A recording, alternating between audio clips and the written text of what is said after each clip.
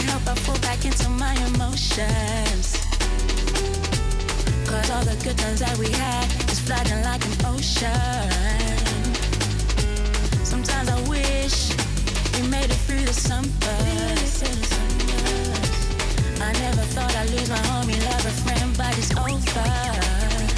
I'm falling in the deep end. I cannot swim.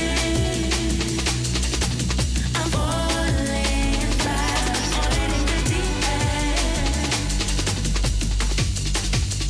I cannot swim.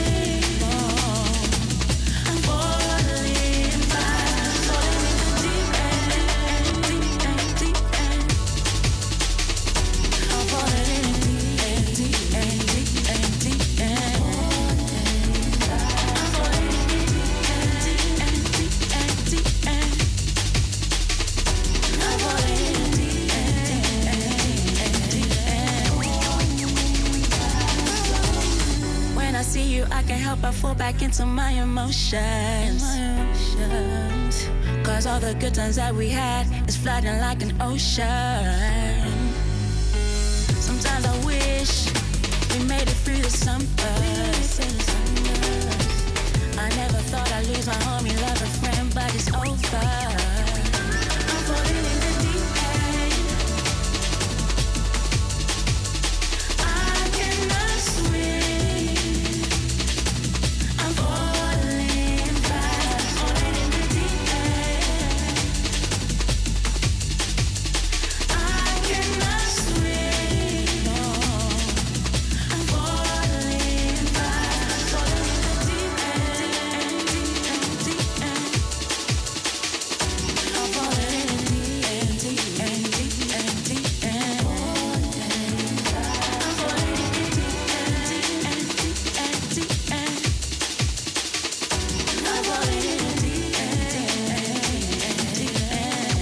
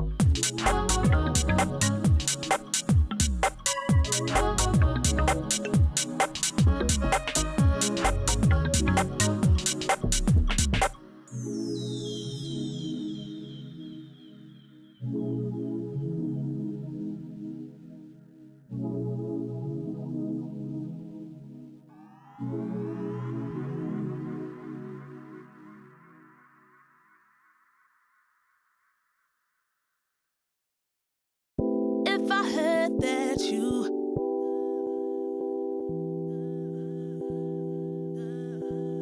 If I heard that you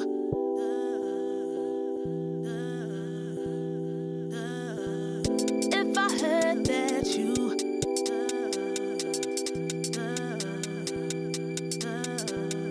If I heard that you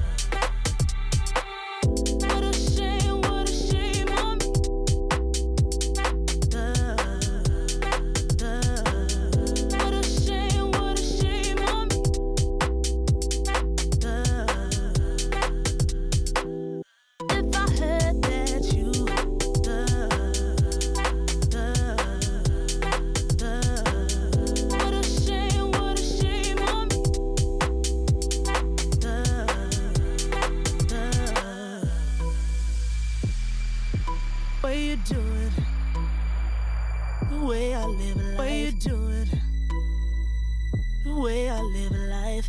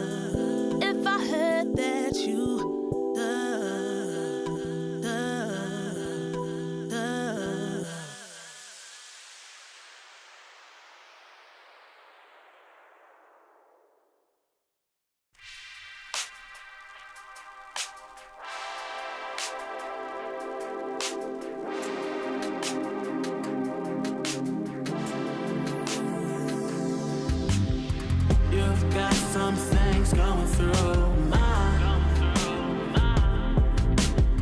Why can't this be all the time?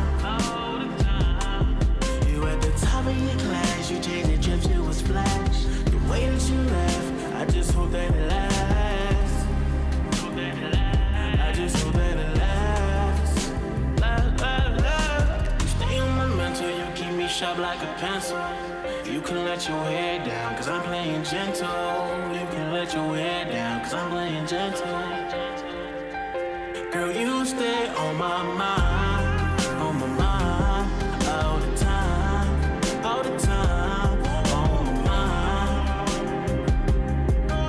mind.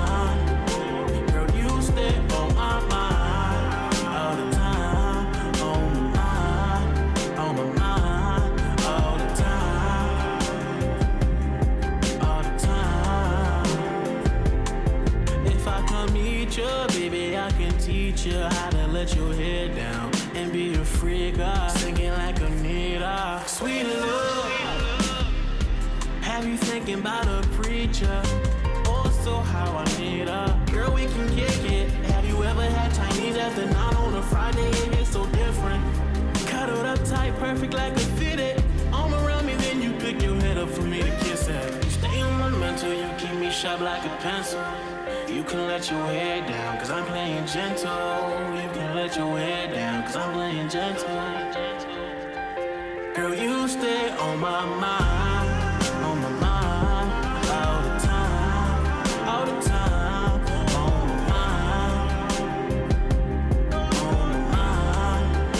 Girl, you stay on my mind, all the time, on my mind, all the time.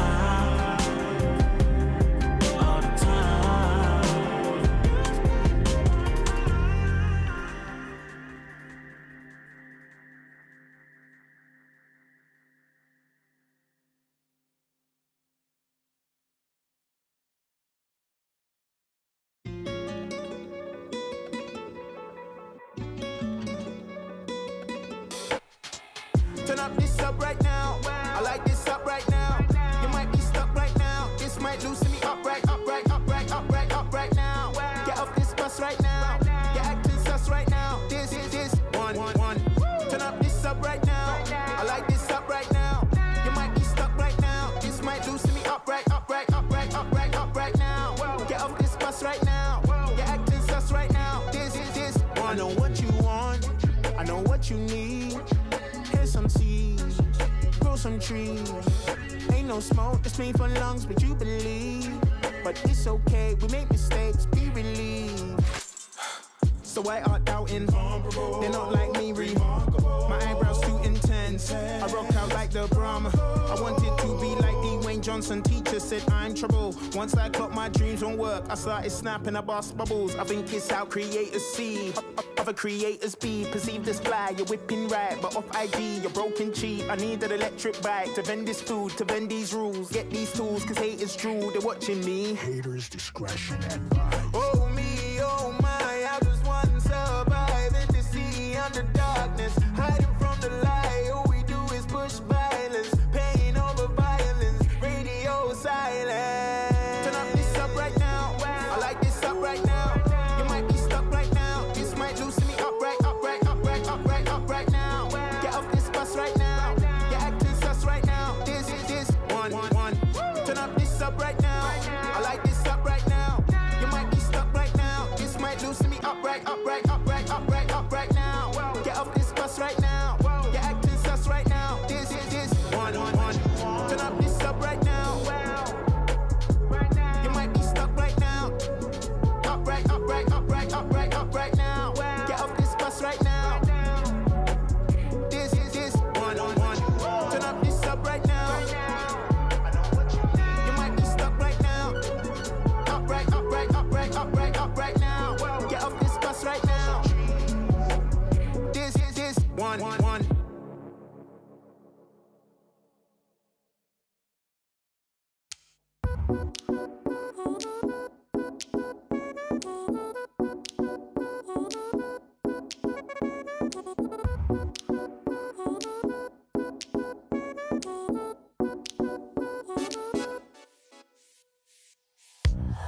can't explain. I can't explain it. I go insane when we get naked. Hold me down, never let me go. Take me in, I want you to show. Hold me down, never let me go. Take me in, I want you to show me love.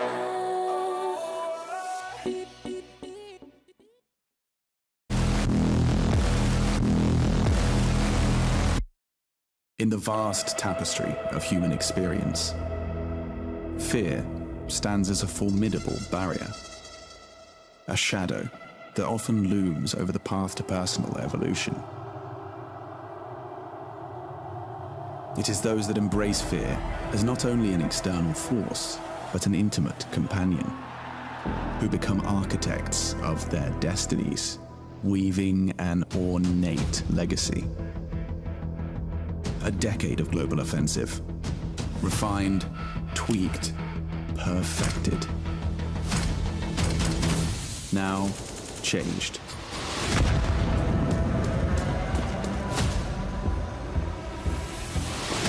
These dream chasers and risk takers have made their moves. And the Hall of Heroes provides absolutes. It demands a response. How will you reply? Fight, flight, or freeze?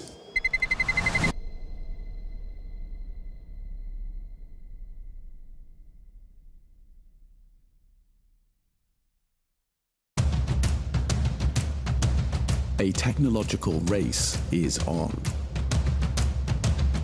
One player in the lab for years seems the most fluent in the science of Counter-Strike.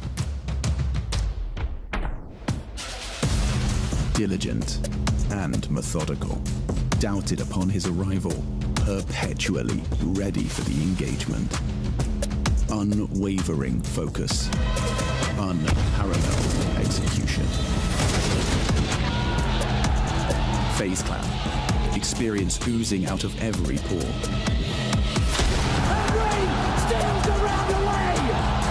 Off of the face, motherfuckers. Yeah, exactly. Tough act to follow, none more suited than the young veteran. Departing his first and formative home to reunite with one of Counter-Strike's most respected leaders. Will Carrigan continue to demonstrate his indispensability as their ceiling rises?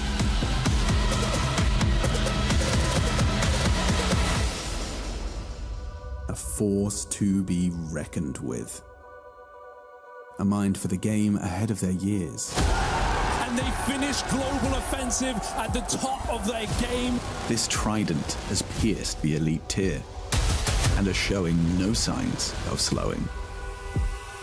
Their counterparts must match their pace to survive.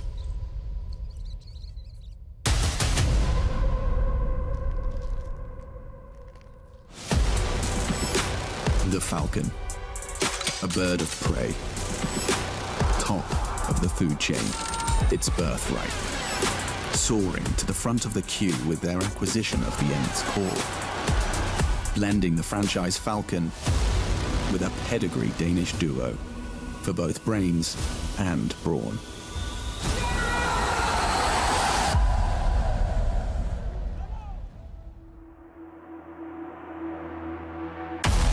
Dangerously elusive, expertly calculated, consistently dominant.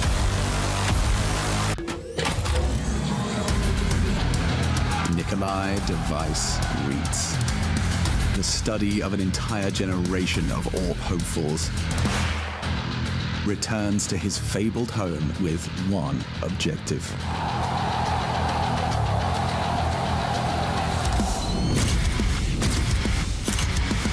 A power move that restores their control of Danish Counter-Strike. The Great Danes are preparing to invade.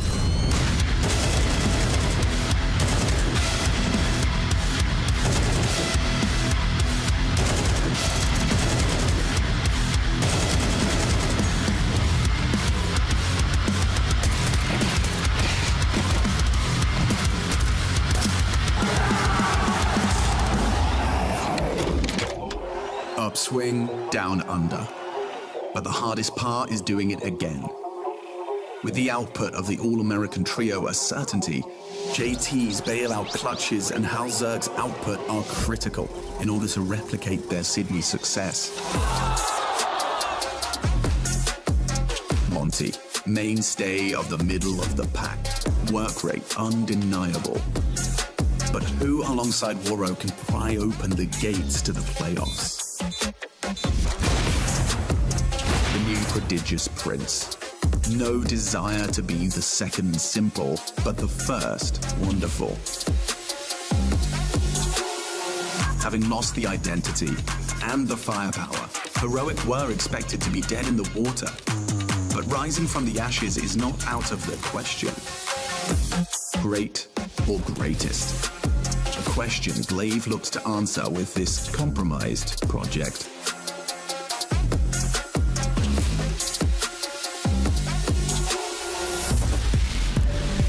As some write their closing chapters, others pen their first. The Academy's top graduate, Donk.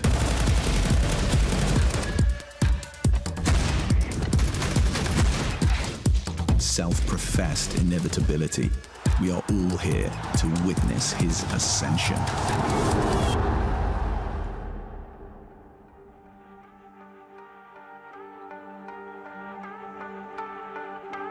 Taz, pilot of the Plough, takes up the coaching mantle of the defending champions.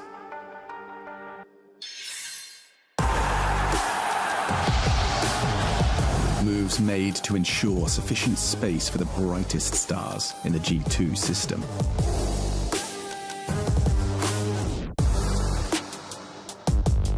It's clear Monacy has adapted swiftly to the changing environment. Eyes now turn to Nico. Commandment of the Crosshair undisputed. But has the new engine thrown off the calibration of the machine?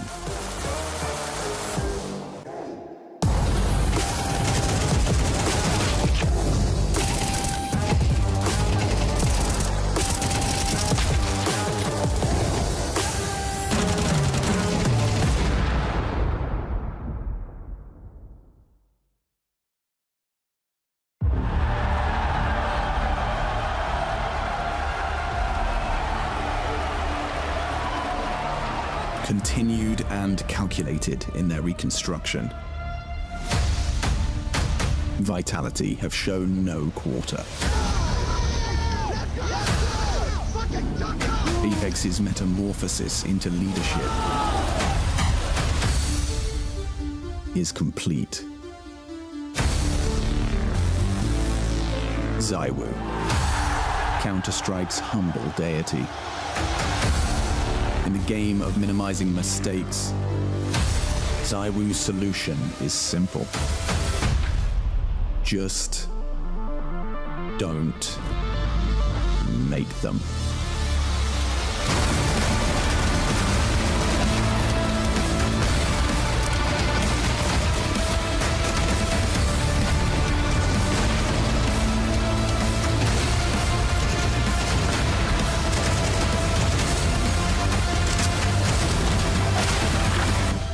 As his greatest challenger takes a hiatus, the red carpet is rolled out for a season of power.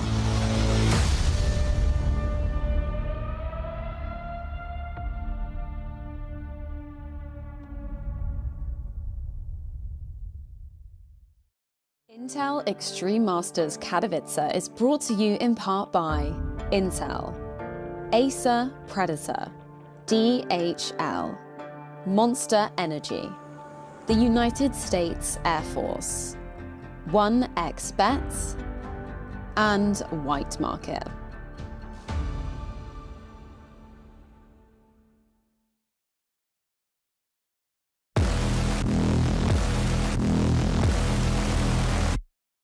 In the vast tapestry of human experience, fear stands as a formidable barrier, a shadow that often looms over the path to personal evolution. It is those that embrace fear as not only an external force, but an intimate companion, who become architects of their destinies, weaving an ornate legacy. A decade of global offensive, refined, tweaked, perfected. Now changed.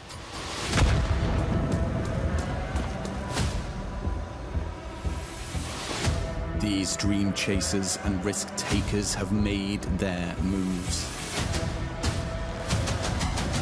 And the Hall of Heroes provides absolutes. It demands a response. How will you reply? Fight. Flight. Or freeze.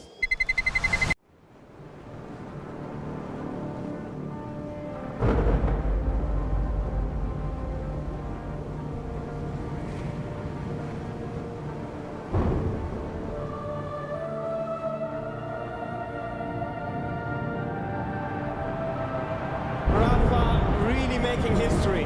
Absolutely phenomenal.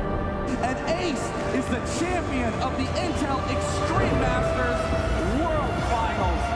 Storm's still not quite done. MC is going to take this fight, though. 3 seconds left. Last 2 rounds of passion's got to start it well for ESC. And this is a massive move for Zez, but he's not content with just a Nexus kill. He wants to win. And it's all done.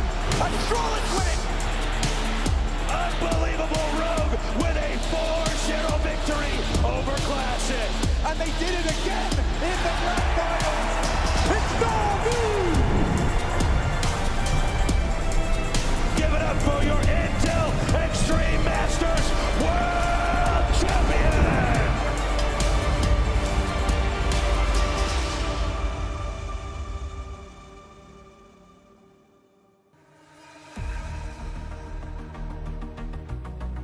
For the past 11 years, players have descended on Katowice with the sole intention of etching their name in history. Legends have played in this hall because they want to lift that trophy. Some have come close, but only a select few have the skill, mental fortitude, and sheer force of will to be crowned champions of Intel Extreme Masters Katowice. As we move into the new generation and look to coronate Katowice's first Counter-Strike 2 champions, there are new stories to be written, new heroes to discover, and new champions to be crowned. An army of players are going to be descending upon these hallowed halls, but question is, who will emerge victorious?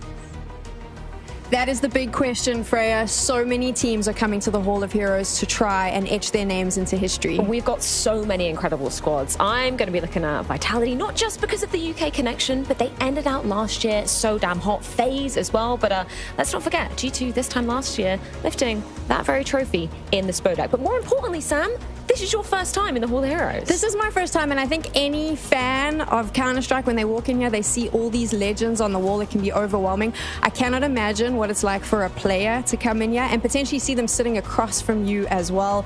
All of that, and you've got these iconic voices bringing you all the action. Well, speaking of some of those legends, let's go on in and check over with Shox. Well, Yavi, welcome to Katowice. This is the location where you last year narrowly missed out on the trophy, but I'm so happy to see you back. How are you doing? How are you feeling? I'm feeling good. We are having a good time in the team with my new team. So yeah, it's just nice to be back, and hopefully we will do better than last time I was here.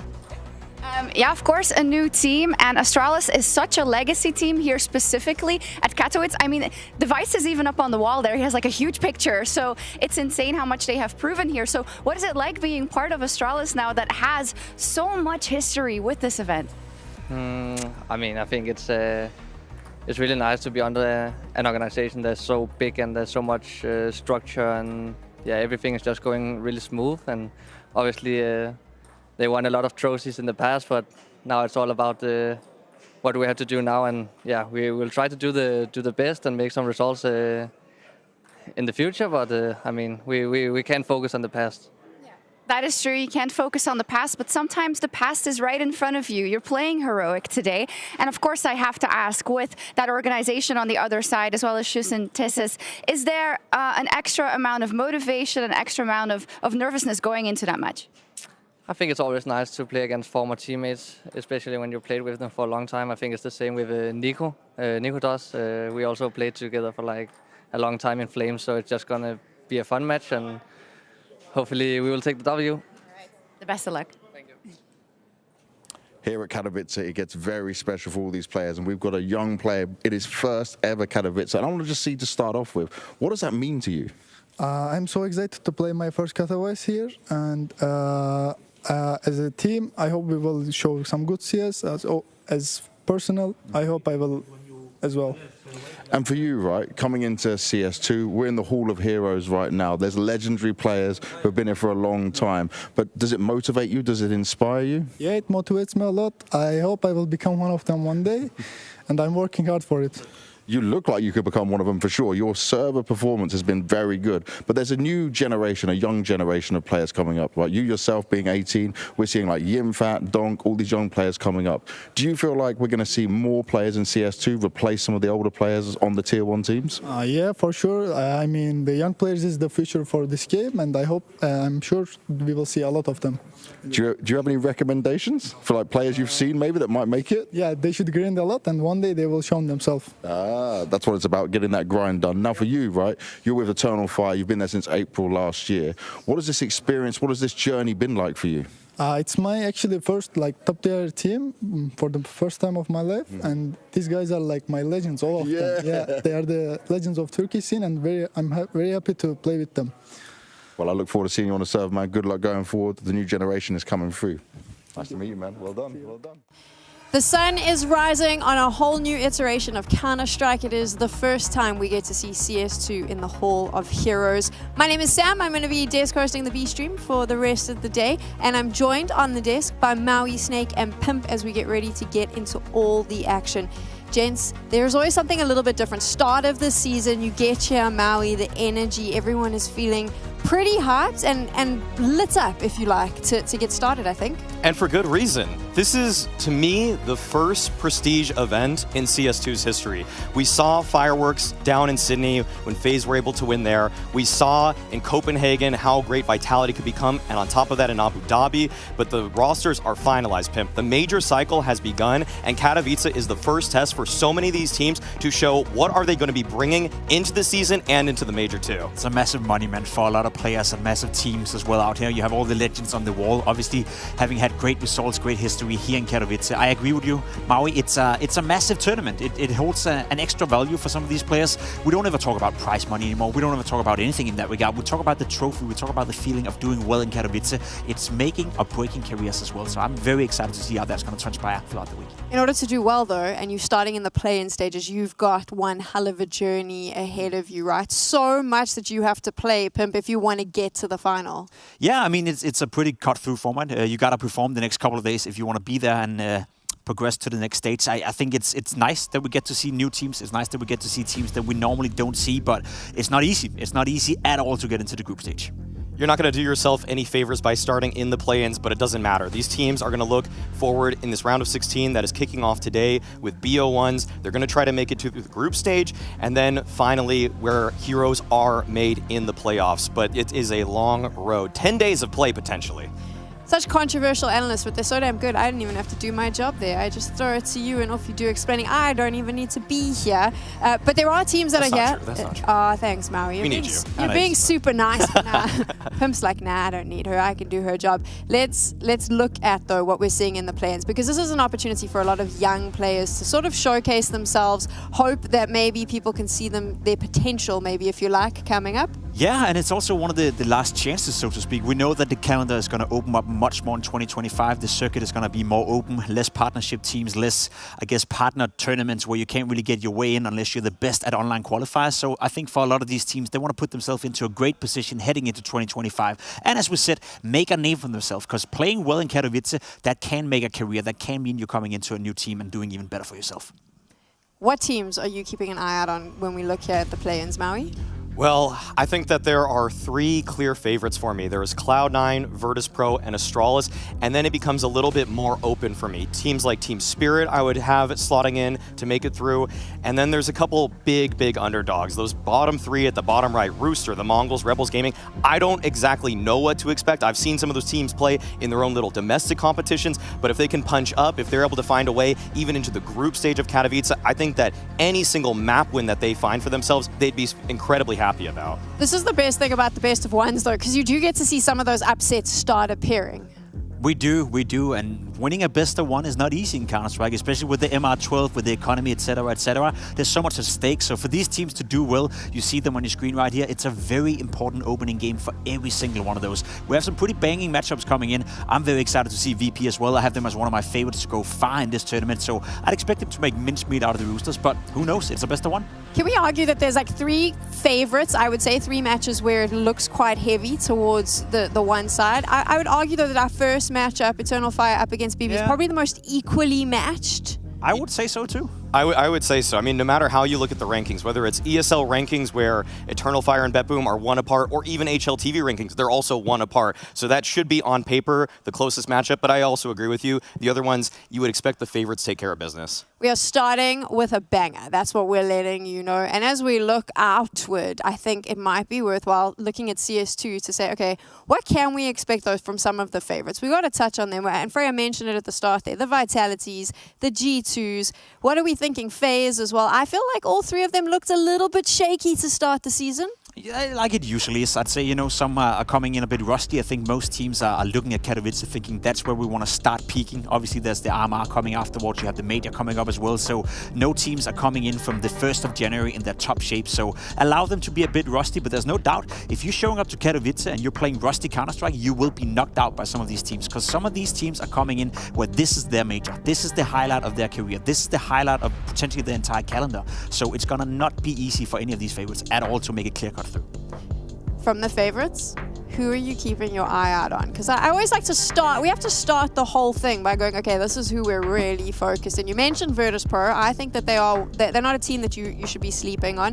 Maui, how are you feeling? Who are you looking towards? To me, there are 2 teams that occupy my S tier. That is FaZe and that is Vitality. Just given off of what they were able to accomplish at the Blast Fall Finals, the Blast World Finals, going head-to-head on both of those matchups, they showed that they were a cut above everybody else. And everybody else right now, to me, they're just playing catch-up. So if any other teams are able to take either of them down in the group stage, that would be a massive shock to me, but I think they're going to be the 2 teams in the Grand Finals. That second pack of teams that's so interesting, though, because who do we put in there? You have the likes of Astralis, you have VP, Cloud9. Are they going to be in there, or are we losing faith in that whole project with no AWP player? Some of these young guns coming in as well, BB, Eternal Fire, I think they could make an upset and make it into the next stage as well. So I think it's not going to be easy for anyone else apart from Vitality and FaZe. I would agree. I would almost guarantee you that they're going to go to the playoff, but I guess we never know.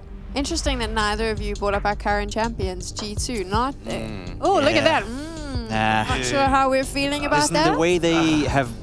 The way they've enabled their roster, you know, the roster change with JKS next Maui, we had it before. We had that conversation live on a desk. I'm not too big of a fan of it. I think we're already now seeing to see the consequences of that move as well. Lack of firepower, Nico not firing on all cylinders anymore, and now you remove JKS from the lineup and put in a much weaker individual player in the form of Nexus. So I haven't been too happy with what I've seen for G2. I don't have them as a favorite to go that far in this tournament. We know that G2 can level up to their opponents, but without having JKS behind them as that supporting anchor element, I know that it seems like the vibes are better. They seem to gel better as a team. Like, they like Nexa as an individual, as a human outside the server. But I care about what's happening in the server, and for my money, he hasn't been as good as JKS. Okay, this is interesting because now we're talking about roster moves. Let's talk about what we've seen so far. Start of the season, we've seen some shuffles happen. Best and worst roster decisions in your opinion, or maybe let's actually keep it positive. We'll just go with best. Okay? We can talk about worst on another day. I'll go with Frozen. I know that happened last year, but I think Frozen coming into FaZe Clan is a very exciting prospect. You're bringing new energy to a team that's won it all. You're bringing new energy to a team that has been, I wouldn't say lackluster, but you could almost feel that they weren't fully motivated for the vast majority of the time. It had to take CS2 to come out before Robs came alive again, so bringing new energy to a lineup. And I'll also say, which I've said before, I think Frozen right now is a better Counter-Strike player than Twist, and that's big words to say because Twist is fantastic. Twist is an awesome Counter-Strike player, got the history to prove it as well. But if I were to bank on Frozen or Twist for the future, I'd go with Frozen. I have to agree with you. I think Frozen, to me, was a top 4 rifler of the previous year, and he is also, given his young age, the fact that I think he's only 21 right now, that's fantastic. I mean, he's got so much more in terms of what to give. If I'm talking about play-in teams and roster moves there, I look at Astralis, clearly. I think Astralis is clearly the one with the stabby duo that actually were able to take them from a team that were kind of in a position where they could maybe pull off an upset here or there to a team that now across the board has so much firepower and, to me, championship aspirations. I'm curious because the Mage is going to be in Copenhagen. This is the true test for that Astralis lineup, right? And I think that they look really good. But what happens if they falter here? Do you think that they'll have the, I said it in the intro, this new word that I'm going to throw around all the time, mental fortitude to continue out? They have to. They simply have to. I mean, I've been following, obviously, Astralis for a long time. I think we all have. And it's been many years since we've seen them play at a level that was somewhat acceptable for the budgets they put into the game, the budgets they put into the players. If this roster can't work out, if you can't make BlameF, Device, Yappy, and Stown work out and make them a top-tier roster, make them a championship contender, then what on earth are you supposed to do with Danish Counter-Strike? This has to work. For me, it's a make it or break it year for Astralis. If they can't figure this out, then I fully lose faith in that project. On top of that, on the macro side of things, it's pretty much the best domestic roster we have now. And so every team is taking from different players in Europe, anybody that can just speak English, trying to mash them together, find the correct constellation to find championships. And Astralis, to their credit, is one of the only teams that says, no, we're going to stay in a domestic locked way. We're going to just actually speak Danish. And it's kind of a changing of the times that we have to really look around and just see who can we pick from different FPL games and everything like that. I want Astralis to work for that reason. I feel like we have gone so far away from that national identity that used to be a hallmark of Counter-Strike play, and I want to see this Astralis project compete for titles. So because of that Astralis project, on the other side, we have that other Danish team that's not Danish anymore. They've gone international. What did we think about Heroic's first few outings? It hasn't been looking great, to be completely honest. They've been struggling massively. The Armor wasn't a great showing for Heroic. I think what we saw in Copenhagen at Blast was also a bit more shaky than I would have liked. However, it does make sense. You're bringing in a complete new team. You're revamping the roster. You keep 2 of the old players who were in a system that no one else can replicate. You know, you have Shush, you have Tessus, and they're not going to be the ones, you know, to recreating the old Heroic within the new Heroic.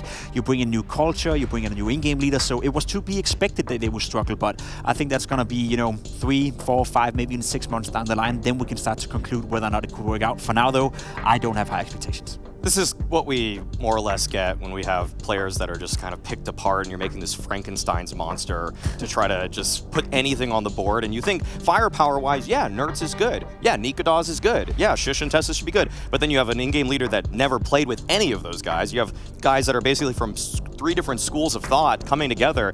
And we saw that even though Nerds was a star, the rookie of the year on ENCE, to me, he's been a little bit of a weak spot or just inconsistent at the very least when I'm looking at him on Heroic. So I just feel like this team right now doesn't always know where its win conditions are coming from, and it's going to be up to Kicksan, it's going to be up to Saw to try to put it together, because I have a lot of faith in those 2 people as leaders, but they just need to make sure that there's cohesion. Let's move away from rosters now and start talking about style, because there's 2 teams that we're going to see here on the B stream today that have a very unique style when it comes to Counter-Strike, specifically with CS2. And it is, of course, the discussion that I'm sure we're going to have at length later, but we'll start it out now. This whole Cloud9 no AWP CS2 vibe, which in the beginning I actually was like, oh, this is working. It's not working. I don't think it's working anymore. Nah, it makes me mad. I was saying that from the get-go. Even when I saw it first time around, people were starting to make up these ridiculous arguments that no, an AWP in CS2 is not as powerful as it was in CSGO. People made that statement after 1 month of competitive play. Give it some time, goddammit. Saivu was shutting everyone down. You see the ops are coming alive now. They had to get accustomed to the utility, to the new game, etc. Monesi is doing fantastic as well. So if you're Cloud9 and you think you can be a championship contender consistently without having an AWP player, fool me once, fool me twice on that idea. It's just so stupid. I know Liquid did it back in the days. I know Astralis had a period as well 6 years ago where they thought Kerrigan could be the dynamic AWP player, but that's not the case anymore. You want to win trophies, you need an AWP player. And they would need to level up their riflers so considerably for me to believe in it from the get-go. And it feels like some of those players have had a fall from grace in terms of their own individual level. And so for Cloud9, I mean, I like Boomich. I love Boomich. I love watching Boomich play. It's fun. It's fun Counter-Strike, but it's not winning Counter-Strike at the highest level right now. The three of us were standing in Cologne, 6 months ago. We'd talk about Cloud9 as being this new super team. We expected them to win stuff. We expected them to do stuff, and it's just been a massive disappointment. So, honestly speaking, my expectations for Cloud9 are way down here unless they make a roster change relatively soon. Relatively soon, but I'm pretty sure they're going to be stuck with that roster for the major, Pimp. But we'll talk about all of this in a little bit. We're going to see Cloud9 later. We're going to see Virtus.pro, who we want to talk about as well, but there's just no time. So we're going to save that, much like Jame would do. And you need to stick around because we have some fun matchups, some upsets, some new teams you've probably never seen, all coming to you right here. We're going to take a quick break so you can get your refreshments. And when we return, BB team is facing off against Eternal Fire. Welcome, my friends, to the Cathedral of Counter-Strike! Elevated, never low, way to the top, headed to the peak. All them boys want it tall, hit them out of love, but don't got receipts. I ain't gonna lose it now. Gotta keep it moving now.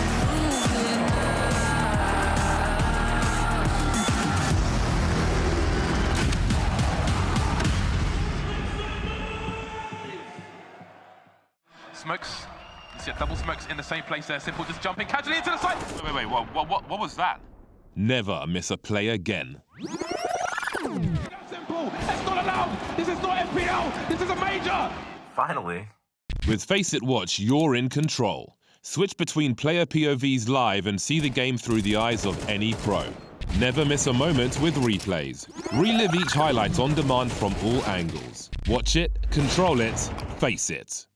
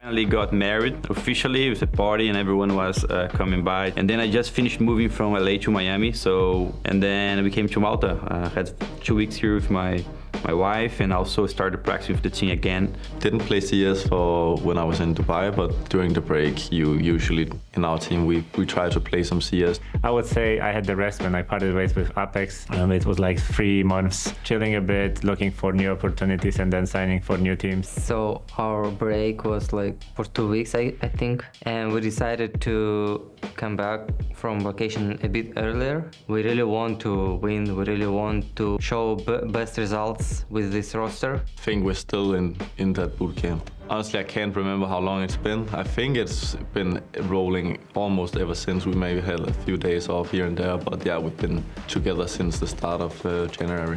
During the practices, I think the first thing we wanted to do is get back in form because, it was a big vacation. Like normally we don't have much days like we did this time. So it was about 30 days off CS. And when you just got back playing, you're not hitting the shots you wanted to hit and you're a little bit out of form. So I think I was getting in form. I think the break was not that much needed. So I mainly focus on the team bonding bootcamp that we, of course, made a couple of days with theory and pracs, but also we try to do some activities which are letting us to know each other better and just to have better cohesion within the group.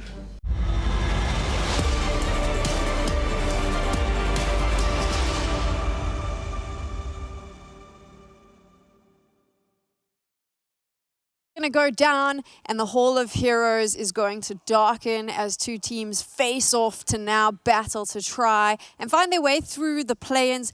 And it is Eternal Fire up against BB Team, 2 teams who desperately want to prove themselves here on the big stage. This is what it is all to play for. And ideally, like we said in the pre-show, probably the closest matchup you're going to see on the B stream today, which is hopefully meaning for this best of 1, we're going to get some epic CS on our hands. I think so. I think it's 2 very interesting teams. 2 teams that have been doing well online. 2 teams who are normally not part of the bigger tournaments or the bigger scale. So I'm curious to see what kind of shape they're coming in with. Both of these teams right now just want to get this win so badly because the road just gets so hard if you actually fall to the lower bracket. So both of these teams are obviously looking at this one as they're totally in control of their own destiny right now. So for Eternal Fire, I feel like they've been a team that really have gained a lot of fans just because they are the Turkish representatives. And I think that they're a team that has really surprised a lot of people with how consistent they've actually been online. I kind of love that, though, that they are all still keeping it. It's like you said with Astralis, keeping it in Denmark, making sure that they only have Danish players. This idea, obviously, there's a language and a communication issue that happens, so they have to stay in Turkey. But it does give the country something to rally behind if you're a Counter-Strike fan. How are they playing, though? That's the thing. I know that they've qualified now for the RMRs for the major, but how do we think that they're going to cope on LAN? Because they don't get as many LAN experiences as a lot of the other teams. No, and I think it depends on what your expectations are for them. I think given what I've seen, I think they play some decent Counter-Strike. I think they have a great idea of how they want to approach it. You can see the recent matchups as well. The win against Mouse is the one that stands out, where it's like, okay, that's a quality W. That's a quality game where a lot was on stake, going into the RMR with a good seed. They won that game. They looked like the better team as well. I was watching it. So for my money, EF is doing well. They are a team right now rising up. And it's great to see because for a long, long time, Mari, it was players in and out of the lineup. The same players was being reshuffled back in, back out, back in. And now they seemingly have found some consistency. The results are showing it, and I think the serve on the play as well. Yeah, if I actually look at the teams that they're probably supposed to beat there, they beat the ones that were beneath them. And then obviously taking that one scalp from Maus is very impressive. And yeah, Monty's been a good team, so I'm not going to really call him out for that one or anything like that.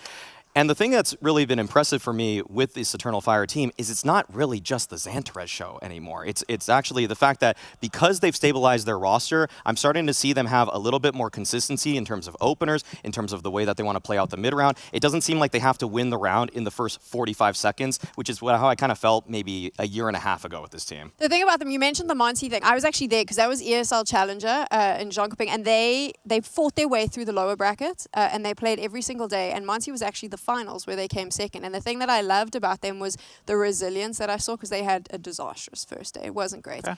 Fought their way back, and a lot of it I think happens to fall on the shoulders of Major, who kind of leads them and rallies them together. And speaking to him a lot during that weekend, he just spoke about how important it is for them as a team, how they desperately want to prove themselves.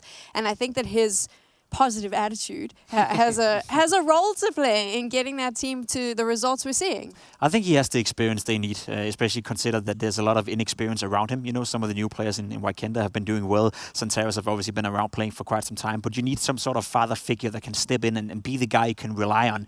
He himself has also been in and out of the lineup for quite some time, so we don't really know exactly how much he has to say within the team, but I share your sentiment, Maui, and that was what I was trying to say before as well. It does feel like a team that has stabilized. It does feel like a team that is finally believing in the core of players they have, whereas before they would kick a player after 2 months, then bring him back, then kick a new one, bring a new one in back. It just seemed like a bit of a mess, whereas now it looks like everyone is finding into their footing, everyone is finding into their roles, and they're playing decent Counter-Strike.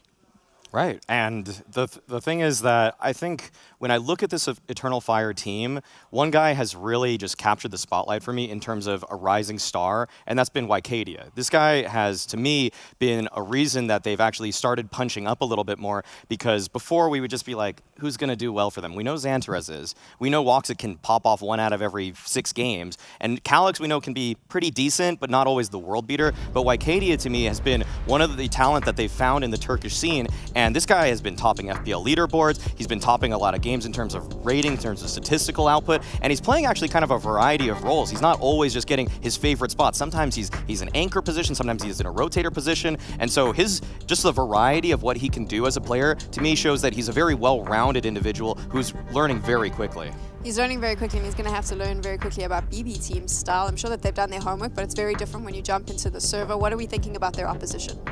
BB Team, to me, is where Nafany has finally just spread his wings and shown that if he's given the reins on a roster, he can actually call a variety of styles, isn't just hamstrung by that way that the old Cloud9 team used to play. And for one, this is kind of what he's done with this roster has made me actually write a whole damn apology letter to that guy. Oh, okay. like Nafany on this team has actually looked really solid, and there's also a couple of talents that maybe people aren't too familiar with either. Zorte has been fantastic as an opera for them. Chiron has been a great entry fragger for them too, and I feel like you have a couple maybe unknowns behind them, but overall I do feel like this BB team is one that is just been steadily improving. I would agree with that sentiment. I think Nafany's coming into this lineup feeling that he's getting more responsible and more trust from his players around him. I think it's been established pretty well now that his time in Cloud9 and Gambit, sometimes it was rough for him to call what he wanted to call. It was very hard for him to get the players to trust in his vision, to trust in his idea, and you know, if you're Shiro, I understand why you wouldn't go away from your certain playstyle. If you were Exile back in the day when you were still good, you wouldn't go away from what you were doing. But it feels like in this team, it's Nafany calling the shots. He's the one setting up the star players. He's the one setting up Sorter. He's the one setting up Chiron. He's the one demanding what he wants from his players. And I think you see that on the server. I agree with you. BB is trending upwards, but I still think they're playing worse than they could. I still think there's more potential within this lineup. And at a tournament like Katowice, what a better time to show that. Okay, but now when you put them both against one another, the Eternal Fire BB team, what style of Counter-Strike are we expecting? What sort of gameplay are we looking forward to? Well, Eternal Fire, they're going to have to meet him head-to-head in some of those early battles, because the one thing that has been very surprising about Nafany calling for BB Team for me is that they're ready to go fast. If they want to actually just throw an exec out of spawn, it's not like the old Cloud9 Gambit where they had to default slowly into every round. Sometimes BB Team just goes for a huge tempo shift, just wants to rush right down the throats of their opponents, and so Eternal Fire have to be ready for that. BB Team play with pace a lot, and they are ready to go very quick, and sometimes slow it down too. And that's one of the key points for me as well. Who's going to be the team who first wants to slow down? Because I agree with you, both like to play explosive Counter-Strike, both like to challenge each other, but we are in a best of one scenario. We are in a game where there's only that many rounds to play with. If you lose your pistol round, you lose the first buy round, it takes a lot of courage to stick to your style, stick to your guts, to play fast Counter-Strike, followed up on that point. So I'm curious to see which one of these two teams can bully each other into maybe slowing down a little bit,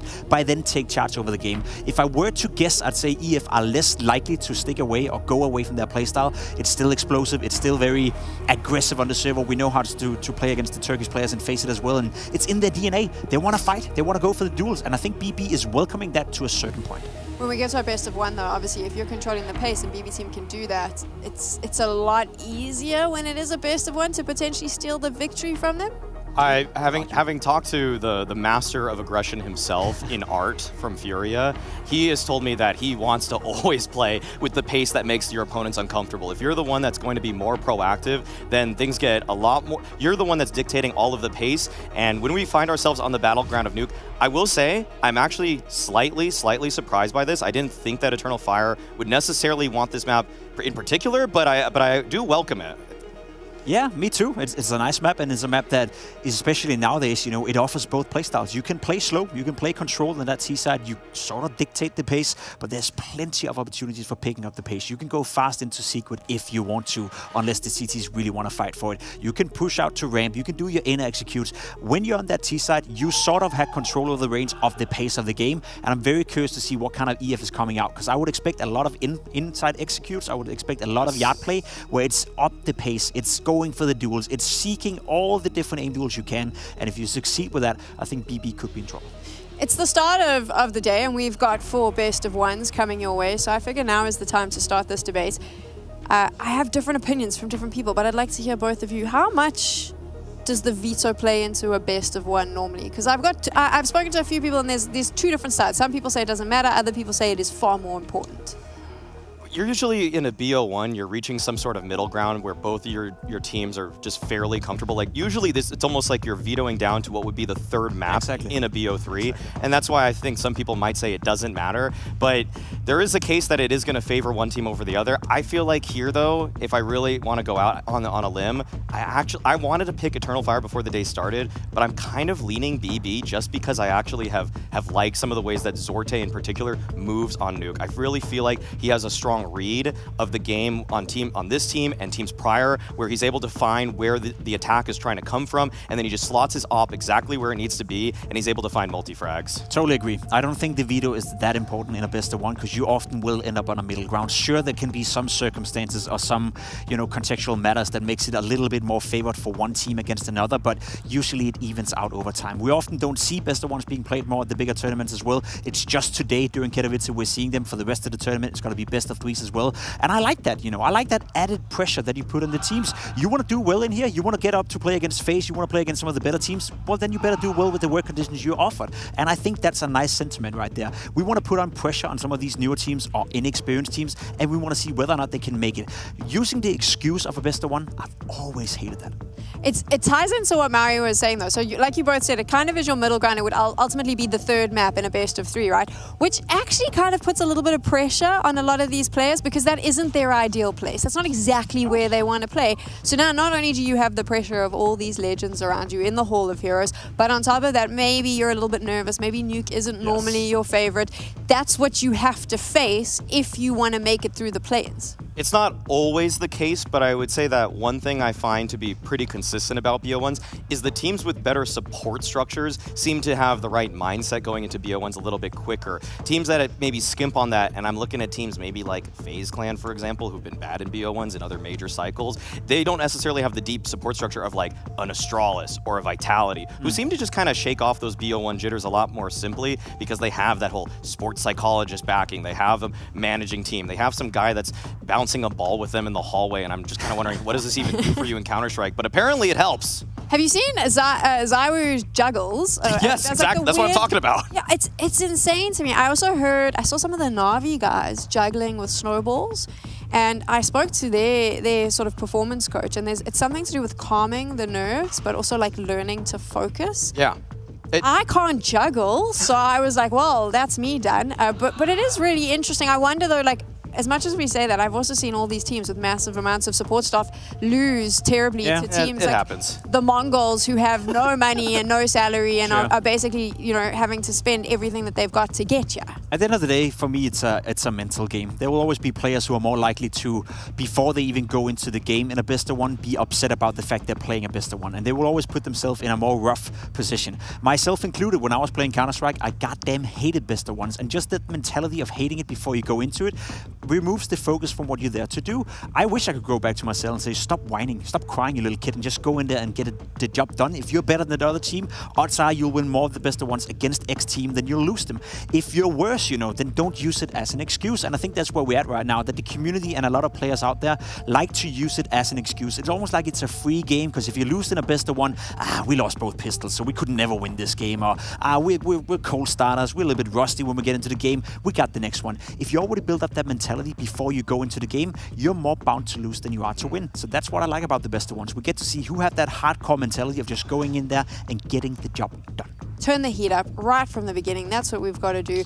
Gents, when you look down the Hall of Heroes and you see all these legends around you as well, I mean, how does it make you feel? I'm always let's have a little bit of an emotional chat. Seeing as we're here and we're waiting for the players to get into the server. I can't see Maui anywhere.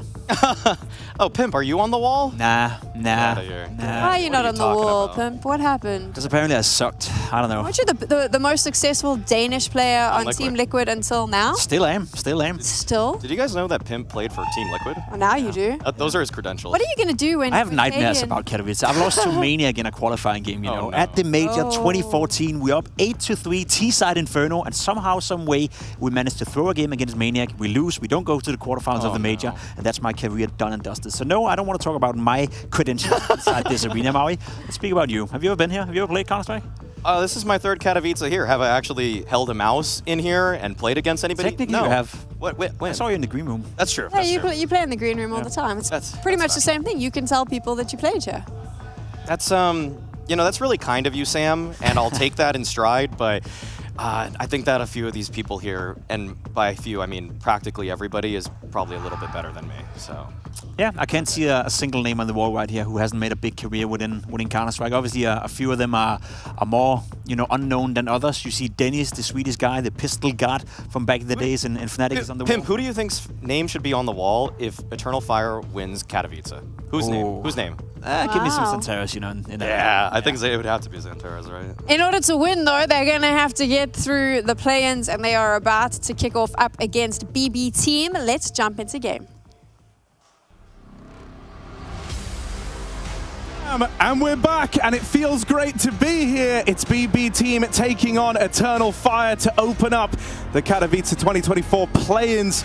The next few days are going to be arduous. The pressure is immediate. A BO1 into BO3s. They stand at the base of a mountain, and the next few days will decide if they even get to climb. Alongside me, I've got Hugo Byron. Thank you for having me, Harry. And yes, I wouldn't want to start the year anywhere else but Katowice. You said it's 2024. That's madness. And we're here in MR12 as well. So this BO1 is going to be cutthroat in what may be the tightest game of the day, Eternal Fire BB. And we've got the Turks on the T side setting up on lobby. Nuke. Spicy map, one that Eternal Fire have slid into their pool as of late and had great success in those RMR closed quals. Let's see if they can take down this CIS squad.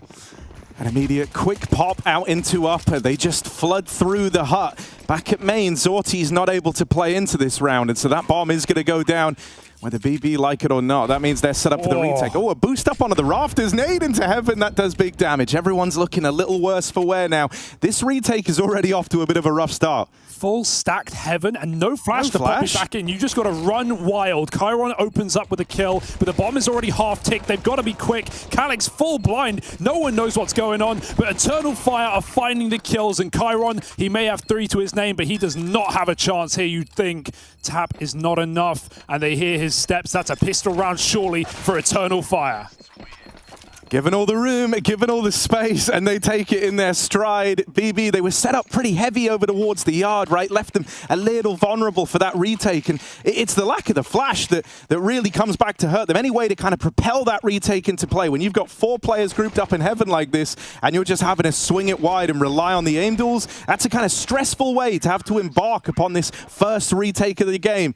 In a BO1, the pistol's going to carry a hell of a lot of weight here, so Eternal Fire are more than happy with getting that one under their belts to kickstart this series. Oh, look at a move from Zorti. Maui said he liked to watch this guy play on CT side, and, well, he's already off into a great position. They might have caught him from silo, though. They seem to have their eyes on him as he's crossed into secret. Wonder with heavy typing if the round is begun. but damage has been done, technically. It's not Michael. We'll have to see what happens here. Always expecting to start off with a couple of problems at the start of a season, but it's okay. Quick round reset and we'll get back in. And it gives us time, Harry, to... Like we always say, man, get him out the way early. Get him out the way early. There's nothing earlier than game 1, round 2. Well, there is round 1. That would be earlier. You've got me on a technicality there. But if you're that facetious, maybe this whole thing isn't for you. I won't hold you to it, Harry. It's okay. I think, this is such an interesting opening game because so many of the other openers for the play-ins are pretty lopsided, I think you can agree, Harry. Pretty heavy. Most lopsided game. You won't. Most lopsided game. You will. I will. I know VP Rooster, I'm going to go with. Yeah, and then fair enough. closely behind Cloud9 Rebels, of course, the Polish team that won that You've local. subbed in a 6th man. Look at this. No, against the rules. We will be kicking him out. But this is a very close game. Both these teams coming off with great form at the start of the year, making a run through the close quals to get to the RMR. I think that's exciting, right? For Eternal Fire, it was a clean sweep. It was a 3-0, no issues there. Taking down Mouse, taking down Pera, a team that many have had problem with, and for BetBoom, for BB rather, that all they fell to is Cloud9, which is a respectable loss, I think you can say. Yeah, no, 100%. I mean, dude, what was so cool about that qualifier was getting to see, this kind of tag team duo. The desk were talking about it as well, and I think you've got to early on. You've got to set the stage in this regard. Wakadia and Xantares, kind of this terrifying 2-man unit. It was a phenomenal run throughout the qualifier from those guys. They were a huge part as to why Eternal Fire kind of just breezed their way through, and so I'm very excited to get to witness it here on LAN in Katowice. And these are two teams that have both, entered ESL events and caused a ruckus in the past 6 to 8 months, right? We think for Eternal Fire, it was back at last season of ESL Pro League. This is a team that had some huge wins, taking down C9, Astralis, Liquid, and I think Big as well. They made it all the way to the quarters before they fell to Na'Vi. And for BB, a squad that beat Vitality in a BO1 back at Sydney, of course, an event that Vitality fell early out of, and then made a run all the way to the playoffs where they dropped to Complexity, if I recall. So both these teams have been on the cusp of breaking through to the top echelons of CS. And so I think maybe you'll agree, Harry, I expect both these teams to be going through the play in one way or another and progressing to the group stage. But obviously, someone's got to do it through the lower bracket. Yeah, right. And that's where it gets really interesting, right? That's where you break out the BO3s. We get into the more lengthy matchups. But you would be playing with your back against the wall the entire time. And so that's actually why I find the BO1s very exciting, if I'm honest, because it's all about, if you're really switched on the day, right, if you're really feeling it, you've done some good prep, the confidence is flowing, and you're able to come out with an early win, man, you really do just leave the gate hot here, right? You're 1 BO3 from qualifying into the groups, which is a huge deal. So Eternal Fire, I really like kind of homing in on Major as well, man. Like, because, and we're kind of re-echoing the desk sentiments here, but I love the fact that Major's had like this more stable team now for a while. He hasn't had this kind of revolving door of players coming in and out. In a way, it's like very opposed to someone like Nafni on the other side, right? Who kind of became a bit of a downtrodden character, someone who got put on the back foot a little bit, and then had to go and seek his fortunes elsewhere. And he's done that by taking essentially like, the offcuts of some of these other CIS teams and pulling them together into this BB squad. And hell, man, if he's got Maui praising him, then he's doing something right. The number one Nafni hater kind of turning it around. I mean, he really did get, he didn't even get the fat cut off of some teams. He got some really good players in Zorti coming out from Forze. He got a top 4 major player in Siren from the Spirit squad, and even Chiron, who had experiences over in VP, for example, as well as Spirit, or more so Spirit Academy. And I've heard some good players come from Spirit Academy nowadays. Yeah, you could say that. You could say that. We'll see, of course, Donk playing Apex later on the other stream, but all eyes on this BB team. Maui actually pushed the idea that Nuke would favor them, and a part of his argument was Zorti, and while this is definitely a play to keep an eye on the CT side of Nuke, I think Eternal Fire have actually started to squeeze Nuke into their pool. This is a team that has never played Nuke really to any high level, but in the RMR qualifiers, it came up a lot. They won it dominantly.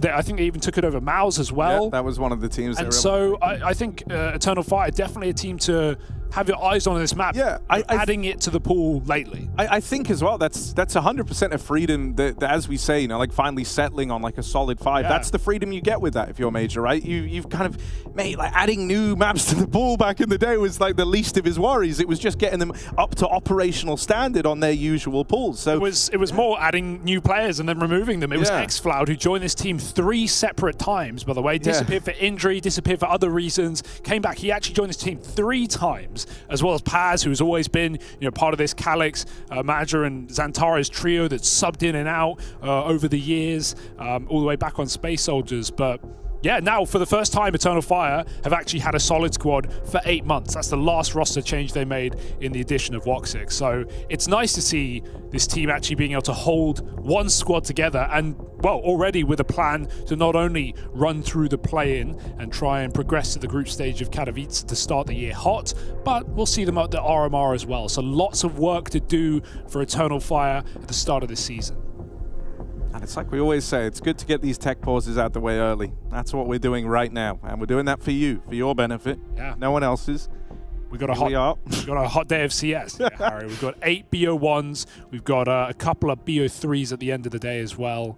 What's your game of the day? It might not be on the B stream. No, I really like the opener on the main stream. Of course, right? How can you not? The Heroic Astralis bout, man. That's going to be a bit of a banger, I think.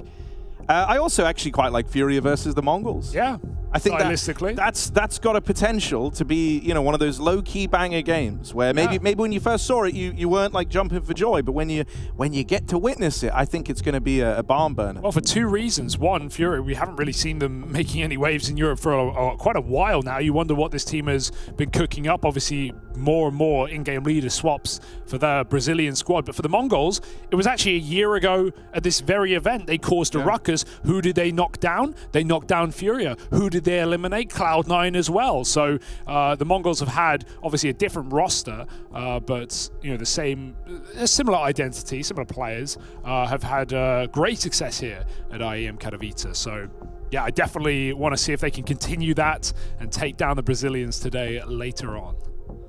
And of course, any donkers? I'm a donker. I want to see Donk play Apex. We played with him, didn't we, that one time in Face It? We lost. Yeah, we lost. We got steamrolled. Happens. I wanted to see him, give me the big donk, but instead, we got like medium donk. We got medium donk on that day. A light donk. A light donking. Yeah. Nothing to tell your parents about. Just a light donking, and that was all we were able. That was all we were able to do. He'll come back stronger. But, if it was up against Forest, meanwhile, that's a different story, Hugo. I beat him there. Yeah, you got to flex it, don't you? Of course. But man, already into our little... How are you doing, Hugo? You excited to be back in Katowice? Are you excited to be back on the mic? Because you had a little hiatus, didn't you? Didn't we both have? Yeah, I know. I'm saying it like I've been working this whole time. I've been on all the shows, man. Yeah. No, I haven't been. No, it's been nice. It's been nice, refreshing, but of course, foaming at the mouth to watch some more Counter-Strike. This is our first CS2 cast as well, so it's nice. And isn't it off to a great start every... Well, luckily, we've got plenty to talk about. Plenty has happened over the past few months, and starting off this season as well, we've been playing a lot of CS2. You want to talk hand warmers, mate? Because everyone always asks questions. What are the green things? You'll see that a bunch. What are the green things on their desk? Hand warmers, Harry. Hand warmers. And they're really good. They are good, aren't they? Really good. I have a couple of pairs on. Kind of frustratingly good. I wish... Because, I don't know, like sometimes you think, do I really need that? I can just rub my hands together. That's the old-fashioned way. Rub them together. The Sit on them. Does it. So, yeah, all that, but I've never liked that one as much. No? I don't like sitting on my hands, Yeah. I don't know if that's like a normal thing or if there's anything, psychological at play there, but I just don't like sitting on my hands. That's fine. You can use hand warmers, and that's why Thank you, has got them for you, Harry. Thank you for the permission. No, they've been so clutch over the winter season, something that I think we all experience. I'm pretty sure winter is everywhere. Not in Australia. Not all at once, but like in stages, Sure. And they do come in clutch, man. Yeah, Xantares has. I want to see if he has them or if he probably has a fan next to him instead, because he's got very sweaty hands. Does Xantares often has a hand towel going? They got the close up. I can hear them in the production room. Cut to the hand warmers. He's holding the hand warmers. Bring him up on screen. Like to see the prep in front of Woxic as well. We have some notes. Obviously, been seeing the inclusion of that over the past couple of years. More and more notes nowadays, Harry. Did you bring your notes? Yeah, hell yeah. You always bring it. I don't mind printing it out on A4. That's honestly, I think, the way to go. Yeah. But once again, they can't have the Notes app open, so I guess, just pulling the old phone out. What are we doing now? Hey, Alexa, what's the next round? If you're on loudspeaker and you have an Alexa, I'm sorry for what I've just done to you. Add toilet paper to the shopping list. Alexa, order an Xbox 360 off Amazon. Other brands are available. Oh, it's so good. There's so much control that comes. I forgot what wearing the mic feels. I feel powerful now. I'm such a tiny, pathetic, puny little rodent in real life. But then, I'm the one with the mic now. I'm the one with the mic now, Zantares. I mean, you have one too. Just, not wired to come out at the same... Yeah, he's not using it at all. Well, TechPaws not allowed to chat. This is awkward as well. You want... Is it? Just... not for us, but for them. Of course, in TechPaws, players are unable to communicate with each other. And so you just come in off the back of, getting warmed up, playing your pistol. It looks like Zantares remembered a joke or something, because he just sat there in silence, smile creeping over his face, getting the giggles. Bit of telepathy maybe on the Eternal Fire side. Telepathetic. Maybe. But going down the BB team side, Harry, who's the player you're looking out for most? Because actually, I don't think there's necessarily an obvious choice there. You could go anywhere, really. I could go anywhere, and I'll go with the most obvious one. Okay. I think Zorti's going to be who you got to keep an eye on here, man. Sure. I'll say this, actually. In their last few games, he had a couple of off ones, but one of their losses he actually played really well in, and it was just kind of everyone else, struggling to find their footing. Yeah. And, right, look, we're back into it. Everyone's been saying, just shut the hell up, man. Just play the game. Well, we're doing that now. Eternal Fire, in case you're just tuning in, they won the pistol. They went out top site. BB team was set up for a bit of a retake out through heaven, but they didn't have the util. And so now we're right back in on this force buy for Team BB. The balls for Zorti to continue to make that play. He did get spotted going down secret, and oh no, I hear more typing. Thought we were live. Everyone, look, they got you just like they got me. Okay, we're all victims here. I wonder if Zorti goes down secret a third round in a row. Oh, if he does, that's so cool. No, Karan, don't do it. Oh, that's... I kind of love it. That's so brutal. Karan just types, not live, damage done. Sorry, not paused. Damage done. Well, luckily we're all warmed up. So that was a simulation of what the second round might have looked like. Liked. Zorti doesn't have his spawn this time, Harry. Doesn't he? Oh, it might reset again. He might get. Yeah, man. I would just say, nah, same issue. Give me one keep more. Resetting. Yeah. Give me one more restart, actually. And if that doesn't work, and if I don't get this, just one more after that. All right, Harry, I want a bold prediction from you. I'm really throwing you under. Oh, buddy. I want a bold prediction. I want which team that should make it through will not make it through the play-in. Ooh, it's not even. I mean, it's kind of it's subjective even who should make it through. Okay, sure, I'll give you that. So my answer can't go might Rooster. be different. Hang on then. I'm having a little think.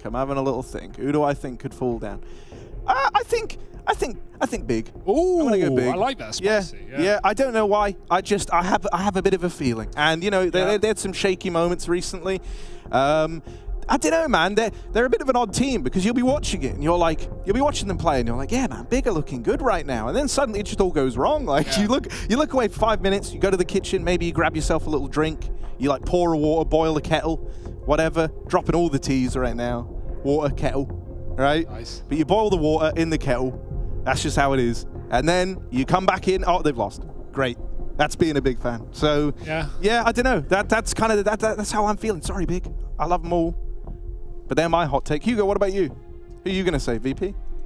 No, definitely not. That's like to me, that's the safest team going through. I could view the loser of this team maybe having trouble. And to be honest, Eternal Fire are my prediction if I had to make one. So maybe BB could underwhelm us here. But predicting against Eternal Fire, damn. I would never. Let me tell you, I think... I predicted for Eternal Fire. Oh, sorry. That was a very misleading statement from you. That's entirely your fault. I said I think they're going to win this game. Oh, well then... I'm excited to see them. I just don't really listen to you, man. No, that's fine. And you know that. Yeah. When we play together, rarely, it's, I never listen, man, to a word you say. Not intentional, I've just like over the years, it's like living near the ocean. You know, over the years, I've just you don't hear the waves anymore. That's like, sad, actually. I'm so sorry. You don't hear the waves? I don't live near the ocean anymore. Oh, that'll be why. Yeah. Go on then, mate. You have anything fun to say? Any little stories to share? Any experiences, maybe? You and Eternal Fire ever hung out? No. Well, then let's change that. With Woxic at Balek, you remember Balek? I do remember, and that was good, man. That was fun. That was good fun with Woxic there. Cool guy. Long time ago, that was a interesting event. I wonder if Santara's going to start laughing again. I kind of hope he does. Tell him a joke. I'll run in there and I'll scream it into the room. Yeah. And maybe he'll find it funny, or maybe it'll annoy everyone. Would you say you like the way he walks? I do. I do like the way he walks. Honestly, I think Eternal Fire have got this. I feel very confident in my prediction too. So we're actually on the same side there. We actually listen to me. Yeah, we went against the desk on this one, or at least Maui. Yeah. I didn't hear what Jacob predicted. No, me either. It's like living near the ocean.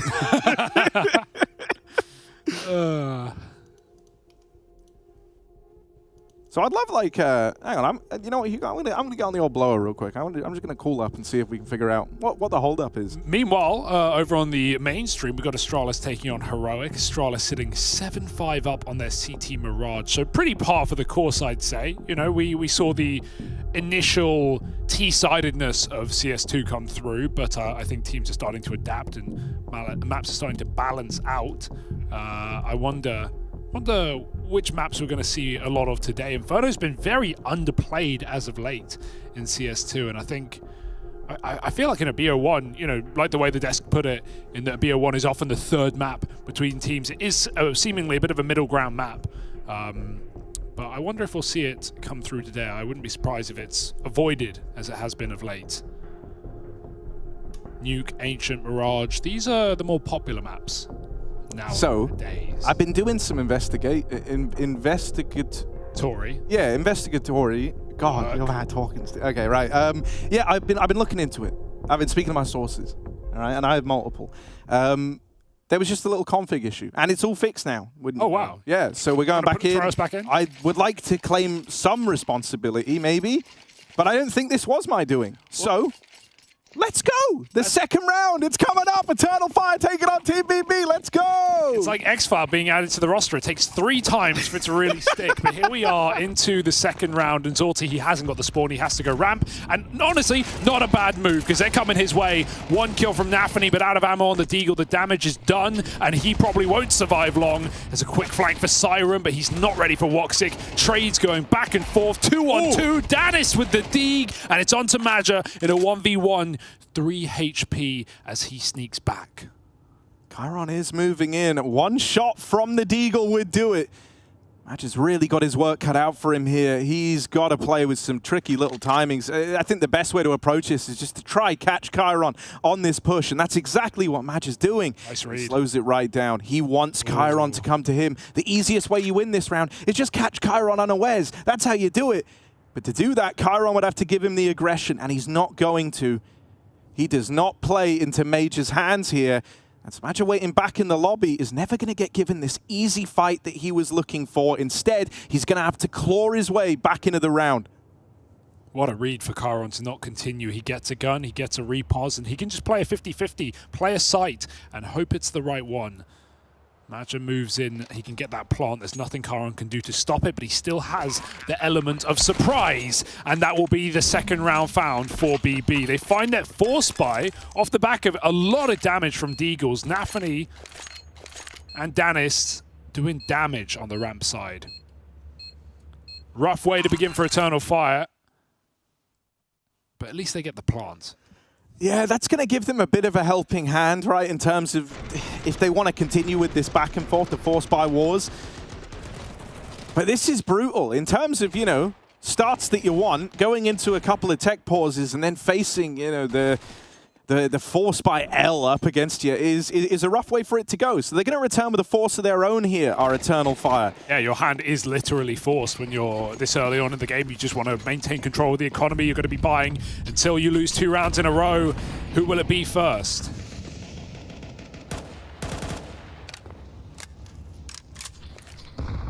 Looks Looks like an upper pop here. We've got backside molly for Woxig. Lots of util for Eternal Fire, but re-smoked at the door, and it's stacked upper as well. 3 strong with Chiron close to main. BB should be good for this unless the flashes are immense. Notice the bomb is also radio side, so this could be a top fake. We'll see where they end up. Yeah, all that util comes out. Oh, disaster! Oh, no, Nafany! He took the bait. He took the bait of the fake topside hit and went to rotate out, and that leads to the path being opened up down to this lower site. Danis is here, and will rein Xantares in just a tad, but only for a moment. Trades go either which way. The lowest site not quite contained just yet, as that plant will still get found. Siren. Oh my goodness. Even running the risk of getting caught in rotation, and that is exactly what happens to him. Magic might not have had that timing push back in the lobby in the last round, but he gets it here, cutting off the rotates as they try to make their way down towards B. And so Eternal Fire get right back on the horse that just bucked them off, and that's bucked with a B. Yeah, that's a huge mistake for Nafany. It's a round loser mistake, right? His team is just trying to bail water out of the boat, but they were sinking after their ramp player got caught knife out. There was a few bits of util in A, and not even a kill had come through, and Nafany's repositioning like that. That is unawares. Now, we said Zorti was one of the guys to keep an eye on, and this round, that might stand true more than ever. Oh yeah, why would that be, Harry? Because he's rocking the Nova, and you love to see it. Oh, does he want to block? Because that would reveal his position. They're still going to be very cautious, and it's all a bit of a ruse anyway. Recommitting late outside after the smokes. They want to force lower rotations, but they'll be going back in round the world. Chiron tucked in, full blind. They do clear him, and Wicardia finds that entry. I love this play for Eternal Fire. There wasn't an over-rotation this time for BB. It's only the shotgun down lower, but still, now they can scale heaven, and the reaction is forced. BB must take lobby, and so they do. Passive position for the captain of Eternal Fire. This might just be a stalemate, and the bomb will surely be able to make its way into A. Oh, Nafany thinks there might be safety up on the... well, there is safety up on the T-roof. Maj has just left the angle he was holding to keep an eye on it. Don't want to give them a gun here if you're Maja, because you know they're locked in lobby. You've got A completely under control, and the kills are going to come to you. Oh. Oh, no! Baby Nafany, Nafany's having a really, really rough start to this one. That Nova is churned up, never even gets to fire a bullet, and so that is a rough round for BB to lose in the fashion they do. Yeah. They get kind of slid upon outside with the full util after the outside smokes go in. They recommit to taking that outside control. BB team kind of push and pulled around the map, all at the mercy of Eternal Fire. I'm loving what Maj is calling here to open up this game. And yeah, then the awkward miss for Nafany. He's had a rough few rounds, and you don't want him to get in his head early, not in the BO1. You don't have much breathing room by any means, and they've had to take a full eco. Good round to pull a ramp stack like this. 5 players, hope Eternal Fire jump the gun, but they're going to be very cautious. Xantares makes his way down lower with the smokes. And how much room, how much time do they give him to take control? Because he seems committed here into uncovering the B-bomb site. Meanwhile, BB won't wait forever. This could be a bit of a bloodbath here in lobby. Woxig got the bomb all the way at the back. It should be fine. They're playing for this exact push, right? Oh, 1 kill from the pistols, but you should be able to contain, and they will. They will. Yeah. And there's Xantares arriving just a little bit late. I like that. Another good call up against the pistols here, right? Just kind of sending Xantares off on a bit of a mission. Go and explore B, see if they've given any attention down there early on. And everyone else just sits back in the lobby knowing that a push might come their way. Yeah, we're going to see some nice defaulting for Eternal Fire when we see these outside smokes. Both rounds, they've thrown them. BB have aggressed into lobby, and Eternal Fire have been waiting. So it's, yeah, the reads are really good right now. They're forcing BB to play their own game. And Eternal Fire now with lots of money in the coffers. 4-1 up, BB on their first full buy. Now look, we don't want to get anyone too excited. We're back into another little pause here. This will be quick, I think. Yeah, we hope so, but I don't want to make any false promises. You're not out there. I'm going to make some false promises. Okay, that's good. Yeah, I think already, you know, one thing that's been really good for Eternal Fire here is they got upset in that second round after a kind of string of tech pauses. They get upset with the force buy, but now they're able to stumble back to their feet. They're able to recover, and they've done it nicely, taking 3 in a row to find this 4-1 lead. BB team are coming in with the investment now. Zorti's going to be bringing out that AWP as we get back into the swing of things here. BB team really need this round to go their way, because if it doesn't, Eternal Fire are already so far ahead of them in the first half of this game that they've got some serious catching up to do and not a lot of time to do it in. So you would love to lay some of these worries to rest here and now, and they've at least got the AWP to try and take them there. Yeah, they set up Zorti early. They break the smoke for the Red Cross, but Eternal Fire actually walk it delayed, and so Zorti's no longer on this angle. He's going to return to it. 3 Ts behind Red, showing nothing. I love this little sneaky play. BB are not... You might think that maybe there's a lurker outside. You don't think there's 3 rifles swinging you dry. Entry comes through. Zorti will get that trade, but the Turkish team down to B. Yeah, only 2 strong down at lower, so I'm really curious as to what the kind of pacing is going to be on this lower hit. Players back in the lobby would love to catch a kill, just someone moving around the map. Katowice has that chance right now. Danis pushes into the lobby and meets his maker. It's Katowice returning that advantage to Eternal Fire. Suddenly, these 2 players down on the lower site feel like they have a lot more freedom. They know that BB are a bit homed in on clearing out the lobby position, and so that plant's going to come in. Madge's got a golden opportunity to rid more players on their rotate, but he's kind of looking at the scenery and ends up getting crept upon by Nafany. His shadow is showing there. He's looking completely unaware that his shadow is giving a huge heads up to BB as they come out from main. This retake is very much on now, but there's no kit in the round. They've got to get this kill instantaneously. Woxy near the bomb. He has his frag, and that might be the round winner. Zorti's late from ramp. Might just want to save this AWP. Nafany's just going for the full stick, but he gets on it before the smoke, and Wakadia wins the round for Eternal Fire. That's an AWP as well. Beautiful shooting for Wakadia. This guy is the real deal. We know it. We saw it at ESL Pro League last season. 18 years of age and such a talent. That was pretty desperate for BB. But when you get this freebie kill here, how can you not commit? Yeah, I kind of admire even just running for the bomb, like just throwing a bit of a Hail Mary in there. I don't even know how to describe that one. No, I think we moved past. A couple of tongue flicks and then terrified. An average Saturday night, perhaps, as now BB call in the TAC timeout. Yeah, that, you know, Nafany had a bit of a recovery in that round. Sure, he gets that important trade at the back of lobby. But Eternal Fire, they've used outside very well in this map, right? The fake down lower in the first outside smoke round, this time hiding through behind Red. And there's a bit of luck involved there because BB broke the first smoke outside instantly, but they saw no one. So fair enough, they get completely caught off guard. We now have an eco for BB, and it's just about minimizing mistakes, rather, for Eternal Fire up against Pistols.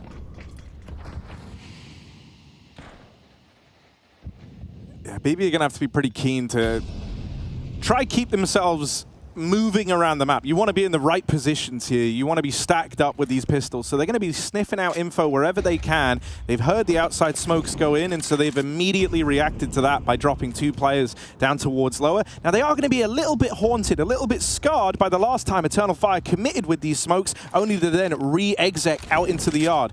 They pull a 3rd player down. They really are just playing a numbers game down on this lower site. Xantares gets out with a kill, and he knows he doesn't really have to force the issue anymore. Eternal Fire can kind of slow it down here and now, knowing that they might get some pushes from BB. They might get some contact in other areas of the map. Chiron, they've just seen you, buddy. You're on a timer now. He's found at the vent side. Siren attempts to throw it up the vent and ends up getting torn down. It's just Sorte left standing in the 1v5. And I don't fancy his odds. No, not really. BB are just spamming with these pistols, man. I'm just seeing Deagle spams left and right. It's getting very uncomfortable, but that's the pain of these outside rounds for Eternal Fire. You never know whether they're truly going to commit. And after Xantares finds that first entry, they know there's more down lower. They just pull back again.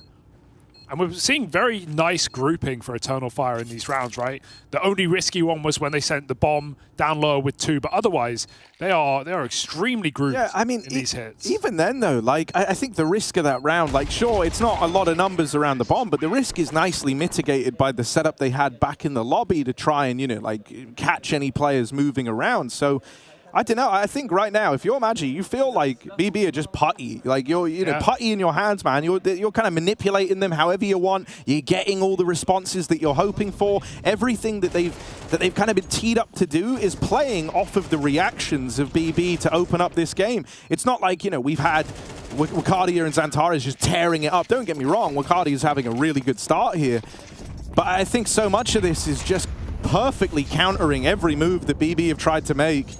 Well, another huge gun round here for BB, one of the few left in the CT side. Zorti's Orb this time armored, and good position for Siren. If they want to pop upper, he just moves at an awkward time. Backside Molly. Flash is very hard to get this position. Siren, you can see, is unfazed by the utility until the Molotov pushes him out. There's a TK, but that's worth its weight in gold. It gets Eternal Fire, their crucial entry out upper, and Wakadia doubles down. It's Eternal Fire owning this A site, bomb getting planted, Chiron going before his team are there, and this seems to be another one for the T side. A weird battle. Mollies aren't their friends right now, but that's fine. You don't need to throw them when you're going like this. And now good luck saving. Yeah, I mean, they know the value of taking these guns out of the round. I mean, when you hit tab and you see Zorti still left standing, you go, no, we can't let him get away with that AWP. They might not have a hang on a second. Nah. 2 kills come in. But just a smoke in main. He wants to hold on to the AWP. Wakadia is going to do everything in his power to knock that out. That really is the big ticket item here. All the attention right now is on Zorte staying alive, keeping this into the next round. And with that shot missing, the AWP gets away from Team BB. The only bit of solace they've got is this M4 on Nafany. And they're going to be partial buying around that. I don't know, man. This half already feels like it might be too far gone. Yeah, there's been nothing to rely on for BB, right? All they found was round 2 after those extended tech pauses, and it was off the back of, you know, just a ramp stack that Eternal Fire ran into. So, yeah, hunting kills at the end as well. Doesn't fill you with hope. And we got MP9s coming out. I'd like to see another aggressive round for BB team. You know, try and get in the face with these MP9s. They attempt something outside, but Woxic doesn't get the kill, but he at least forces some respect out of that MP9 pushing close. They'll group on ramp instead. Zorti dealing with outside. Has actually been swapped back this gun after dying with the AWP. So it shows the faith that BB have in their star AWP player. This could actually be something here, right? For oh no, Eternal Fire. They were coming back for a moment, but no, yeah, they're going to recommit to outside. So right now, they've just got Magi waiting up on the T roof, but he does still have a good few angles to have to keep an eye on. They didn't see him.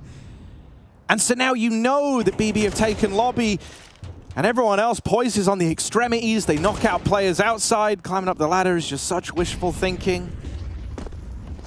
And so this one, it certainly had like what looked like a bit of potential to get interesting, but now that the numbers favor Eternal Fire so heavily, BB are left grouping in towards this lobby push.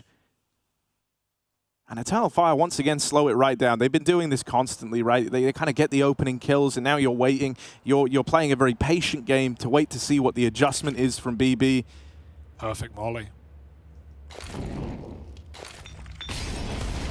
Just forces his play. He must move back or forward and into the waiting arms of Woxic, 2 from the AWP, and Siren, his position uncovered. The bomb has to cross, but Woxic's in no hurry. He waits for the kill to come to him.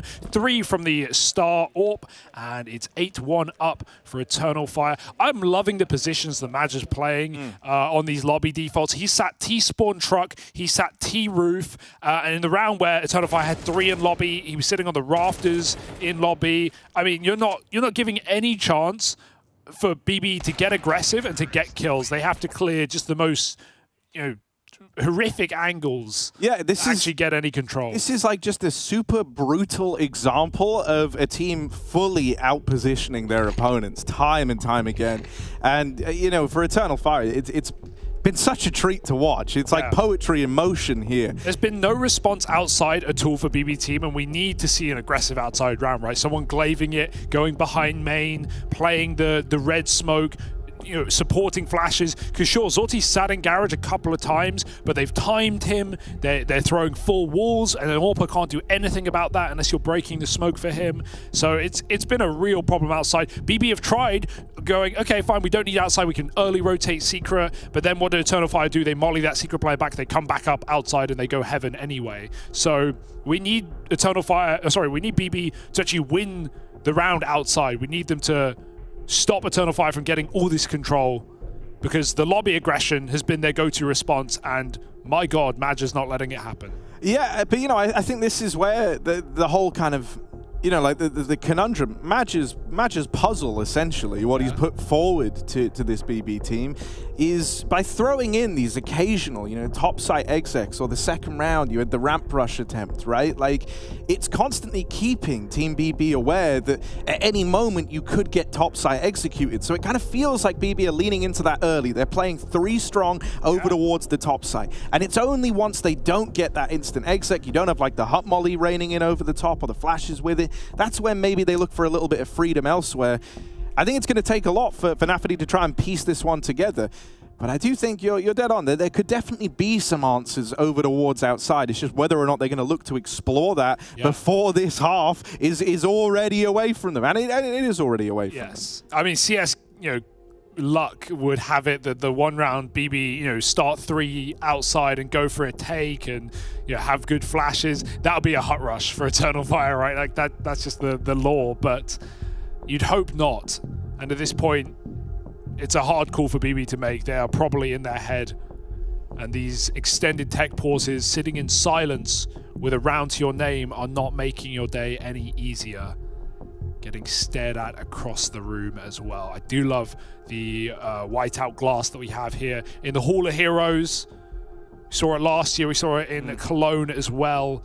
These championship level events, it just adds to the pressure, not just of the situation you're in a BO1 opening match when you lose 2 games and you go home empty-handed. But every round you lose, every round you win, you have to get stared down by your opponent, hollering and shouting on the other side of the room. But that being said, Eternal Fire have been pretty stoic so far, just trying to get the job done, and by golly, they are. Yeah, I think it's kind of beautiful, right? Like, imagine, never really strikes you as someone who is like super keen to like drive home how well the team's doing. I think if anything, he kind of likes the brewing silence of the opposition. He kind of thrives in that. He can tell, and it shouldn't take a genius to work this out, BB team are not having a good time right now with 1 round to their name. Your game speaks for itself. Exactly, and so he's focusing it very much inwards. And we're seeing Eternal Fire have all looked like they're on the same page. They're operating, they're flowing right now. They're in that flow state, and in the BO1, that could just make all the difference, right? Like, you have one really hot map. Congratulations, you've done it. You're 1 BO3 away from securing a spot in the groups. So it does definitely feel like almost advantageous to start on the T side in BO1s with how short a game is in MR12, with how quick you can feel out of it. Sure, 9-3s, 10-2s, you can always pull it back, but it does feel just more insurmountable. But BB need to keep their head out of the mud. We've had no one we can really rely on in this map so far.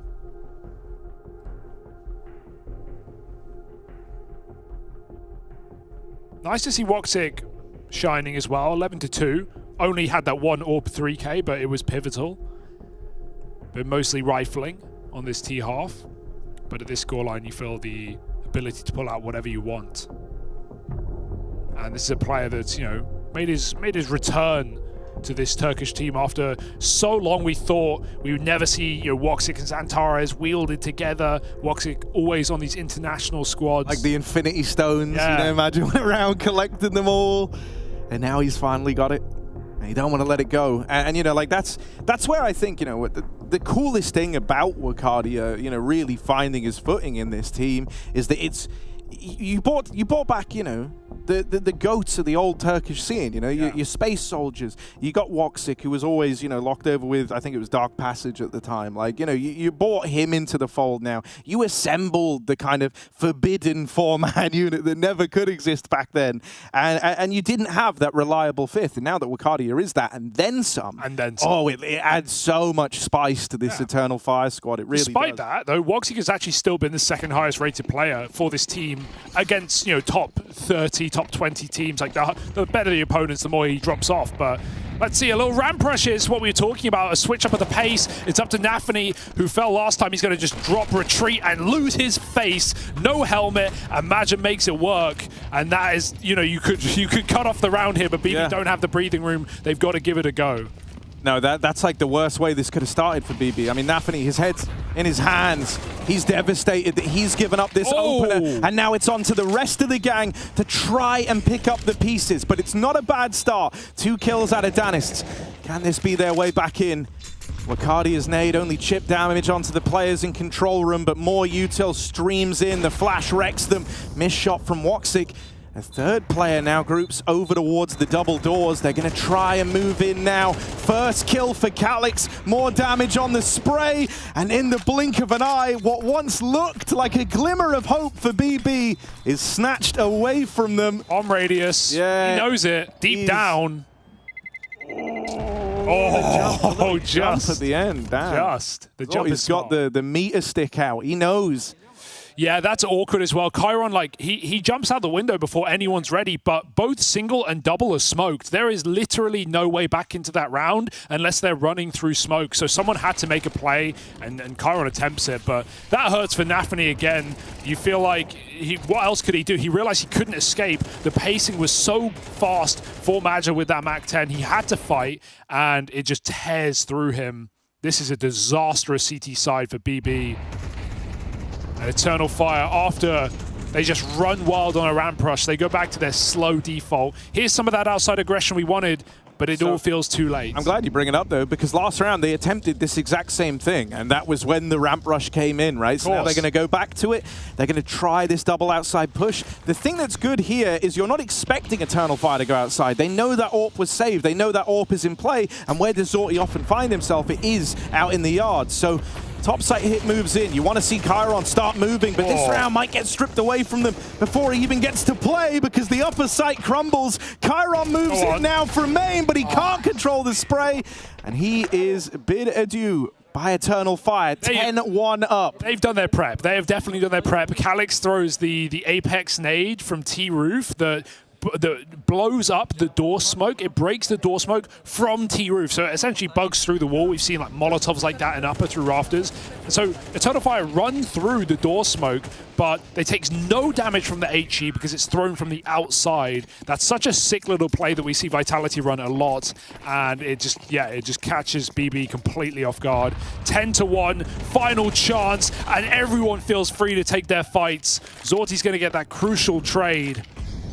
BB, they'll call it off for now. They were going to full send lobby. And in fact, they may still. Oh my God, the jump. The jump.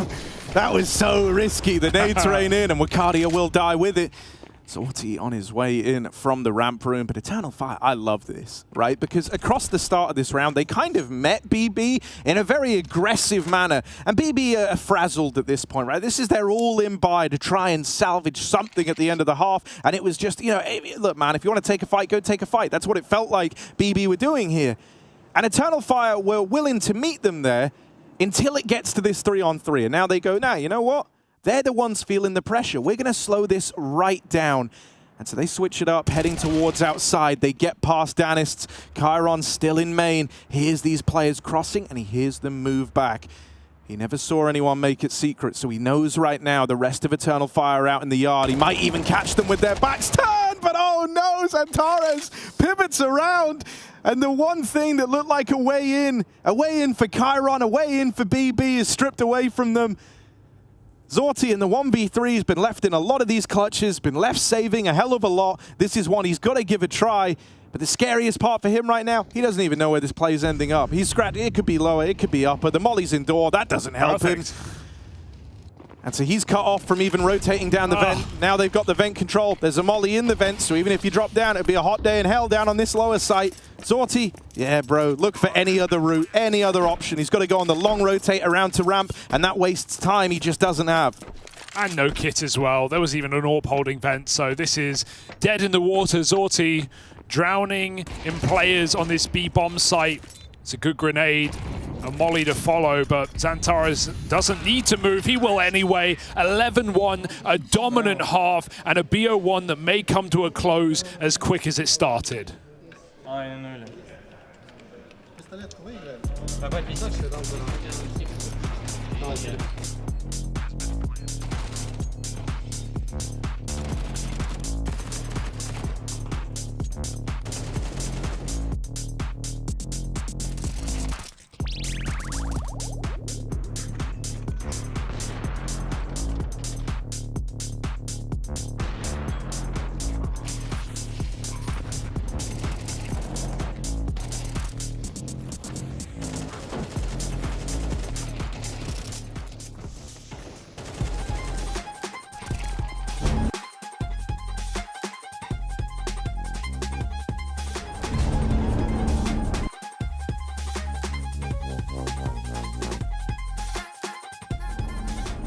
Знаете, как это тильтует работать над полной хуйней?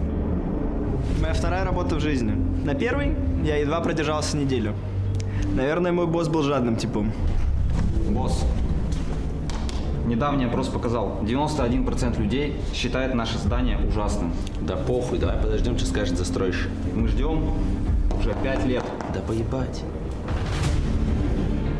Босс говорит, он занят работой, но он вечно сидит в телефоне. Опять этот сын шлющий. Заебал.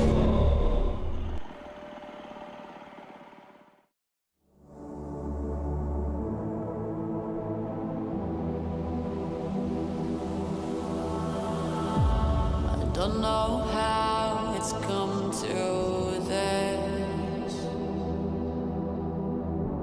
I don't know how I could resist. I took a vow to never sin, but I saw the darkness from within. And if the sun can't break through, just let the thunder shake you. I know there's a hunger for the truth.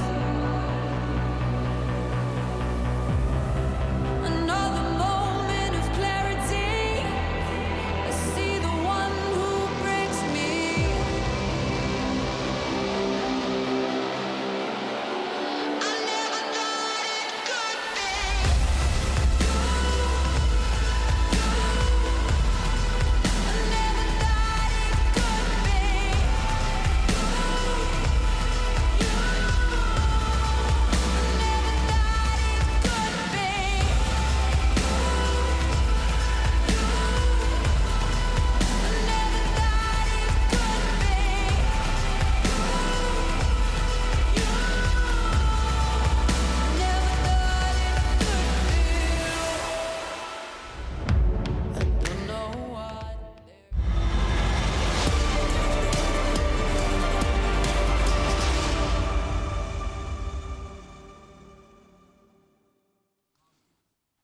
Madge's masterclass continues here in the second half as Eternal Fire massively outposition the BB team squad. An 11-1 lead as they've made leaps and bounds towards the finish here.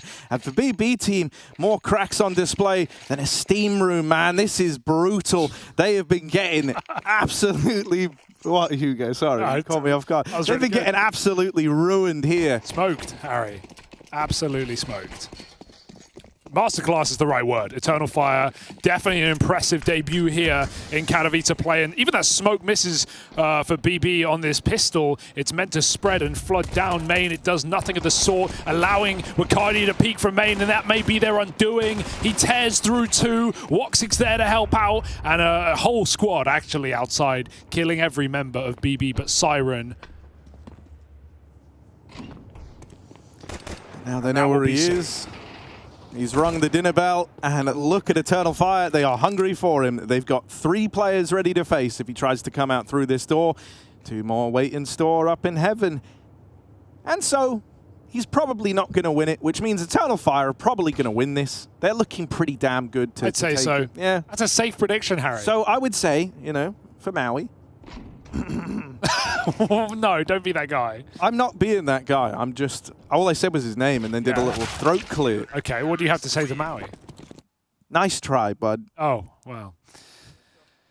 You know, I'm not going to be that guy.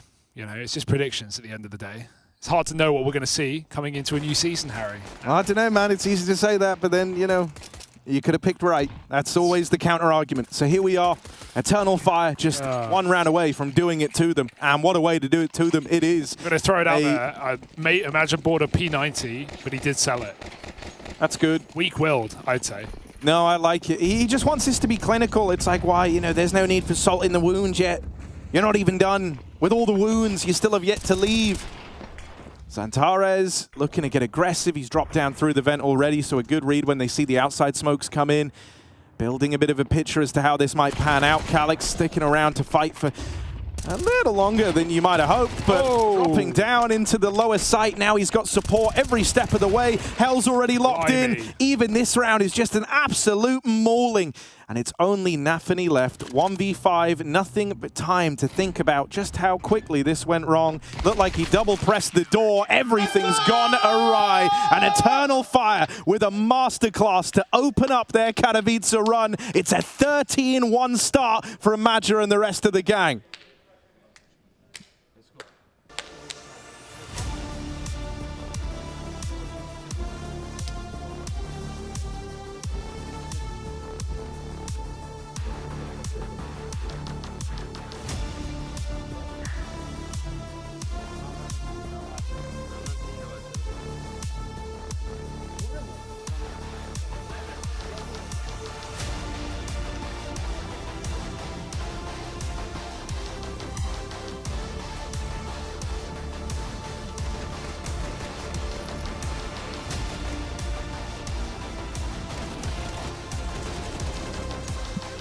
Well, there we go. Convincing win from Eternal Fire to start the day. Yeah, what a surprise that they were able to win in that fashion. I think we all 3 agreed that coming into this game, on the paper, it would look like the most, you know, equal game. It would look like 2 teams who could definitely play up to par, definitely challenge each other, but Maui Snake, there was only 1 team on the server throughout that entire matchup that didn't last for that long without the tech delays.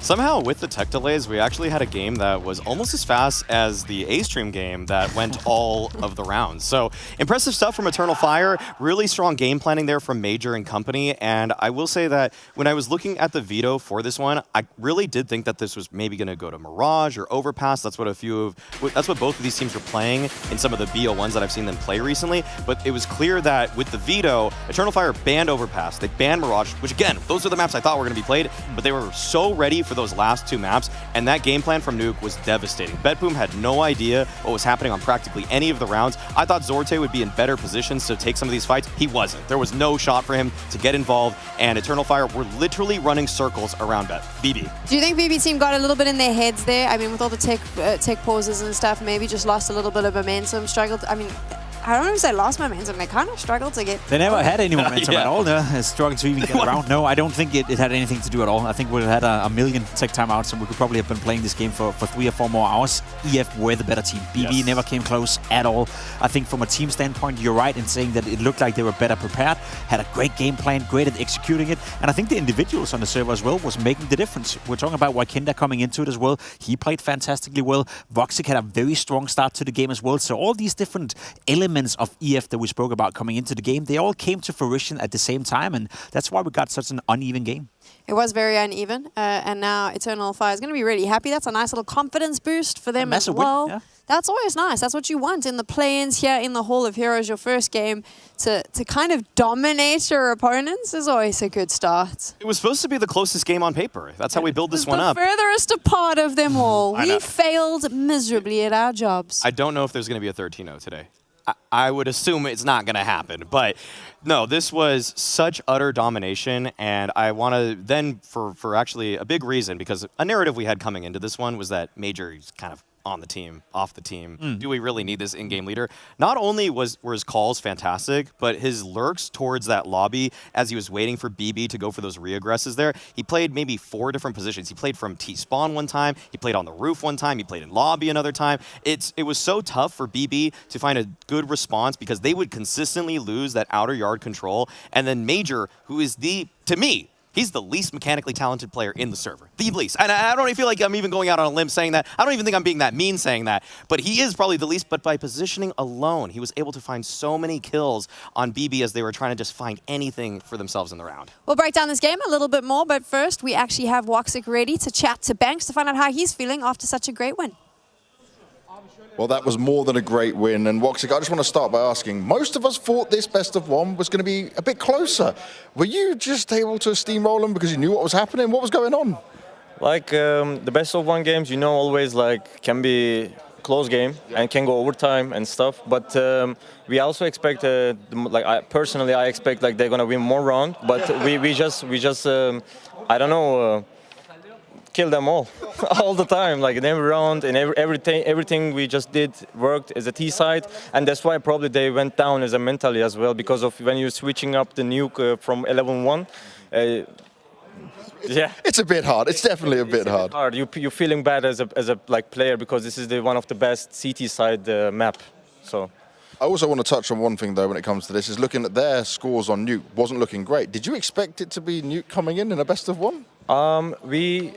I'll be honest, we were expecting to play Anubis against them, but Nuke came up and we just played in our game. Like whatever we worked, we did that, And anything special you did before Katowice as a team to be ready for this kind of event?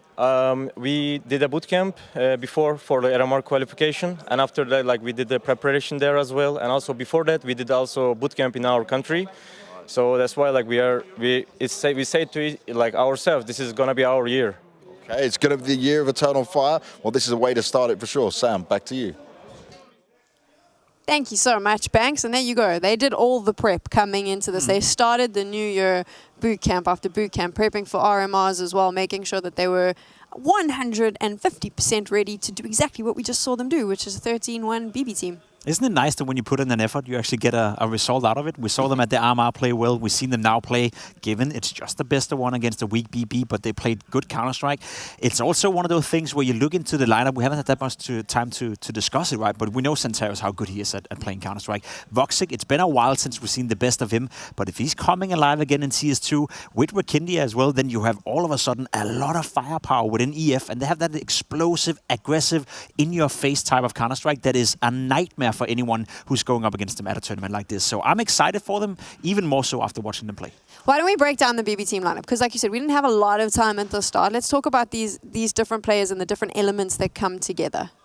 Sure. So it's obviously Nafany that's taking the reins as an in-game leader. He's trying with a chip on his shoulder to prove to the world that what happened on Cloud9 and Gambit wasn't necessarily his fault, but he's working with a lot of raw pieces here. Chiron had that little stint on Virtus Pro where he was on the team for part of that RMR before Paris, and then he got kicked off of the team because he was kind of just too much of a problem for them to handle, but we know that he has unbridled talent. Like, he has been such a strong individual fragger, usually in entries. Then Zorte would probably be your other star for this team, and I build him up to do a lot more with the AWP in that previous map. Didn't really come to be, but he was a guy on Forza that people were looking at as maybe this guy is another one of those Eastern European offers that can really change how a certain team plays a CT side. I think the narrative for BB is that it's a lot of the leftovers from within the CIS region. A lot of the players that couldn't quite make it to the best teams. Chiron couldn't quite make it within VP. Nafany couldn't quite convince Cloud9 to keep him, right?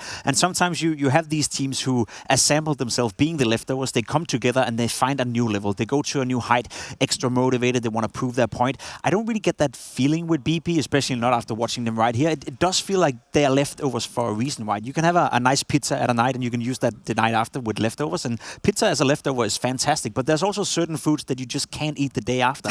And I'm starting to feel that there's but what a couple of- foods? Hold on, but what foods can within- you? I want to know what foods you can't eat the day after. Let's break that down. I know, I feel this. I feel Because no, I'm trying to I figure it feel out because about I'm that. like, I like food, man. Like I'm trying to think about what I wouldn't eat the next day. it's Maybe like- oysters? like Something steak, like that, yeah. Steak. Eating steak is always bad. Oh, but if you cook your steak, if you have your steak correctly prepared, I am from Africa where we have some of the best steak, believe it or not. But if you prepare it properly, like you can eat it the next day and it's great. Yeah, Just don't heat it up, then it turns into rubber. There's many, Well, let's many just say examples. that they're microwave leftovers. I mean, like sometimes you gotta go take the extra effort to like really dress up your leftovers, add the extra herb, you know, actually put it back in the pan. And right now in BB, they got microwaved by Eternal Fire. Okay, there we go. They're like the oysters. You don't want them the next day. Let's take a look at your schedule now. We still got lots of action left for you on the V stream. That was only the first game and it went quick, fast. So we've got stacks coming up. It's going to come up on your screen very soon when you can get a chance to see what to expect as we move into the other games. Oh, that's actually the updates on what happened on the A stream. Oh, a little bit earlier. Look at that. Heroic beating Astralis. I like it. I like it a That's lot. gonna hurt so much for Astralis, man. Out of all the teams they could have faced in the first round, they actually got Heroic, which, of course, for historical context, is a nice matchup. But they also got a team that, on paper, they were supposed to beat quite convincingly, especially after we saw Astralis play in Copenhagen, which we also did with Heroic, where they weren't impressive. That result right there, that is a game changer for that lower bracket. You do not want to end up against Astralis in a best-of-3 scenario. I don't know, what's the day today? Why we got a game that I thought was going to be hyper competitive, super close, and I didn't know exactly which way it was going to go, and it's the other game that's actually even better. Okay. I'm super excited, man. Heroic didn't play like trash. My dreams are coming true. There you go. We've still got more games on the way, like we told you, so get ready for all of the action. Coming up next, we do have Cloud9 up against the Rebels, and we'll have a chance to talk about not having an AWP, as well as the Polish, I suppose, upstarts, if you want to call them that. We'll figure it all out right after this.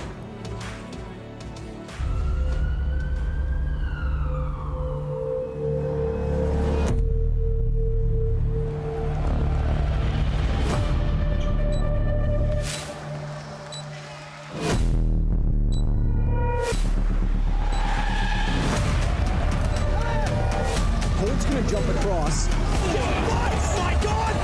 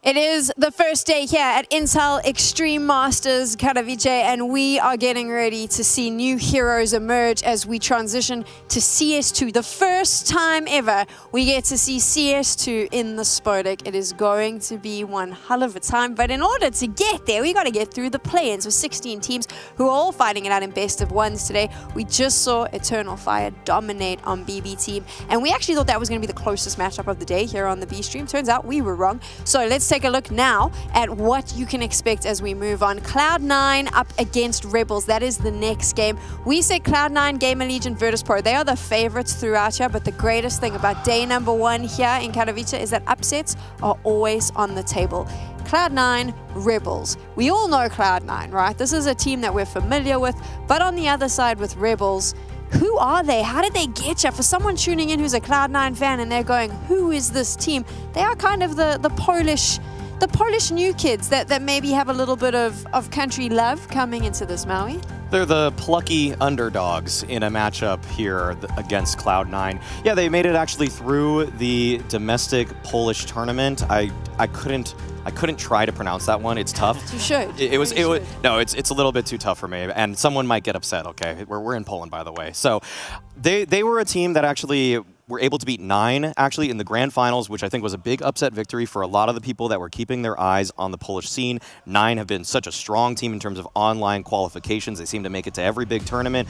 However, when they played that event, they were using Moonwalk, who had an incredible rating in the grand finals, and now they're playing with Casey. And unfortunately for Casey, his rating for the past 3 months just hasn't been up to snuff, so they are playing hamstrung right now with a guy that was practically speaking their star player when they played against 9, and now they're playing with probably their weakest player. Yeah, it's not a secret that lately they've been struggling. You try to look into some of the results. Of course, they are not a tier 1, tier 2 team, so we don't get to see them match up against the best teams in the world often, if ever. Now it's a great chance for them to make a mark in that dent. However, when you look at the results against tier 3, tier 4 opponents, it doesn't give you much confidence either. So it's one of those where you hope that they've been preparing well. You hope that maybe they've been hiding some of their stuff, you know, valuing that some of these online games they've been grinding out because they're playing a lot of online games weren't important enough for them to show everything they got. And then maybe, just maybe, you can make the case that the level should be raised a little bit against Cloud9.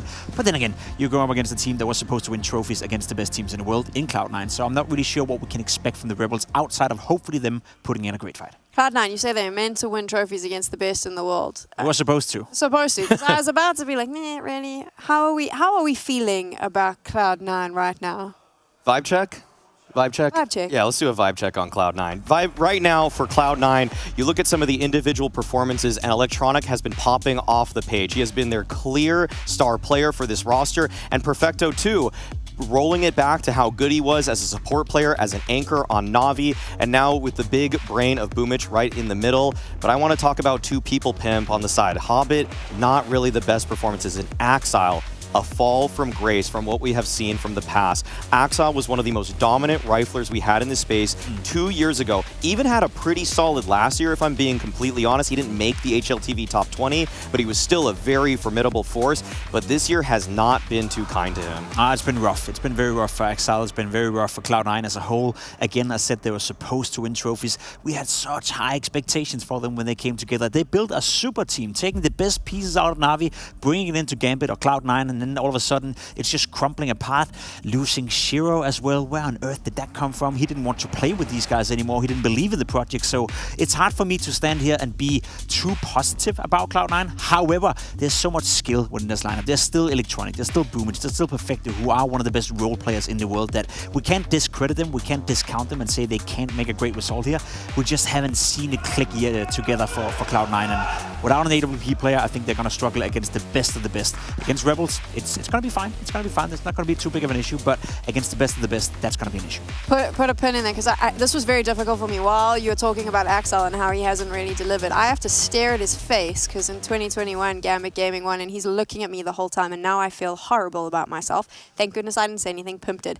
The no-AWP conversation, I want to say I'm tired of having this conversation. Yeah, because it's boring. Because it is a boring conversation. But we saw during Blast that there were teams that are now starting to take advantage of it. At what point do they figure this out? Because I just don't think it's working anymore. When Montu's decimating you, you know you have problems. shout out to Montu, who's actually been playing well for Big. But yeah, for Cloud9 as a whole, where they are and their ceiling is so obviously limited because unless you are playing with 4 of the best 5 riflers in the world, which they are not, then you really don't have a chance to punch in deep tournament runs, unfortunately, because the op is just such a vital part of this game, and having a good opper on your team gives you so much more diversity in terms of the defenses that you can run. And Boomich at times, yeah, he can look flashy in moments, but doing it through a whole series, that's when it's been a problem. That's one of the massive issues for me, you know, because, okay, let's buy into the idea that you think you can become a great team without having a dedicated AWP player. You have to play like a team that is catering into that as well.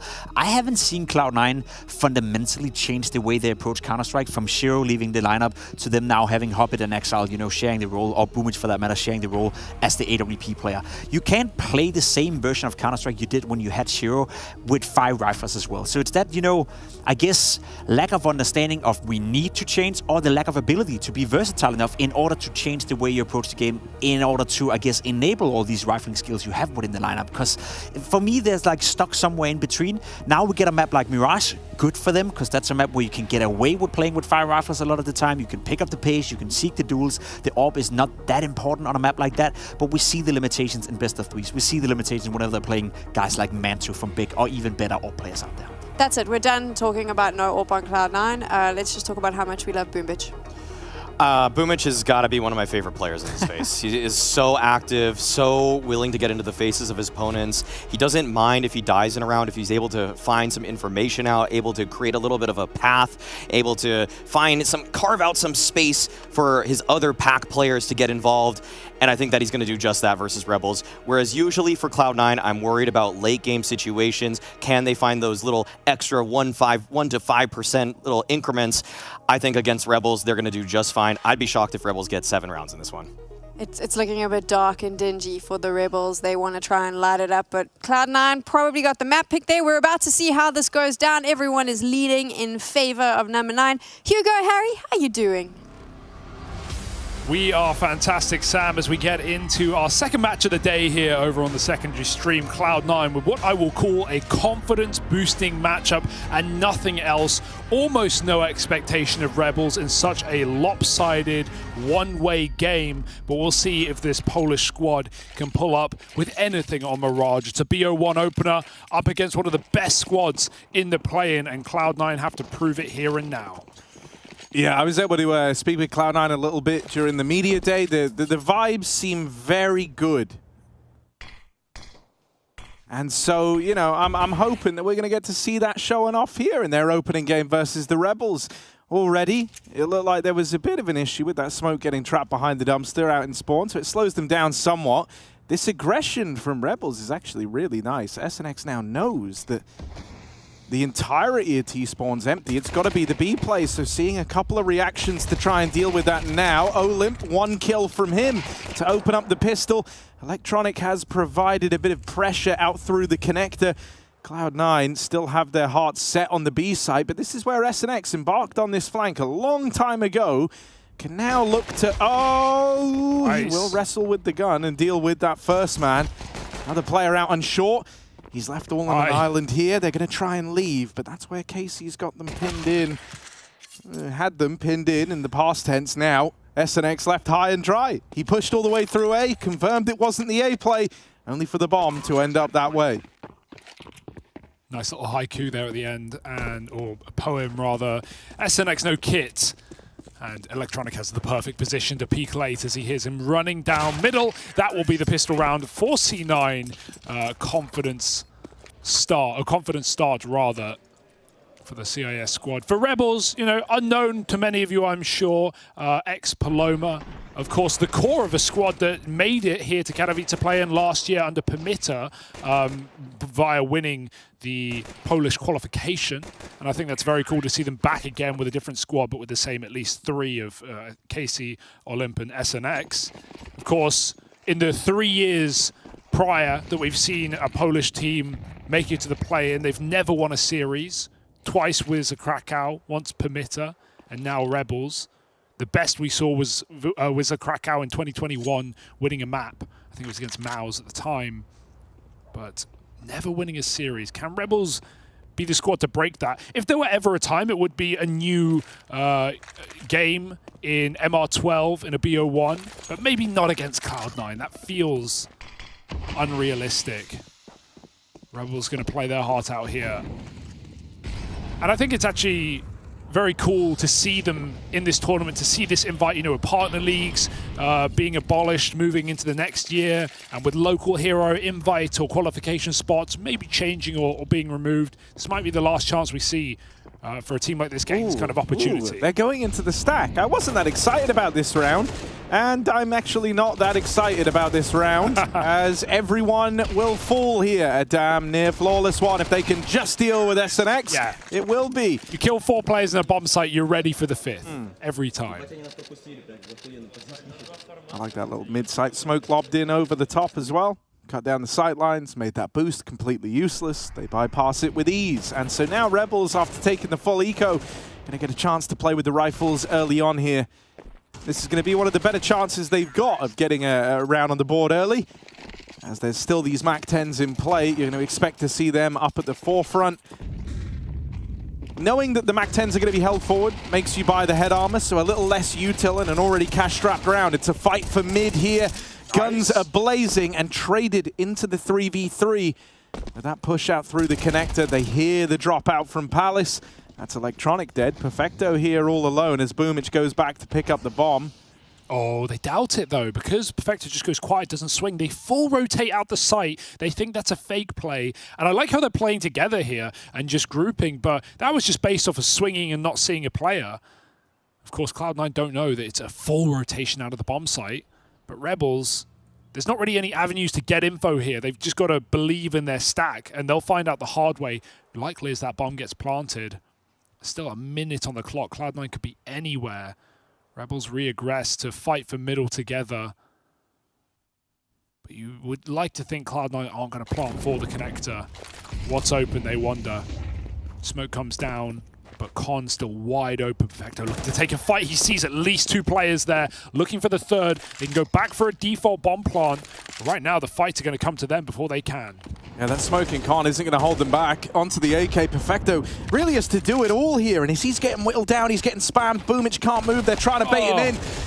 But dead immediately, and Perfecto is run down. That is a very well played round from the Rebels as they group up. They up and leave the A site.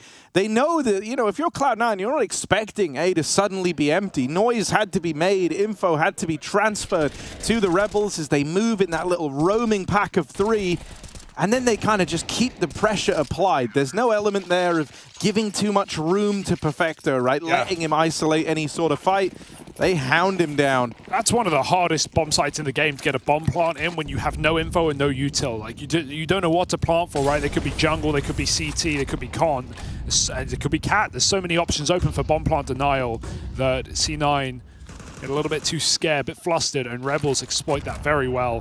4 buys on both teams. Flay's got his scout out. Hobbit does come through under, and Casey's up in ladder, so potentially the first fight of the round. Hobbit's in no hurry to check out this position, looking over the smoke on Cat. Meanwhile, Axel spams Olymp out. It looks like he was playing on the edge of his own smoke in the B apartments.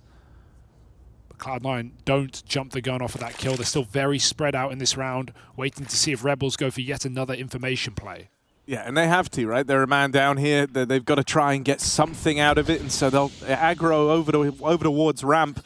Group with 2, they're at least getting the info that there's no one here on the ramp side, but that doesn't mean it's not going to be an A play with mid taken and Electronic lurking over in Palace. The kind of stage is set for this to follow on up through the connector and move into the A site, which Rebels have just vacated with this double push. They will eventually decide to bring Kisarek back. He's now responsible for dealing with Electronic. Big Papa in the Palace. What a flank. And he should have this dead to right, so Electronic's not even considering it. The penny might drop eventually, right? You realize that no one is visible out on A, so they might have taken room elsewhere. And Electronic, he's just a little too smart for this. Deals with that double push nice and easy and trying to leave. Casey's even whittled down as well. It's going to be Apartments. Maybe Flake can go for it at the end, but that's so unfortunate to think they not only have the ramp player flanking. That's why Electronic goes back to check, right? Because you saw him molly ramp. He was aware that A player wasn't in position. They got the site for free from Con, so you know, you assume he's on ramp, but the check for the big flank, that's a great play. Gets both players on the backstab. Cloud9 find their 3-1 lead. Flay won't find the upgrade, but still, Rebels save a couple of guns. And this is, oh yeah, that's a nice cheeky play. Would have worked better in Go. A little harder to make a one-way in this one. What the hell was Go, mate? I only know CS2. Yeah. The original. New generation. Back in my day.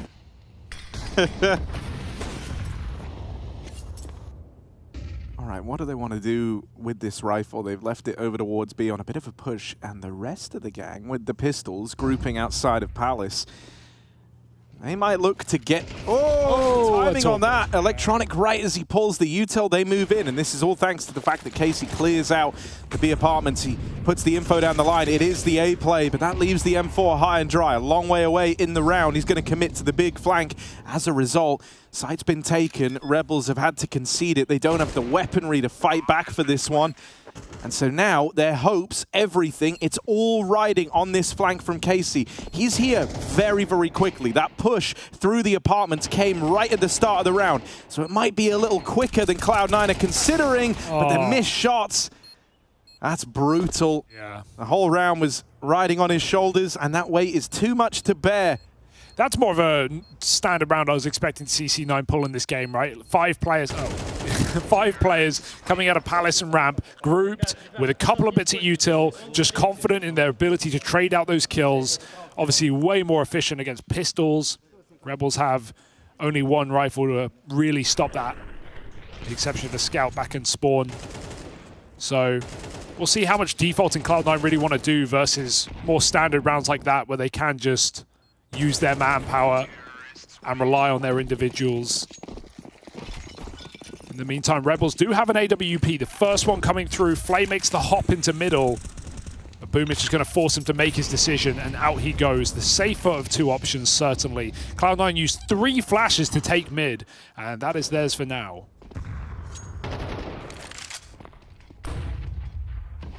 Oh, I think even when you see the flash come out there, that makes you feel pretty good about the pressure you've applied over towards B. You know the money wasn't great. They didn't have the molly to lob in towards apartments to try to slow you down.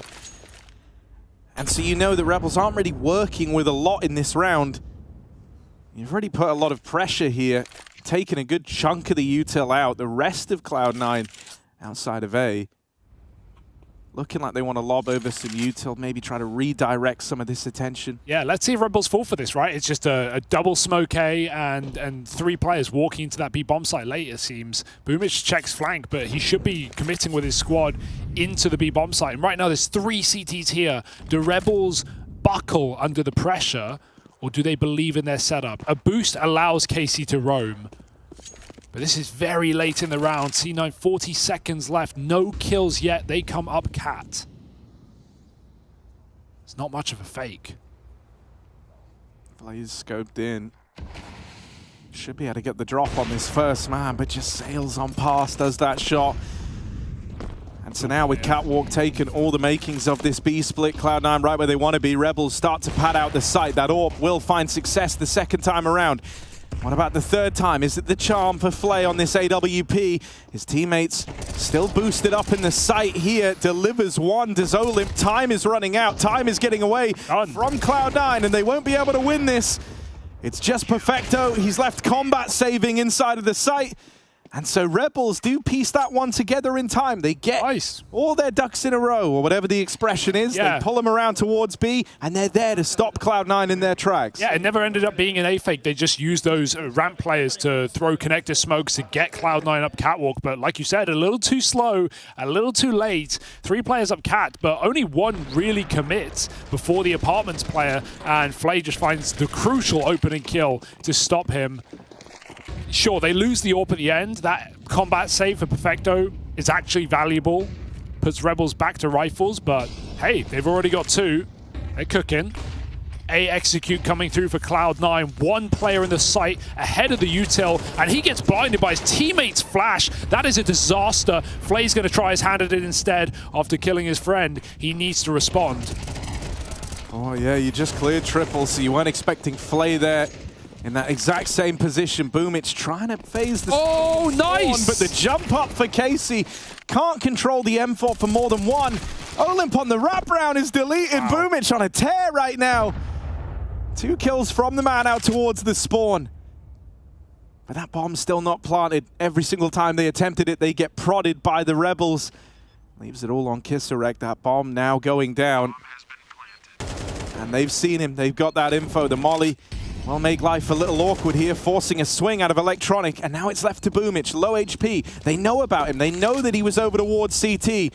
Kisarek, will he get in his head? It's where the bomb's planted for, so he just stares down range. The full 10-second commit. He's got it. Once he get past 5, Boomich thinks this is a fake. He doesn't buy it. He doesn't believe. And so Kisarek, 10-second defuse, and Boomich never even gets a chance to play the game. That's so sick. Like the balls to make that play against someone like Boomich. Obviously, there's a lot of info there. You know, you've got to play a mind game. You know Boomich is low. He's probably not going to swing. Let's just gamble. Let's just hope. He's still got his crosshair in the right place to get off if Boomich comes for the fight. But yeah, like you said, after 5 seconds, Boomich thinks, oh, he's walking me. He's not sticking that. So you can argue that's the best play Boomich can make on 4 health. But that's exactly what Kisarek knows. He comes through with a 1v2, and Rebels are competing right now with Cloud9 at the start of Mirage. That's more than you could have asked for.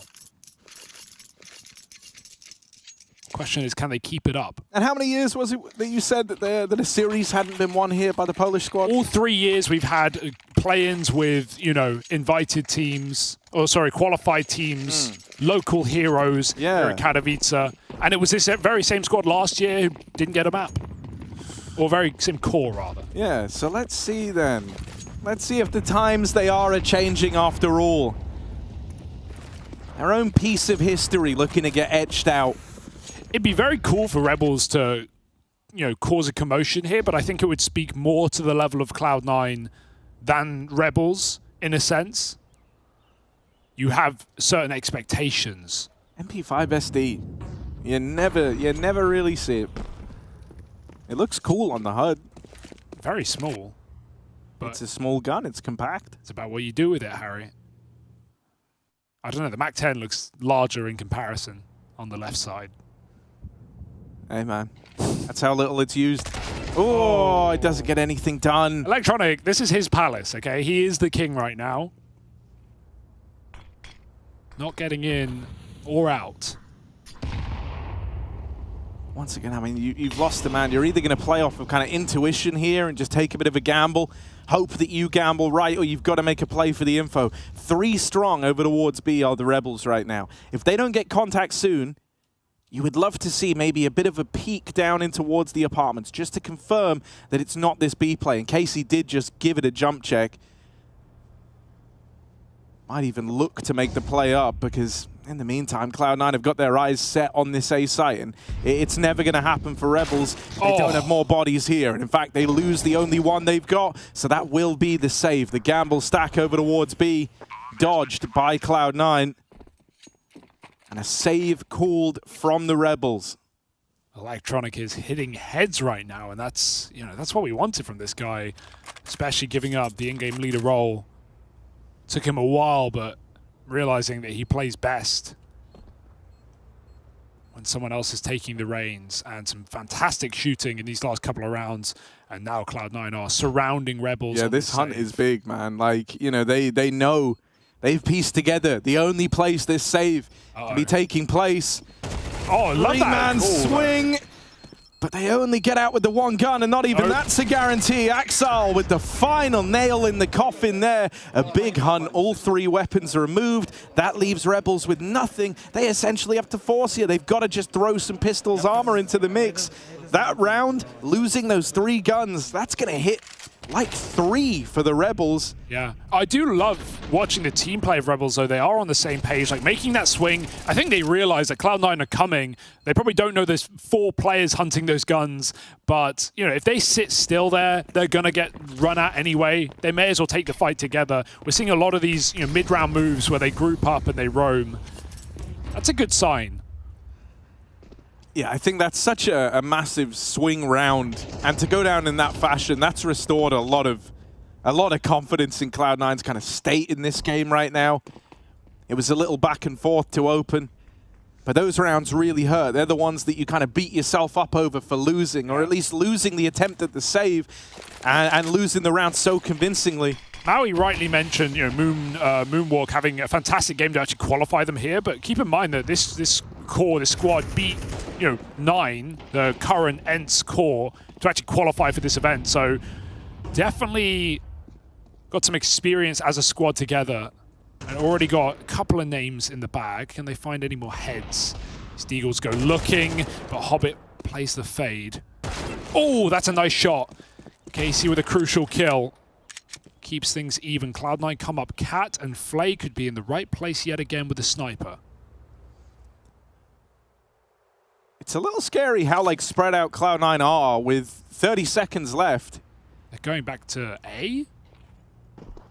But this is heard by SNX. Electronic, been good at catching the Palace timings, but not in this round. He gets deleted, shot in the back of the head. Now they know about one-man cut loose over in the Palace. They've spotted Casey in the site. They will deal with him, but Flay's now raining down shots from the spawn. This scout doing its work. A lot of damage dealt down range. Oh no! SNX with the miss spray. Please, have something connect for the guy here.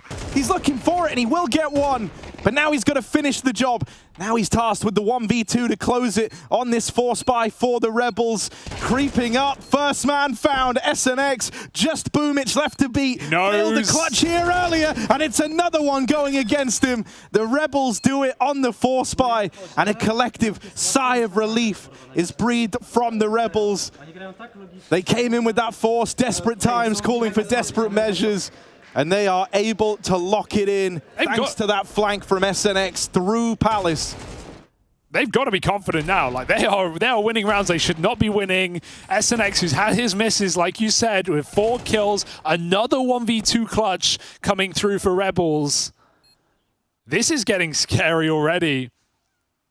Flay with some crucial scout tags as well. These low health Cloud9 players can't close rounds. 5-4, it's Cloud9 on attack. Even their money drawn into question here. Could get a couple of rifles, 2 at most, if you want to buy AKs. Rebels making a run for it here in a BO1 opener. Yeah, you know, that force buy win is just huge. You know, it's crazy how much that changes the way that this first half was feeling. If you end up falling short there, especially after getting some opportunities like the flag from SNX, if that like whiff spray over at ramp kind of followed through and he couldn't deliver in the 1v2, this would shape up very, very quickly to be a dominant half for Cloud9. And now all of that is thrown up in the air. There's a real chance, there's a real kind of essence of hope over this for the Rebels all of a sudden. I like the buy for Cloud9. Triple Mac 10 or double Mac 10, they're just going to go fast and grouped. But once again, we have Rebels with numbers in the right place. Yeah, I think they probably feel like in these last few rounds they've been very spread out. They haven't been able to react, and so they want to try just a grouped push into the A site. But it doesn't go well out of the gate. They get 1 kill, but it's traded back 2-fold from the Rebels. And look at the minimap, man. Everyone's here for the CTs. It's no mystery to them what the idea was in this round. Oh, out of ammo, Axel pinned in, and Electronic finished off. The A play repelled, and with that, the money breaks for Cloud9. This is where Rebels are about to take the lead. Are you seeing this? Have you heard about this? I have heard about this. I am watching it, Harry. This is not what we had in the script today, safe to say. I love that change for Rebels. Last time they were in a similar position, Cloud9 went cold. They stopped peeking. They hide in Sandwich and Tetris, and Rebels will rotate out and they go stack B. This time, Rebels push back in. They guarantee the Cloud9 are not here, or they are, and they get all the kills. So Rebels causing a ruckus, and Cloud9 put to pistols. Gonna crawl out under. Axel waits upper. Yeah, any hope of this round getting exciting should be done for with Kissarek's position over in mid. If they try to do anything out through lower tunnels, he's going to wreck them. And then they're set up too strong over here towards B, just playing like this 2-1-2 between the A and B site. Yeah, you don't want Kisarek to full flank from top mid. He has got the perfect position, as you say, and he's checking on timings as well, so he's even covered. He's read this very well. Easy pickings, 2 kills, doesn't have to force it, doesn't want to give them a gun. All right, that's the beauty of this position. It's like, yeah, you just don't have to fight anymore. Oh, my double dink. Oh, he's on for the ace. Get them all. Psych. Not today, but a round is a round, and Rebels take it with 5 alive. And that's absolutely huge, because think about it, man. Like, when they won that 4 spy, the story was, oh, the economy's just wrecked them, you know, like they're in a really bad way all of a sudden. But then they win the force, they keep capitalizing on it. They shut down that attempt at the fast A play with the MAC-10s. They take now this eco round flawlessly. They do it with 5 alive. Suddenly, they're in a great place for the remainder of this half. And it's Cloud9 that you're looking to, having to offer up answers. Last chance saloon here on the T side. Looking to level the playing field at the end of the half. Flay makes his move, and it's pretty smooth up to Catwalk with the orb. Cloud9 going for a B hit with 1 lurk out mid. That's Boomage selling it. Electronic, crucial opener. There's no one at the B bomb site right now. Cloud9 cannot afford to delay. Flay turns back for his shot, but he gets caught by Boomage on the lurk. Lovely little split here for Cloud9, and they are tearing Rebels back. A more standard round. These punchy XX have done Cloud9 well in this T side, but it is coming to a close. And we'll need to see if they can close the post. Kisarek out through the market already, has slipped into this smoke. Hobbit is aware of it and should have this one dead to rights, so it's only SNX. He's often been on these big lurks, but they've heard him over at short, and everyone's ready to deal with him. They'll finish it nice and cleanly, so they don't get it done with much. Couple of smokes, couple of flashes, and an up-tempo B play at least seals the deal on an even scoreline heading into this second half.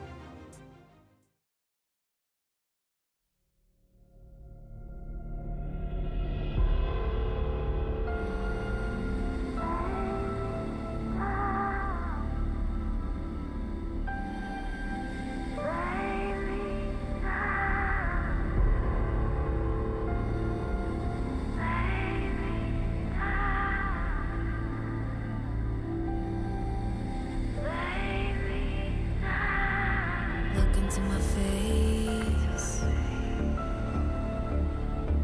Tell me now why you want to wait. Running out of words you wanna say. I've been looking for you, looking for you, looking for you.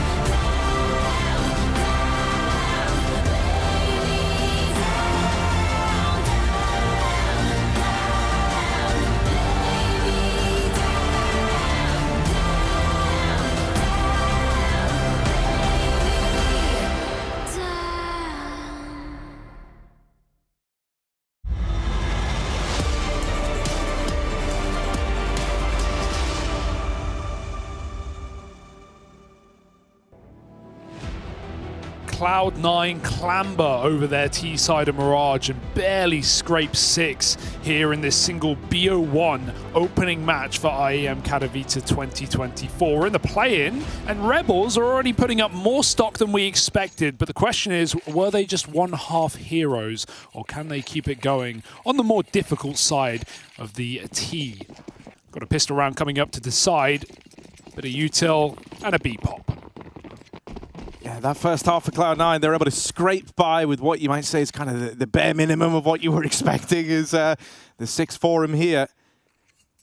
And so now for Rebels, they've got that soft white underbelly exposed. Can they capitalize on it? Because this doesn't happen every day for the Rebels. Ooh. They run down Electronic over at the bench. They find themselves this man advantage to open up the pistol. Perfecto getting cheeky around a smoke. Sure, it's being considered. Flay pushing through, learns about him the hard way, though. And it takes Olymp getting that trade to keep the numbers even still. 2v2, they've whittled Axile down over at short. It looked like they wanted to try and put pressure on him there, but that's where Boomich has complicated matters. Casey, all eyes on him in this 1v2. Back of the site, first shot connects. It's just Axile left to beat, and he will deliver. Casey stands tall to find that pistol round for the Rebels. And he keeps them in good tidings here as they retake that lead once again. Cloud9 left on the back foot, staring down the barrel of an eco round here. Just having a stew in the fact that the Rebels will keep this gap widening. They are frothing at the mouth, the Rebels, right now, and taking every fight they can. They are swinging in pairs. This is a very enjoyable game to watch from the Rebels, and that pistol round is the cherry on top. An A attack, but as long as it's timed fine with the split from Connector, this stack shouldn't be a big problem, you'd like to think. However, they seem raring to go. Famous last words there, Hugo. It should, well, you know, let's see if the con players can get this backstab in. That's integral. Famous last words here, Hugo. This is unlosable for Rebels. Oh, it's a dink on a Casey to open up. The hero that last round, but there we go. Everything else comes into place for the Rebels. Locking out the USPs as finally someone notices Perfecto. Even the everyone gets a fist bump. Oscar Gurom. It's happening, or is it? I mean, here's what I'll say, right? Like, Rebels probably felt very, very good with how that first half pans out, especially because it was all kind of hanging in the balance, swinging around like a pendulum, right? It was all dicey when they won that force buy. Suddenly their hopes, their dreams, they all came to the forefront of their minds, but now they have to capitalize. That was the big challenge we said coming into the second half. They've won the pistol, they stick the landing on the conversion. If they can nail this one, if they can nail this, you better believe they are believing, Hugo. Believing twice. Sounded awkward. I believe it.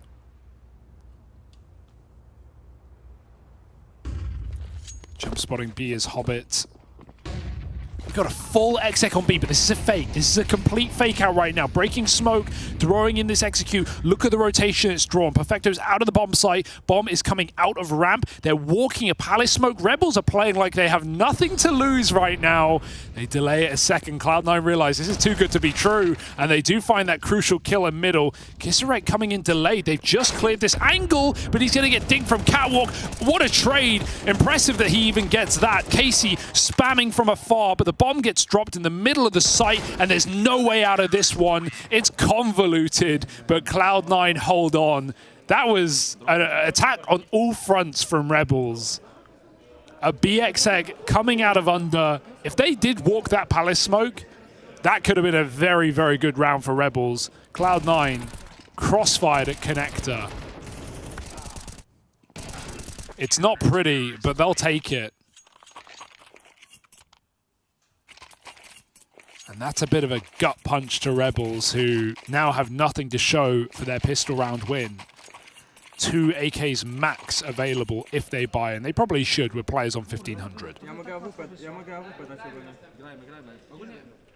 I have a bit of time to talk it over. You know, you would expect, if you're Rebels here, you know that Cloud9 are not just going to roll over and give it to you. They were expecting fight. It comes a little bit earlier than maybe they would have liked to keep capitalizing on this hot start. But they've just got to keep themselves kind of mentally in this. You don't want the belief to turn to desperation and go sour quickly. Boomic mops up the pistols with a bit of support from Electronic. And so the game ties up at 8-8. Very interesting eco to take, right? Because you're screwing SNX over, but you're doing it for the greater good. You're getting your buy round sooner. The force buy on paper is what I think a lot of teams would have gone for there, but a full eco gives everyone else what they want. It gives Flay the AWP dropped over, and they have very good util for a buy like this. So I love that call for Rebels. You often see people just default into buying if a player can't afford. Electronic gets out the window, but his teammate falls in his stead. 1 kill back the other way to leave this even. Nades find good damage, but it's not without some punishment the other way. SNX getting away with a kill right before he's found is huge. They even sneak a man up through Con. Oof. Did Hobbit see that? He never reacted to it. And so no idea. Olymp in with the backstab. Oh, Olymp, you've got something. Oh dear! Okay. He can't pick it up. He recovers it well. What? And now he's opened up the route to the A play. That bomb can go down. There's nothing really that Electronic can do about it from the spawn side. And even in spite of that, Flay held the angle for a good moment there, waiting to see if he was given anything. Cloud9, do they want to try and come through the murder hole? Do you want to try and rotate through something called the murder hole? I don't think they do. And so they're just going to bow out of this round. They say no thank you. And so Rebels, finger to the pulse, they're right back on it here. Yeah, that swing for Boomic does look a little silly when you watch it from Olimp's perspective, especially when Cloud9 are about to throw a flash in window. But Boomic realizes, I'm going to get peeked from mid because they're in connector. I'm going to die anyway. I'd rather die peeking than being peeked, right? So it's a bit awkward. Olimp makes it look very, very sexy, but Rebels, a great timing hit up connector. And after trading 2 for 2 in middle, you're winning. 9-8, literally, as Cloud9 now have another buy. Saves are actually very important. It gives them something to fall back on, worst case scenario.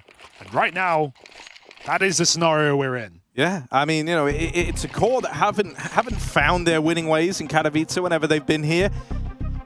But they're on the precipice of that right now. They're riding this high. Their ambitions are actually very obtainable. And the round that really could decide it all is coming down the pipeline now. An investment in from Cloud9. And a chance to leap ahead in the money game right at the tail end of this matchup. It is a huge opportunity. So for Rebels now, it's about keeping those nerves in check. Let's see if they can do it, shall we? What an opportunity, not just afforded, but taken by Rebels in this best of one to push Cloud9 to an elimination game up against BB. Uncalled for, but they're making it happen. Back to an A-side pop. Palace pop with 3 and the AWP. Rebels are not afraid to play unorthodox. Electronic a great position. They're really trying to press this advantage while they got it right. Now's the time where you can get away with stuff like this, but Electronic fast down the ladder and support comes in from that AWP. Electronic will not let them through. Locks them down, locks them out. And SNX, in the blink of an eye, is left as the last man standing. This round was a bit of a roller coaster for the Rebels and a very fast one at that. All aboard the Nemesis Inferno. SNX left wondering how it went wrong. They get the opening kill. Olymp out through ramp. For that brief one moment, it was like, yes, this is going to work. We've done it. We've actually got in. Yeah, you absolutely can't blame the Palace swing through a smoke for Rebels. That was the call anyway. Olymp does exactly what he needs to do, but because Cloud9 are double close A, and with a third player at the back as well, they are so well afforded to stop that play. And Electronic has been the shining star of this entire map for Cloud9. He was doing it on T side, and he comes up with a round winner on top of balcony. Even the slide back down the ladder, finding Olymp as well. Beautiful stuff for Electronic. And Cloud9, they need that pep in their step. Yeah, I mean, you know, for Cloud9, because I think it's been easy to home in on Rebels, getting excited there. But for Cloud9, you know, this is like This is exactly what you needed when you needed it from the man you want it from. Like, you know, Electronic's got to be the front man here, and he stays composed, he stays cool, he knows what's demanded of him in this position. You needed a round winner churned up from somebody, and Electronic is such a prime candidate for that. I love the 3 way kills in the round, and it's enough to tie this game up and immediately kind of put that pressure back on the Rebels again, right? Because what you didn't want if you were Cloud9, coming into this as heavy favorites, the team that everyone's looking at to essentially have run away with this game. The thing that you don't want is to be like feeling like your back's against the wall, you're letting everyone down, it's getting out of your hand, you're playing on Rebels kind of time zone, you're playing on their say-so. And so now you've reeled them in a little bit, you've broken the money, you're about to retake the lead, something that you haven't had in quite some time now. And so that's a real break point here in the second half. I like how they used that save even to just chat. SNX looking very vocal on the camera there. Rebels making sure they don't even need the tack timeout. They just chat it through. They let this AK lead out under. I'd like to see the pistol go first and just set him up for trades.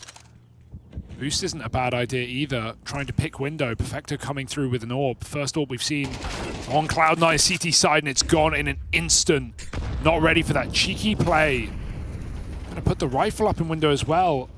If SNX can somehow deliver, if he can like deliver around to them here with the hero AK, and he has equipped his team and he's spreading the wealth out. They're not even looking. If they can make something of this round, suddenly Rebels are right back in. That galvanizes the belief. That brings you into the game in a way that you didn't feel was possible just moments ago. And SNX toying with them, playing the trigger discipline. Wow, he doesn't just want one kill out of this. He wants both! And he might just get them shut out by Axal. An important trade over at this B site. But will he be able to stop the coming tide of Rebels? They're already out. SNX has done what he had to do in this round. Now it's down to the rest of them. And Flay is not going to miss this opportunity. It's done. Is it done? A Cloud9 saving. They run for the hills. And the Rebels do it with a hero AK. One gun and Glocks. One gun, and what a play. He's so confident to hunt that hard for 2 kills in the B site. How much do you really want out of that play? He wouldn't take his freebie on the backstab. He had to find Hobbit as well. And if you're going to take one of the 2 kills, it's definitely better to get the site player there. It allowed his teammates to flood in with that saved orb from window that they reset back into the B apartments. It even cuts off the first man in through market, forcing the save.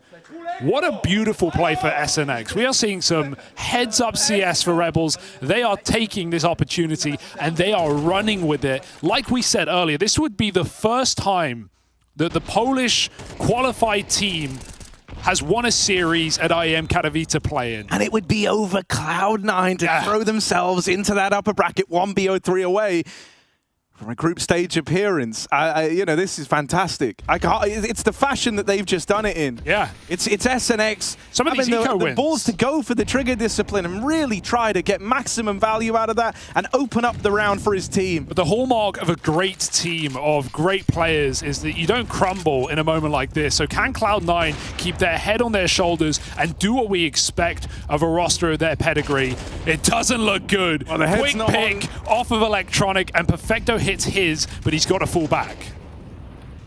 Head's not on Electronic shoulders anymore. Axal at least mopping up Casey over at jungle. And so Cloud9, they compose themselves here, not rattled yet by the little lead that Rebels have amounted. Oh, great position. Yeah, this could be the bomb cut loose. Ooh.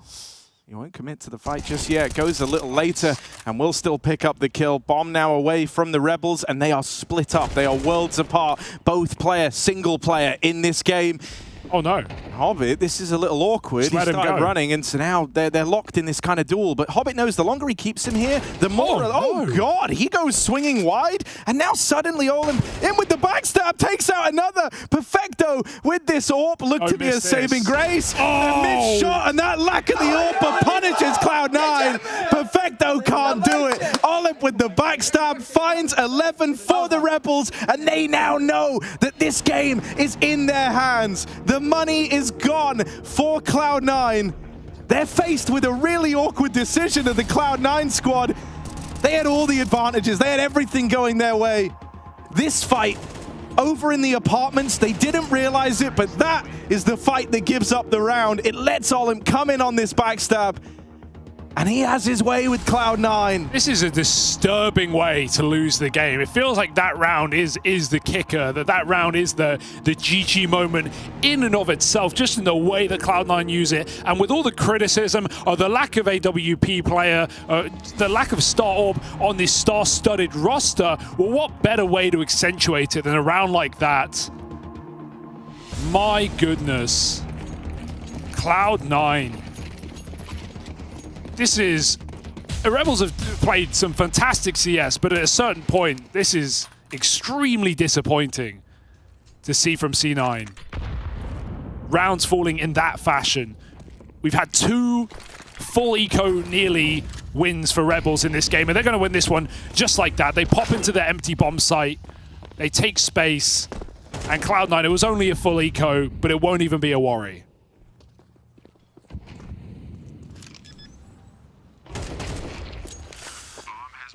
And so here they stand, just 1 round away from achieving that feat that they've been chasing for a good few years now. And it would be one tremendous feat indeed. The opener versus Cloud9. This was dubbed to be one of the more one-sided games today, 100%.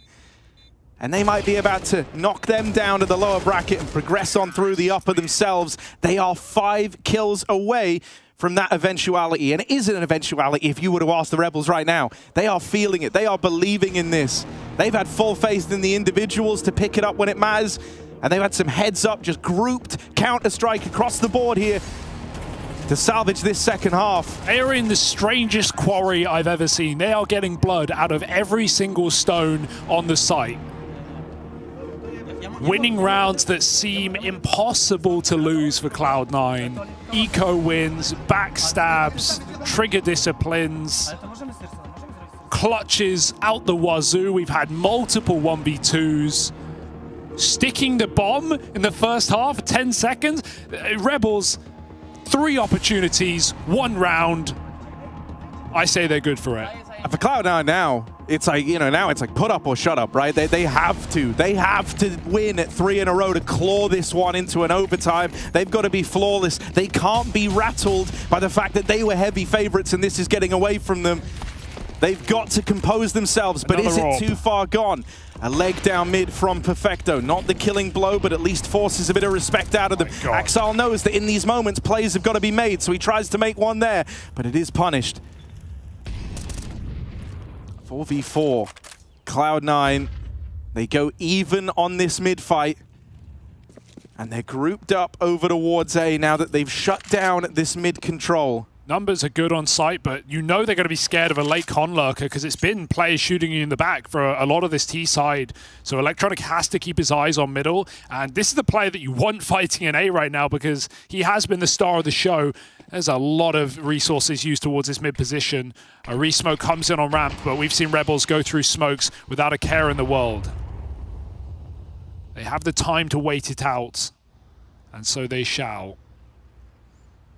It was Electronic in that round that looked like Rebels were about to start, really running away with this game. Who delivered when Cloud9 demanded it? Who kind of, threw himself out into the lion's den and made it work.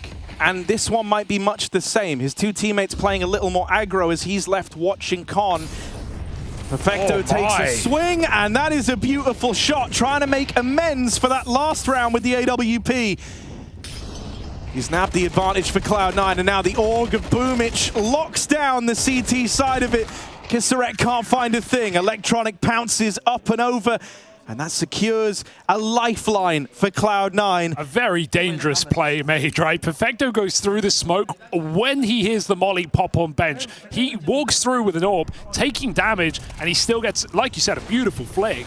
That's a lovely kill, but it's such high risk. You lose that, and Rebels have the sight, they have the advantage back, and they surely have the plant. Great Org spray in CT spawn.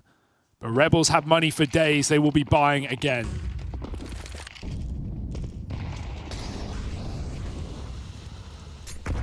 One down, 2 to go. Any further would have meant an orb pick. They bail from the top mid take. Flay was waiting.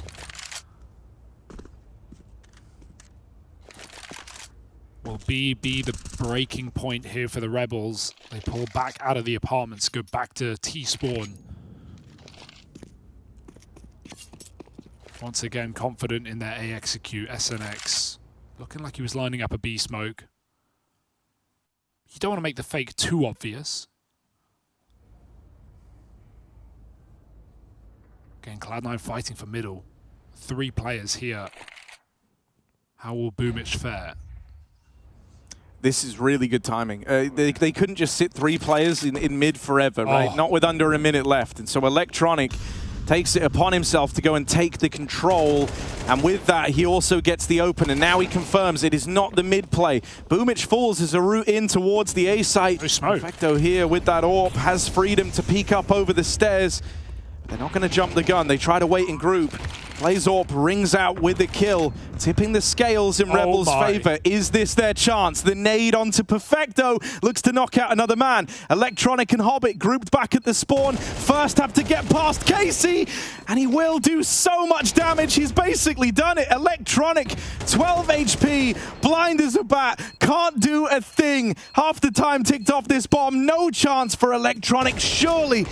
And as he goes swinging here, no fights have to be given, no ground gained. He's locked out by the Rebels, who secured their opening round win in the Katowice play-in. The first time in 4 years of Polish qualification to the play in the Katowice, and the first series win over Cloud9 of all teams. And you can say nothing but it was well earned for Rebels. Some unbelievable clutches, some incredible backstabs, and what a T-side to throw it on top. Cloud9, commiserations, they must be hurting. Oh man, that one's gonna sting for the Cloud9 crew. They don't even have words to say to each other. They know that's not a game they should ever be losing. Electronic's just staring blankly off into the distance. He can't even think about how this one got away from them so quickly. That is not a loss that this squad was expecting, and that can't be the temperature check for Cloud9. Their next matchup down in that lower bracket, BB waiting in the wings. They have got to pick up the pieces here, or else Cloud9's worst nightmares are coming true. Yeah, keep your eyes on this Rebels squad. Certainly one for the remainder of Katowice. They only sit 1 win away from the group stage. What do you make of that one, Sam?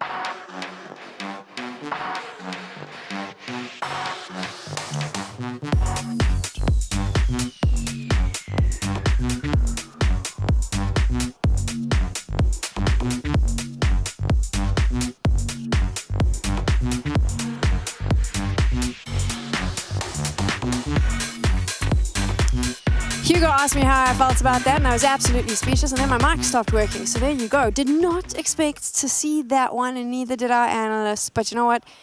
High fives to the plucky Polish team. Rebels, they get a win. I know that the home crowd's going to be really excited, but let's get straight into this. What the hell happened to Cloud9? Lack of communication and a lot of key points, a lack of understanding of where Rebels could be. I would tip my hat, though, to the fact that Rebels really, to me, they impressed me a lot in the way that they were so willing to find space as individuals. When I see a lot of underdog matchups, Pimp, I tend to see them shirk away from big fights, from responsibilities, but the thing is that Rebels kept pushing for more information, and even when they found that information, they never threw their advantages, or if they did, it was very rare. They were very good at coordinating. If we got one guy who lurked out towards B, one guy that lurked out towards A, how do we actually make this work for ourselves? And they just slow played these kinds of moments. They showed a level of composure that I was not expecting, because when you look at their recent results, they're bad. The recent results are really bad. Like, I don't feel like I was going out on a limb and saying if they get 7 rounds, I'd be impressed. Not at all. Now I'm very impressed. Now I'm extremely impressed, because that was so much higher level CS than I expected coming out of Rebels. I think the key word for me is composure. I was observing behind them the last 3 or 4 rounds, the way they were communicating, the way they were willing to, as you said, take space and then drag out the tempo of the round, come up with a new solution, come up with a new idea, and then keep composed in those stress scenarios. The communication was great, even after they were losing a couple of the rounds, and we thought to ourselves, maybe Cloud9 is coming back. Maybe they're pushing this into overtime, and maybe we know what's going to happen then. They're going to run out of steam. They were laughing. They were having a good time. They were chilling. They were still composed. They were still in the game in the right way, while still allowing themselves to have fun. That was very impressive what we saw right here from Rebels. I don't disagree with you at all. The results, everything pointed in the direction of Cloud9, despite them struggling lately. Rebels deserved this victory, and it's just another one to Cloud9 where I'm like, guys, you gotta do something about this. I'm getting sick and tired of watching you play Counter-Strike. I'm getting sick and tired of you watching play. You know who we're not sick and tired of? Rebels. So we're going to celebrate with them. Banks, what have you got for us? Well, you know what I've got. It's Polska Gurom over Cloud9 all day. And this is a very happy SNK leading his team. And this was just a ridiculous game to go from start to finish. You had rounds with pistols only, just an AK with it, still doing the damage. What was going on inside this game, mate? To be honest, I'm speechless. Like, I'm still quite shaking because there is a lot of emotions going on. But I am really proud of the team because we are like practicing really hard. As you mentioned before, like we didn't pull the good results recently, but we just came here positive mentally and we managed to win. So I'm really satisfied about my team and the whole game. And you told me before the game, right, some of the online results, it was a bit of a struggle for you guys. We weren't sure what to expect. You said you were just going to sit strong, right, and play to your strengths. Well, that's exactly what happened here. But when you were going through a matchup and you're feeling the pressure when it was getting a bit closer, did you feel there was a chance maybe that it could slip away, especially on the last couple of rounds? I mean, this is my first time playing on such an event. 1 year ago, we were also on Katowice. We lost. Like a couple months ago, I was also on Malta. We lost. So for me, it was like, okay, the first like pressure, emotions are done. I just need to now, we just need to keep going. And I am really happy that we made this today because, sorry, what was the question again? Well, yeah, Just, you said about like your bad games you were having, right, and trying to play, you're going to play the way you want to do it. Yeah, of course, we felt that, like, because I was about to say that every time, like on playing against tier 1 teams, like you can lose the stupid round. Like we showed it today. Like we won like two eco rounds or something like this with Hero AK, for example, or whatsoever. So yes, every round is like really value, and every round can go other way. But today we were like, let's say, better. So we won, so it was better for us. It was definitely good. I'm going to let you calm down and rest assured, man, and get ready for that next game coming in. But right now, Rebels coming strong. Let's see if they can do some further damage here at Katowice. Fantastic performance from them and obviously celebrating. You can see they're really happy, but I think Pimp mentioned it to me as that interview was happening. The key word there, they were better. And they were. They were better than Cloud9. I honestly think so. I honestly think they played a better game of Counter-Strike. They had certain individuals who showed up at key moments, certain rounds where, as you said, they were able to turn the round and win into a win, a secure win, where they were able to outplay Cloud9. They were able to look composed. They were able to look like the better team on the server. However, we cannot stay away from the fact that Cloud9 are playing way below level. But even so, Cloud9 playing at 67-80% of their normal capacity, Rebels shouldn't be able to beat them. It's only possible because they've played good Counter-Strike. And this is a really nice sign in terms of Polish Counter-Strike. Hugo was bringing it up on the cast that 4 years in a row, there's been a Polish team that has qualified through that Polish domestic league. They haven't won at all. And this is the first time that a Polish team has even won in the play-in stage of Katowice. That's incredible for their scene. Very impressive because usually with the Polish scene, well, right now I guess we're looking at ENCE. We were looking at 9 before, and I guess there's more talent in this region. That's kind of something that I really didn't expect coming into this matchup. I was laughing because you mentioned 9 earlier, and I wanted to be like, no, they didn't beat 9, they beat Ents. That was what I wanted to say at the start of it. But it shows that there is talent, and I think that it's exciting for Polish fans. Obviously, I think we also have to be realistic. I don't see this team making it all the way through to the Spodek. But I mean, it's nice to dream, right? For them, this is a big celebration. I think beating Cloud9 on a big stage like this is going to be great for their morale. It's going to boost them, and it's going to give them a little bit of momentum moving forward. At the very least, we see the potential. At the very least, we see what they can do when they're playing the best brand of Counter-Strike. For a team like them, it's going to be significantly harder going into the best of 3, where the map pool gets a bit deeper, the competition gets deeper as well. And I'm sure if you replayed this game, 10 times, Cloud9 would win more times than Rebels would. But in this specific game, right here, right now, today, they were the better team. At the end of the day, even if they were to lose out from now on, they can always look back at this tournament. First and foremost, they qualified. Second of all, they took down Cloud9, get a lot of points to their ranking, and showed us and showed the rest of the world and themselves that there's still potential within the current roster. We now have your United States Air Force Aim High. It's coming up on your screens. We're going to celebrate Rebels. That's what we are doing because they have just taken down Cloud9. We've got Olympia. We're gonna celebrate his performance a little bit, Maui, but while we're doing that, we should probably also talk a little bit about the Cloud9 side and what they plan to do now. As much as I want to celebrate everything that Rebels did in this game, Olymp himself, actually, I mean, he had a good game. He had a good game. Don't worry. I'll dig the knife into Cloud9 in just a second, Sam. But I do want to give Olymp a little bit of credit because openers, he went 4 for 4. Sure, it's not like he popped off the page there, but that was the most openers for his team, actually. It was the most openers tied with Hobbit in the server, getting 4 apiece. And he was one of the people that, even though he was able to get so many openers there and he was engaged in a lot of those duels, there were moments in mid-rounds for Olymp also where he was able to, again, slow things down. That kill onto Hobbit right there, this was a pivotal moment where he was able to get Hobbit as he lurked out of apps, and then he was able to actually find Perfecto too. And those were some pretty confusing situations overall. So it wasn't just the beginning of rounds for Olymp. But yeah, if we want to talk about Cloud9, they lost so many mid-late round situations, and I felt like it was going to be a clean sweep. To me, if Rebels won this game, it had to be just opener. Okay, cool. Like, their entry fraggers just did really well. But it was actually the fact that they slowed it down, and Cloud9 just sometimes lost track of where the Rebels were. It's a bit terrifying for the future, right, Pimp? I mean, this is a lineup. You actually said this at the start of the show, that they've been touted to lift trophies. That's what they were put together for. It's falling apart, and it's falling apart fast. Yeah, from being taunted to lifting trophies to booking, flight tickets as fast as possible at pretty much every single tournament they attend right now. It's not looking good for Cloud9, I'm not gonna lie. I wasn't impressed with what I saw in Copenhagen. I was not impressed at all with what I saw right here. Again, it's a best of 1. In a couple of days, Cloud9 could advance, they could be one of the teams we still have to take seriously when it comes to perhaps qualifying for the Spoget, but it's just the inconsistency. It's the lack of AWP presence. It's the lack of character within the team as well. Where's that energy, right? We saw plenty of times with the old iteration of Cloud9 that they could crumble in big moments. We saw the Shiro episode. We see Exile miss out of the big games. It feels like a team where the identity is just lost right now. No one is stepping up to the occasion. Electronic is trying on the server, but outside of the game, in terms of body language, voicing their opinion, etc., etc. I almost feel like if Blade were the coach, they would do much, much better, but there's just something missing. Personality, whatever.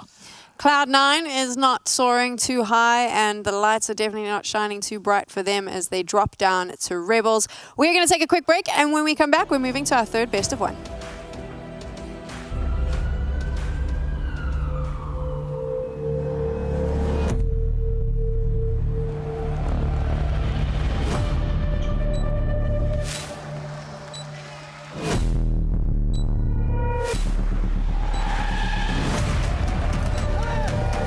Colt's gonna jump across. Oh my God!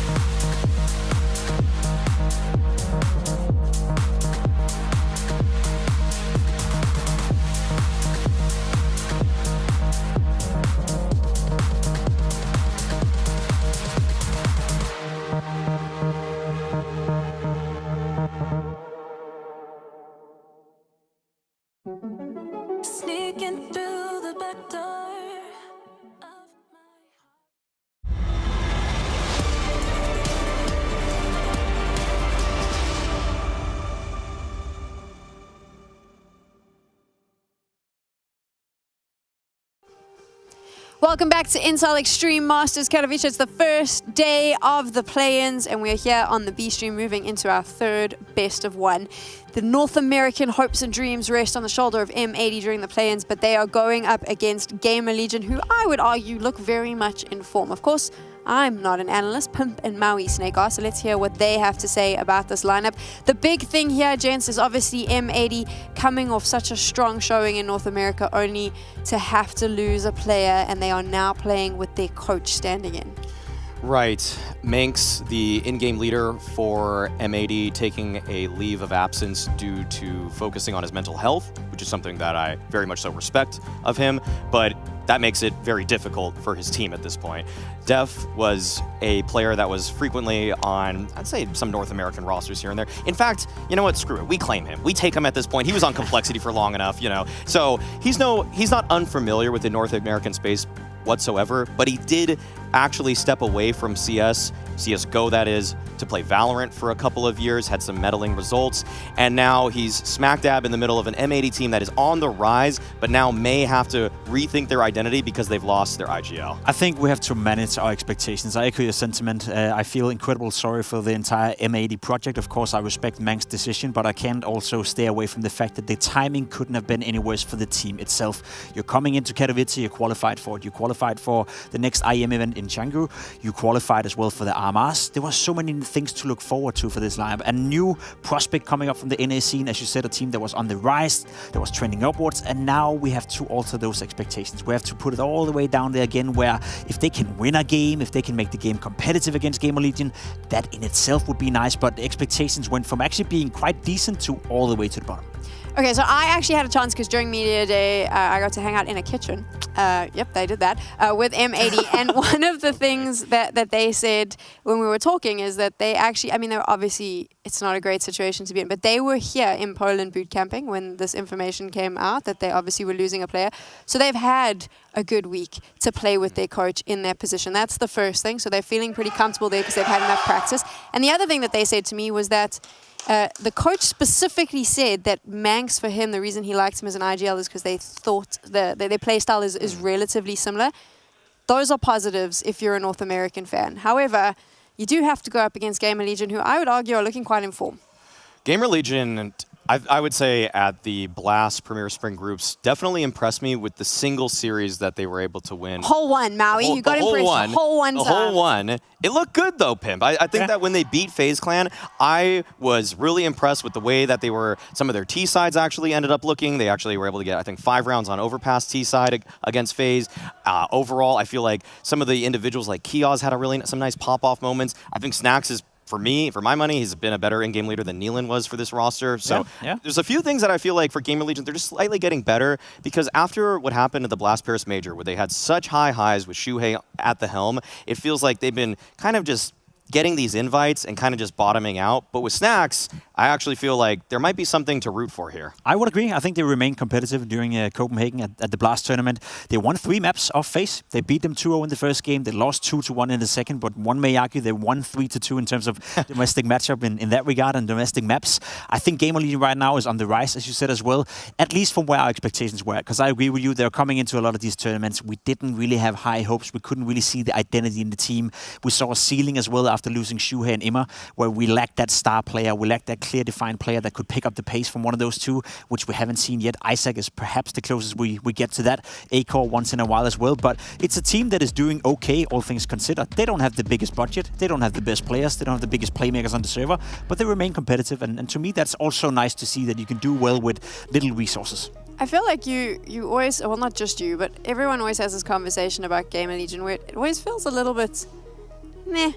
But then they always impress us. To be fair, I feel like they always come in and do something that's kind of impressive and get further than the expectations of the analysts. But they're doing this on the regular now. They've been doing it since Cologne. One thing I will say, and that makes this matchup even more fun for me, Maui, and I don't know if you agree, Gamer Legion seems to be playing better when they play good opponents, when they're playing the faces of the world, when they're playing Vitality, G2, etc. They play up to their level. However, they also have a tendency, when you look through the results, to sometimes play to the level of the opposition in the bad way.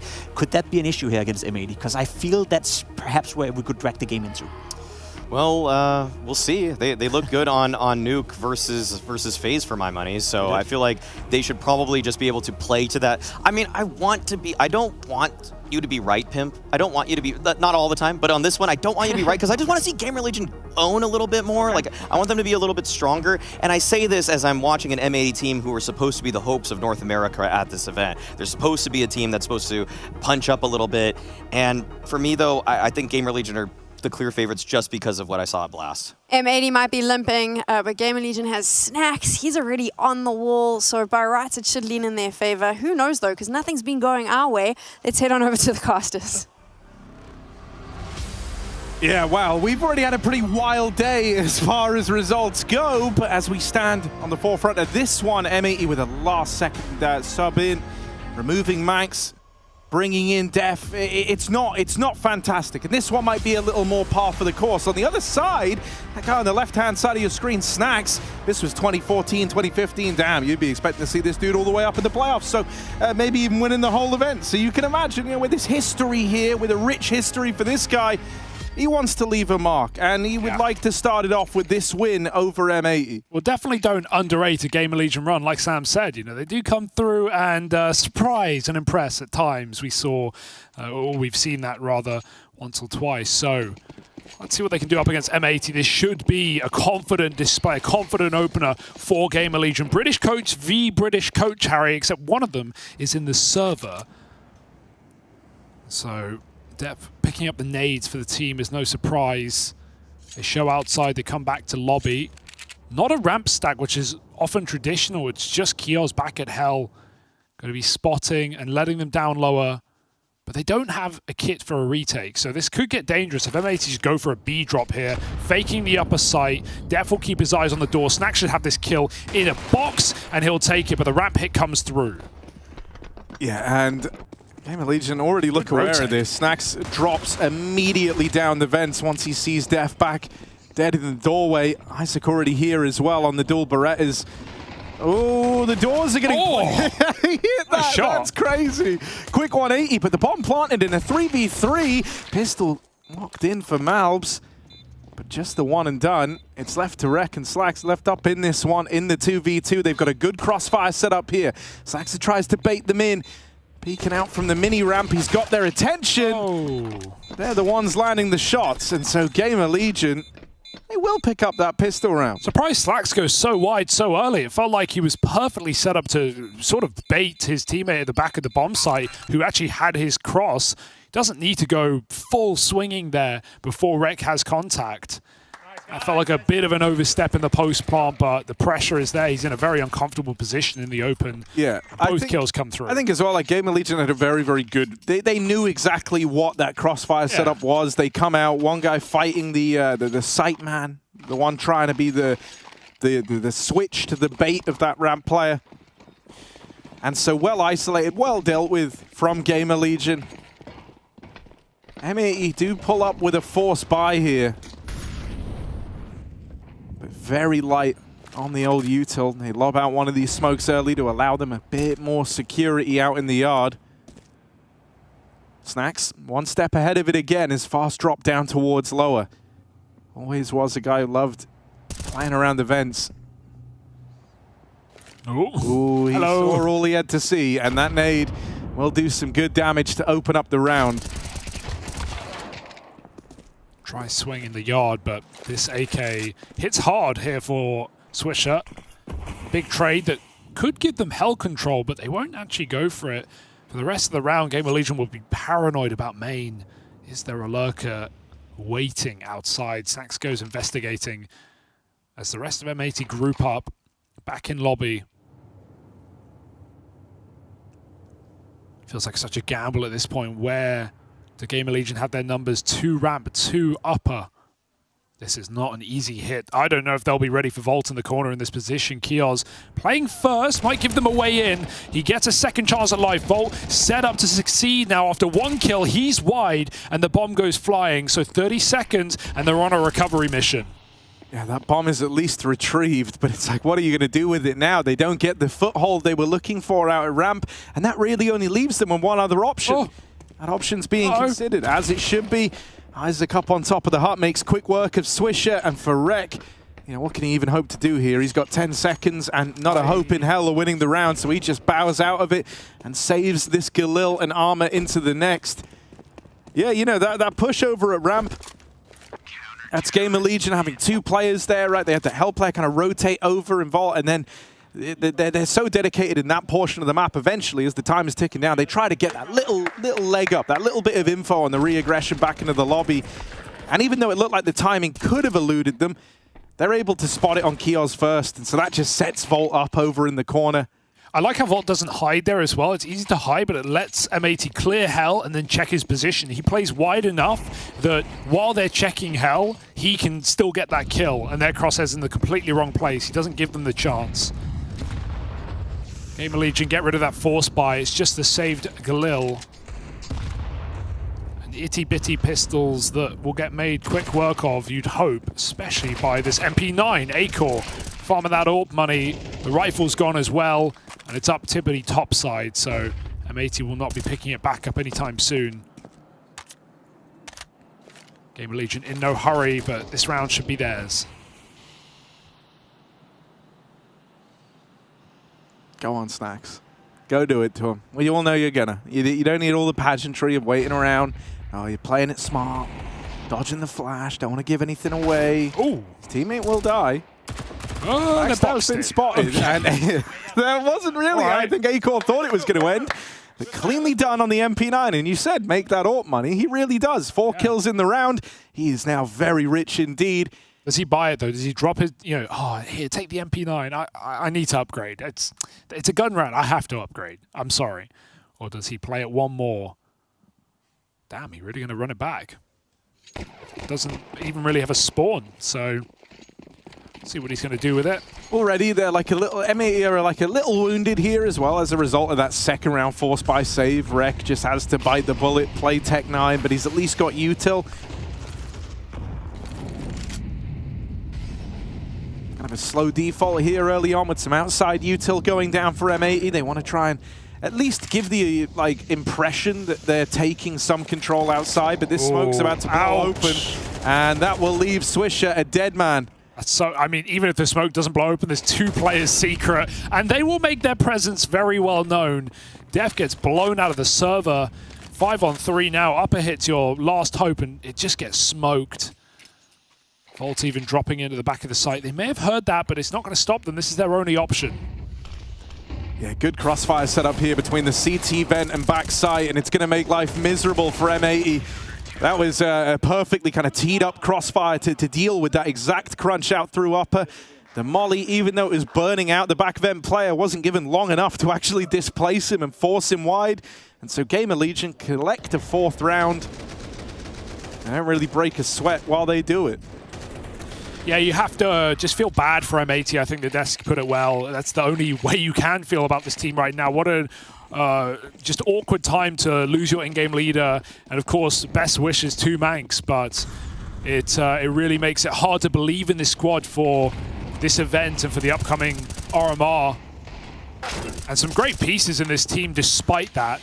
You know, Maubs, the Guatemalan sensation we've been talking about for a couple of years, ever since the online era. And Swisher, one of the better North American players or American players that we've seen have an ample amount of time in Europe, playing on teams like ATK in the past, coming to ESL Pro League before. So the experience is there, and it's only increasing here, but it just feels like expectations as a result of M80's situation are very low. How often do you really see coaches, you know, play and actually get results? It's been a long time. Especially for Dev. I've seen some Berry moments. Yeah, sure, Berry, one of the better options. One of the options. Swisher does sneak down. Snacks knows, but he doesn't know how many. Heard a tippy toe. He's going to go hunting here. And they want to pop out hut. One thing I'm kind of already a little worried about is they're not really too phased by these outside smokes of Gamer Legion. The attempt at conditioning that M80 have done here falls on deaf ears. The top side play is locked out. And Snacks is still chasing this kill, but he's made it up to vent. Chasing ghosts. Traded places. Where's he gone? Come on, Snacks.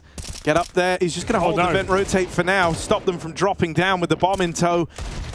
We'll be able to find Isaac, but any more from Swish's Deagle? It's just the one, and Snacks is there to save the day and keep it clean for Game Allegiant. The vent man. Sus. Yeah, he just vented. Look out. Well, in control fully, our Game Allegiant of this map. No doubt about it. Yeah, it was an Among Us reference. Yeah, the kid's got it, don't You ever played Among Us? AWP out for Slacks, the German AWPer coming to North America. Exciting time. And he definitely, got our eyes on him in Europe, so want to see what he can do here. Isaac has no respect, but Malbs teaches him a lesson or two. Snacks back in spawn. He's been very diverse with the positions he's played in this map already. He's going to get that first kill, but M80 control round the backside of Game Allegiant. Meanwhile, Acor lobby take, but Malbs is ready for this, and the barrel will give you a heads up, but he turns at the wrong time. 3-on-3, huge equalizing shot for Acor. Rek going to check rafters, make sure no one's in heaven from this position. They nade it, that should make it pretty clear. Meanwhile, M80 go down lower. This is nice though, right? Like the lobby clear from this double push of Game Allegiant. They're piecing together where this looks like it's going to end up. It could be a red herring, right? If Rek is able to like get the info that this top site is empty, Eos dies down at lower. But Rek's not to know that. Herd on the ladder dropping down, and when you see him dropping, you know that now they're committed. They're sticking to their guns on this lower play. Slacks is holding the but the kill comes in. It's a clash of the AWPers, a 1v1. Slacks versus Acor. Ouch. Flash dodged, but it still makes contact. Slacks is scoped in on the angle. Meanwhile, creeping through the site is his AWP counterpart on the other side. It is a tall order here for Slacks, but he's got that bomb to play with. Hunting him down, a missed shot on the AWP, and with each missed shot, Acor gets ever closer. He'll pick this one up, securing a 6-0 lead for Game Allegiant. That feels like such a misplay for M80. They get Rek in heaven, and maybe he was like the insurance policy. If they don't get a kill down lower, they come up vent, and he splits A with them. But he just fires off into vent. I don't know if he's like jumped the gun and just thought he saw someone and shot. He shoots the vent, and then he just drops hell. He can hold vent rotate. He can late lurk ramp. Instead, he just drops hell. That feels like such an oversight of his position, which is really powerful in a post plant. They were going to plant without him anyway. They didn't need him there. Plays way too early. And Acor comes up, of course, with a clutch. This guy's known for him on the AWP. 11-1 on the Danish AWP. Going to go back through the smoke. Let Snacks get up to his typical tricks. It's beautiful. You said it last round, but he has been very diverse with how he's approached out in the yard, and there's something so beautiful. A decade on from his run and trophy lifting Katowice, a decade on, he's out here in the yard instilling that same terror that he would have. Some things never change. We've got so much Polish representation at this event. It's great. And not just Rebels taking down Cloud9, Taz in G2, Man2, the Ents core as well. It is great to see Acor's picked Slacks as well. So that AWP battle right now is being won out, but the ramp rush has a response. Snacks gets flashed into a fight. Swish is not blind, and Acor's got to save the day again. Yeah, right now there's a lot of gaps all across the map. For M80, it's about finding the right one, and they know that Yard is basically off limits, but these players are trapped somewhat out here, having to drop that smoke to try and fall back, and Isaac knows that he kind of has to tighten the grasp. He kind of has to go for this because they've conceded so much room everywhere else. You need something from this outside control, and he'll go get that now. Acor's ready for the ramp play. And so what looked like a golden ticket for M80 here, like they had a real shot of winning this round, has quickly turned against them. The drop down lower feels obvious now to Game Allegiant. They've successfully pushed and prodded and poked the bear back into a corner. And this one's just a cub. Coming in with the club, it is Isaac. Looking to finish the job. Fast down the vents, Acor knows they haven't made it this far. With B control held from Game Allegiant, you know they're stuck in the site right now. You know the M80 are trapped on top of one another. It's claustrophobic. It could be awkward, but can they do it? Malb's dead. It's Def. Gonna have to stand tall, and he can't find that opener. Defuse secured, and a flawless scoreline still coming through for the Gamer Legion squad as they're yet to drop a round to this wounded M80 squad. Eviscerated in that post plant, nothing short of it. Malbs is trying to, you know, bait Def as hard as he can, respectfully as he should be, but great swing out of the window. And everyone comes in together to trade. No trade required. Acor is playing a phenomenal game right now. 13-1. That flick on the close ramp player that he's not aware of, or at least not ready for. He is causing a lot of problems right now for M80. It's going to keep them stuck on inner and playing towards ramp. Going to go running outside again. Snack's getting caught. Heads up fight won by Swisher. He's had a couple of them in the yard. Isaac with his back turn, they're running for him. Smoke comes down, and M80 being methodical, they have been outside. They've definitely been using their util well, but Acor does not care. Hits his, does finally miss a shot, but lives to tell the tale. I can't believe he goes back, like after that. He's confident right now. Goes back in for more. Loses Kios down in secret, and so now Acor knows he's got to keep fighting. He doesn't want to let them cross. He doesn't want to give up this gap in the setup for Gamer Legion. And don't worry, there's always another one, right? Isaac now replenishing the lost ranks up in secret. Comes in with another backstab. Just a second late. Wow, Acor is so fast right now. This guy absolutely destroying M80. 3 kills to the good on Acor's AWP. Isaac moves in. No. Can't quite finish off the planter, and so Acor's got to do it. 1v2. Needs an ace clutch if he wants to win this. He has been lights out. They are terrified of heaven, but they turn their attention back to main, and they put a stop to Acor's reign of terror. You wonder what that round would look like if he didn't get blinded, but because he's blind, he didn't realize initially that that molly failed in heaven. It actually landed in the ladder. We're seeing that a lot nowadays. And so the molly explodes, and he could have re-peeked out heaven. With the game Acor's having, I think he would have re-peeked out heaven, but he resets, goes with his teammate, makes a lovely play through the smoke, almost catches Slacks planting. There's that molly bursting. And then, yeah, you get re-smoked in main. He had to go through. Good check for Malb. 7-1, a round on the board for M80. It's something. And Gamer Legion immediately tack timeout. Of course, the manager of M80 now, substitute as coach. And, you know, you got to dress for the occasion, right? And certainly has delivered in that regard. Sicko showed up with a suit at Pro League as well. The best dressed GM, potentially. Can M80 build, or is it just a one and done? Look at this yard take. They don't even need it. Snacks has been fine. Acor's been fine. You don't need 3, but they're ready. You clear the first man. That's when Isaac gets him. Missed shot from Acor. Haven't had to say that really yet. They both miss. Back to ramp instead. Yeah, just to flash through, that molly should come just in time. They have to smoke that off, and so they will look to move through it. Acor's here lending a helping hand with flashbangs out from hell, and that will stifle the ramp take somewhat. They've at least crossed Malbs onto the boxes. Oh, he hit him. There's one tag. Spamming, both AWPers giving it a go. They both hit it.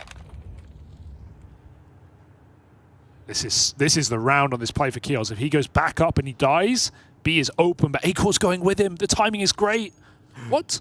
Oh, they thought it was clear. Anything but. Kios not ready for more. They were both behind the box, and now M80 can drop. But they choose against it. 40 seconds. Got to make up your mind. They want to do this silently. Ish. Well, it's subjective.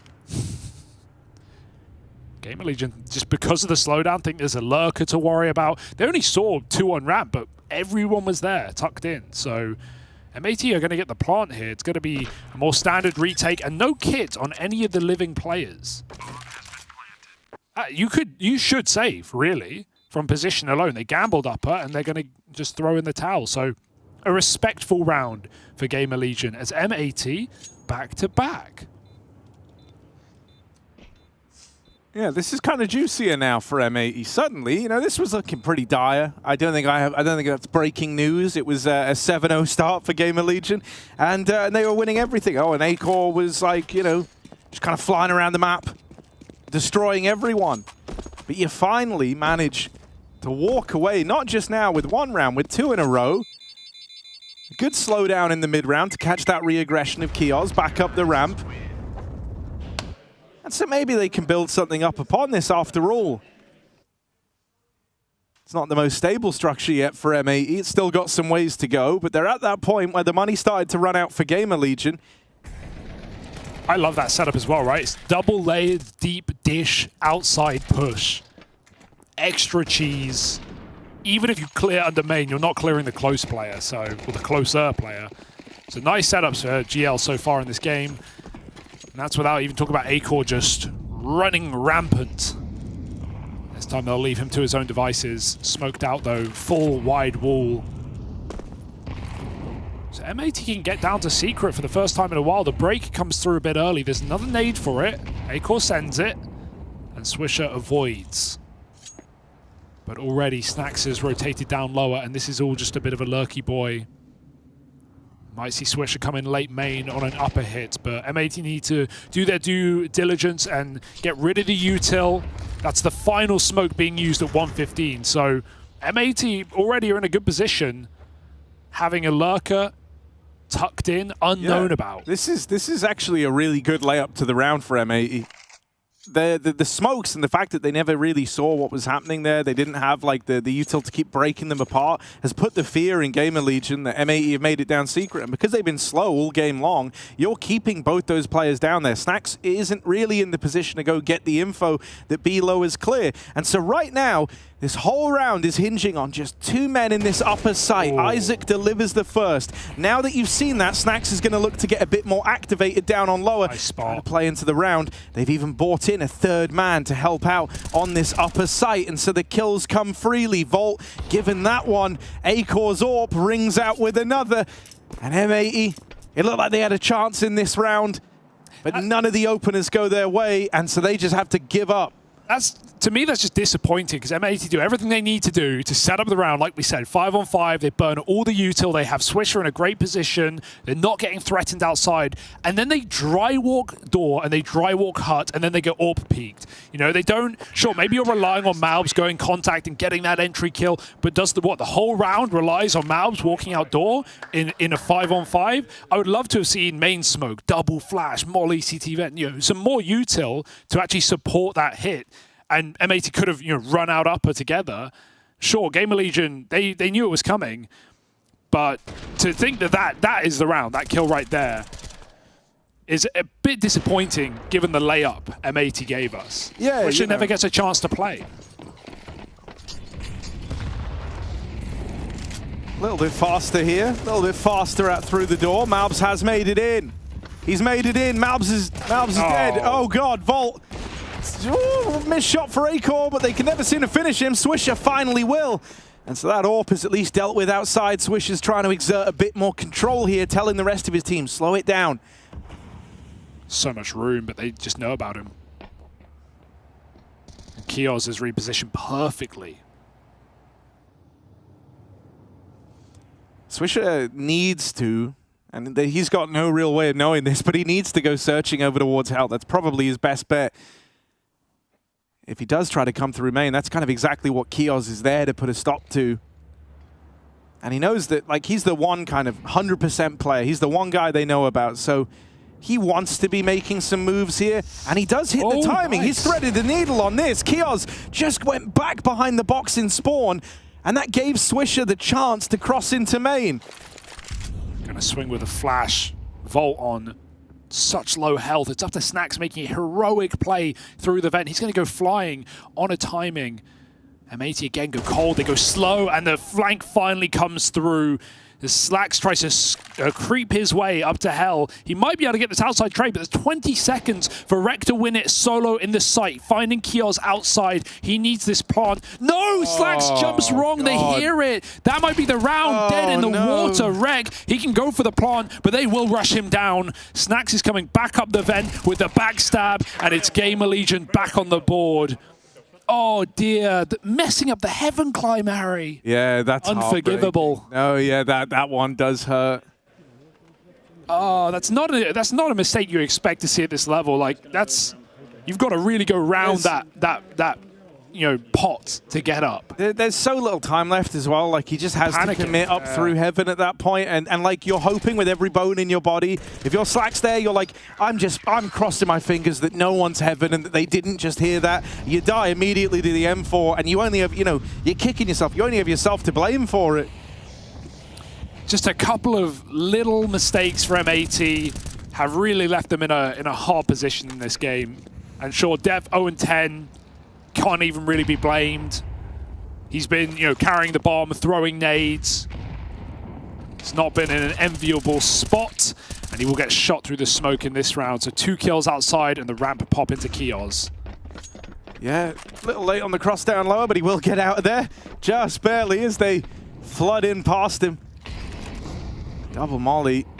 Acor's AWP fires off, and so now you're going into at least 2. That probably means Gamer Legion have pieced this one together. And for M80, hearts sink into their chest. Even that bomb plant is not a guarantee, and it will get denied. Swiped away from them. 10 rounds on the half for Gamer Legion. A crazy dominant performance with Acor as the front man.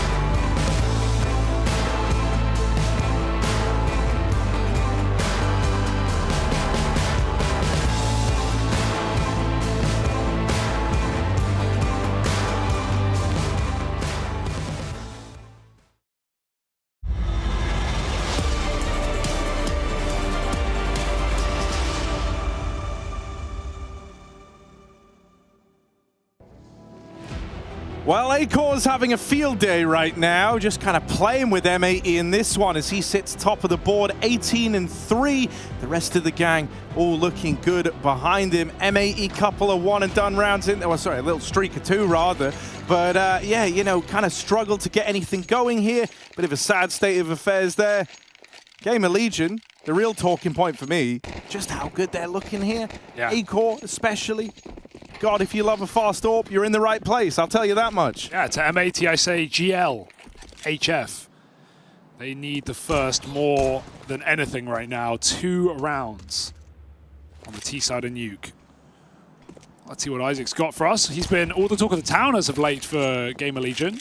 Definitely had some great games individually.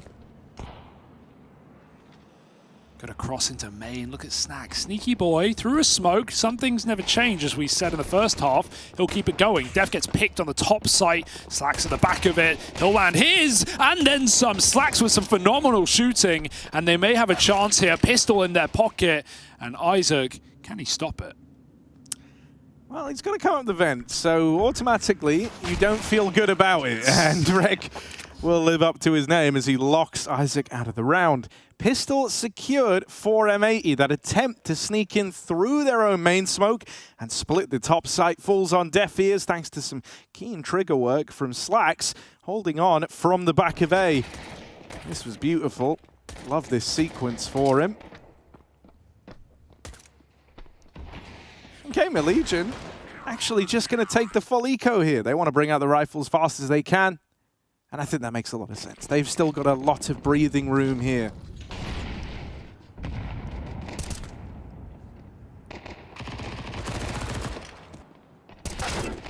Oh, that's, yeah, no, it's all under control. That's what I mean. Got to run though. 10 health, smoke drop, they can go through. They have Glocks after all. Oh dear, this might be a rifle and a bomb plant.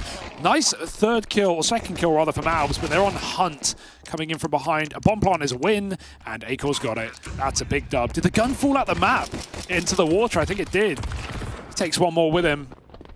That's awkward. M4 literally drowning right now. It was there. Nice catch, Jay.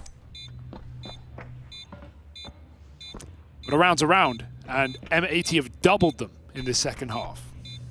Did Acor living like a seedy accountant right now, like just finding the way to squeeze maximum money from all of these situations. First half, he farmed up like what, 4 kills on the MP9 to propel him forward. That round there, manages to get the bomb plant, 2 kills on his Glock 18 as well. Love that for the guy. He's now loaded. He's now rich. And I want to see this AWP battle again because Slacks definitely got the worst end of the stick in the first half. I don't think he got an AWP kill on Acor. Acor definitely won that out the other way. Can buy it, don't need to in the first gun round of the half. And so he'll just go for a flat rifle buy. 10-4, but the only positive is for Game of Legion. Def on the board. I didn't realize he's just got a kill in that round. Good for him. He was handing out fist bumps. He wasn't getting tilted. Got to hold this team together.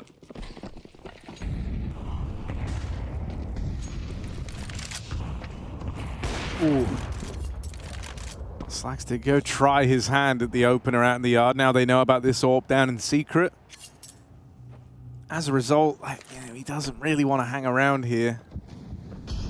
He has to keep himself mobile on that AWP. Swish with a very hard position to play, where you put your star often, the rifle outside.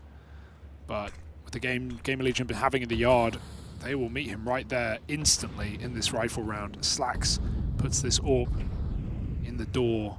Timing is everything that they're coming in, and he'll get his opening kill. Def even trades places. Great position for Def to late activate, maybe get this kill on Volt. Somehow gets obliterated. Slacks through the smoke, and Snacks does the same as he runs through main. It's a 2-on-2 with Game of Legion in the sight. Snacks even picks up the AWP. Out from heaven is Malbs on that jiggle. Good damage found to Acor. Peak that might have felt risky, but he gets his rewards from it. Can they trade? Hell yeah, they can. Trade offer just came through. Snacks, you got a mobile authenticator. I know it's an app on your phone. Nope. It's still just locked in limbo. Sorry, bro, I'm scoped. Oh, damn, they really don't even swap. You don't want to get caught doing it, but had ample time. This reroute is ballsy as well, but they've hit a good timing. Back through door. No kit, they've got to be quick. Oh, Acor's right behind them. Oh, the AK was the right choice. And Swish has even played his hands. Go on, Snacks. Show us why you saved that AWP. He gets it. Come on, sick round. Let's go. That's why you two are alive all the time, boys. Vibes are good in the Gamer Legion camp. That's a good sign. Definitely, I want to say an underrated team. Like, I don't think the expectation is there, like, oh, they're not in the conversation of, oh, they must be progressing to groups. This team will definitely do it, but I certainly think they should be one of the 8. Even if they're not in the top 4. And right now we're getting a good look out of them, even if it is against a wounded M80. Snacks goes for hero timing play, but Snacks starts by holding silo, so M80 with a 5-on-4. And what is a 4-spy round.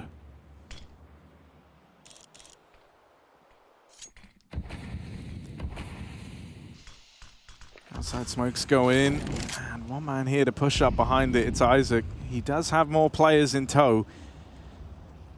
Swisher, I like this little jump check, but Isaac, seemed aware of it, was crouched down. Still, Swisher got the info. Aiko going to try his hand at the trade, and he will get it up over the red box. That's the confidence that a 22-5 game gives you. That's crazy, yeah. Slacks, he has been very nimble on this AWP. He might be a big gun, but it's not weighing him down. Always keeping them guessing. Oh, God. We just saw that like it was, got stuck I don't to know, him. what's it called? Baseball? Is that the one? He just caught that in his big glove. Double hut, but they know it's double hut. Mabs has to cover from heaven. Oh, that's a dink through the box. Kios wins it. They know there's 2 more here somewhere. Where have they gotten up to? They could be backside. They're not backside. They're in the hut. Wallbang. Oh, Def is on solo health, but he doubles his kills. Goes for a little bit more. Out of ammo. And it's going to be a 2-on-2. Rek getting caught. And Acor looking to finish the job. Not much time. Is he going to go down? Little smooth jump down the vent. Attempted. He's waiting for this kill, but he's wasting time. 11 seconds. He wants the frags. And Acor, cocky boy, will get punished. 5 rounds for M80. A bit of a mess. I love that Acor held on, but I don't love that he went back up. If anything, it was like a classic example of CS timing, wasn't it? Yeah, like, he holds that for way longer than he should. Any, like, you know, regular person would have done in that situation. And the moment, even then, when he's played it to the extreme, he looks away. That's when the swing comes out. Just pistols for Gamer Legion. And Rek is licking his lips at that prospect. 2 in the door early. Def, go on. Yeah, Nice. There's 1. There's 2. Go on, Def. You've got a taste for it now, buddy. Go get the 3rd. He's down to the P2K. Don't take this from him. Come on. Don't take it from him. Yes, Isaac. Drag the round out. Let him get closer. Maybe even reload the MP9 if he's feeling brave. We're all in on Def right now. Slacks is jumping and trying to wallbang the roof. Go on, letting Def go first. They're letting him go first. If this hits. If this ain't gonna hit. Oh, Def, the sacrificial lamb. We'll always remember him for that. You did that. Fed to the Deagle. I actually respect this sweaty drag out for Isaac. You know, he just wants a kill, Harry. He just wants a bit of damage. Never say the phrase sweaty drag out ever again. Yeah, okay. Fair. That's banned. Noted. Oh, it's interesting now. 1v5? Not super, but maybe a little more. Malbs will stop it before it gets any more exciting. I don't know if we could take any more. 6 on the board for M80. Trying to make this happen on their CT side. I mean, 4 of the 5 rounds played going their way. They are making a case for themselves, Hugo. Are they? Okay. Well, you know. Yeah. The fake MP9. What do you think about that? The fake flash. Throw in the MP9. Bit big for a flash. I don't know. Depends how close the flash was to hit. And then we saw Kios, mate. That nade looked like the moon when it ended up in his POV.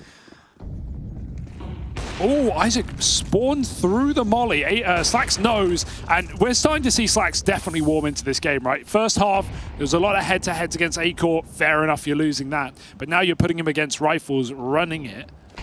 He's definitely looked a lot better. So, okay, maybe the case is to be made, Harry. Because as mobile as Snacks was CT, Slacks is the same. Goes back to ramp with the orb.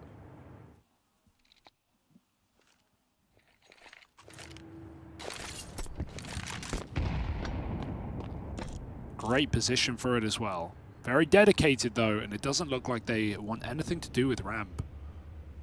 Oh, in the fade. And Acor started to miss a couple here. A couple of key chances that he's had to get the openers, and it's a lockout. Nice. From Def and Rek in the top site. 7 on the board now for M80. The glasses 4 are rounds off. the difference. This is starting to happen.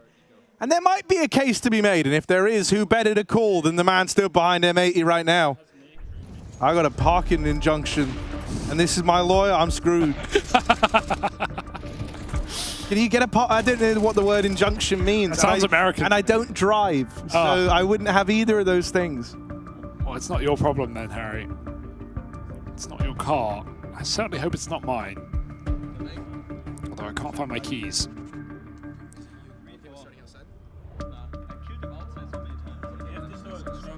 Oh, Rory. Oh, I'm what the hell? I think we just heard Slack say, I've killed them outside a bunch. They're not coming outside.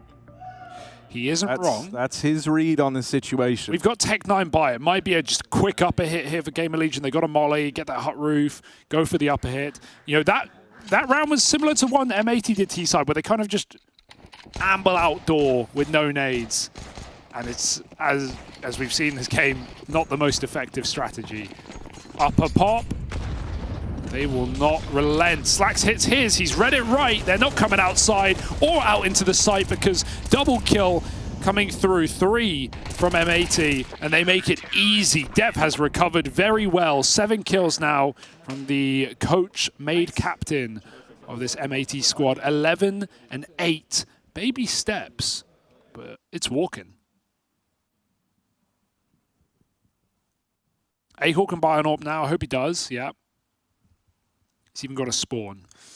Yeah, I don't know. Like, at first, it was all good fun. Gamer Legion, we're down to embrace the chaos. And now it is like, you know, it's getting to that point where you're kind of looking down the line and you're going, okay, let's not. Can we win now? Let's not actually lose this. Another upper rush. That's ballsy. It's not worked out for them so far, and it won't work out again. Locked out, shut down, damage done to Isaac. He's finished off by Rek. Malbs is now trying to have a bit of a say in this one as he's aggroed all the way through the lobby. Great position. Does Acor check this? Surely not. No, he has no idea. He's walking in blindsided. He has no idea. Neither of them do. Oh, this actually could go worse for Malbs. The shadow, and Acor, he's going to clear him. That's so unfortunate. Felt like that was made for Malbs. 2 on 3. Gamer Legion. Trying to do something very difficult. Gonna walk outside dry with this orb. Might just be going for a kill and then resetting lobby. Because Snacks has gone back inside. Holding for aggression. I don't think Acor's going to get given much. Snacks has even returned to ramp as well. There are timings available. Main's covered from hut roof. This just has to be them crunching upper into 2.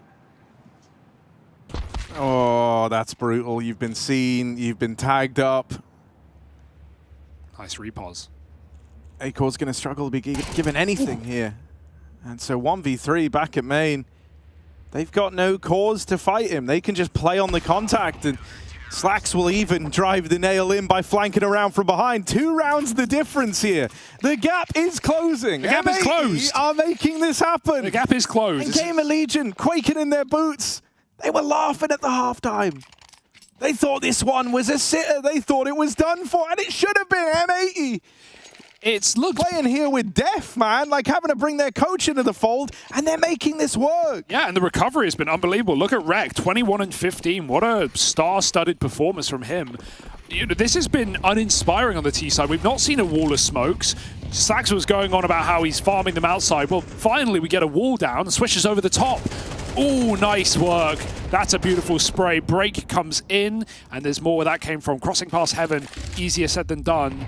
They'll jump over, but there's not much left in this round for Gamer Legion.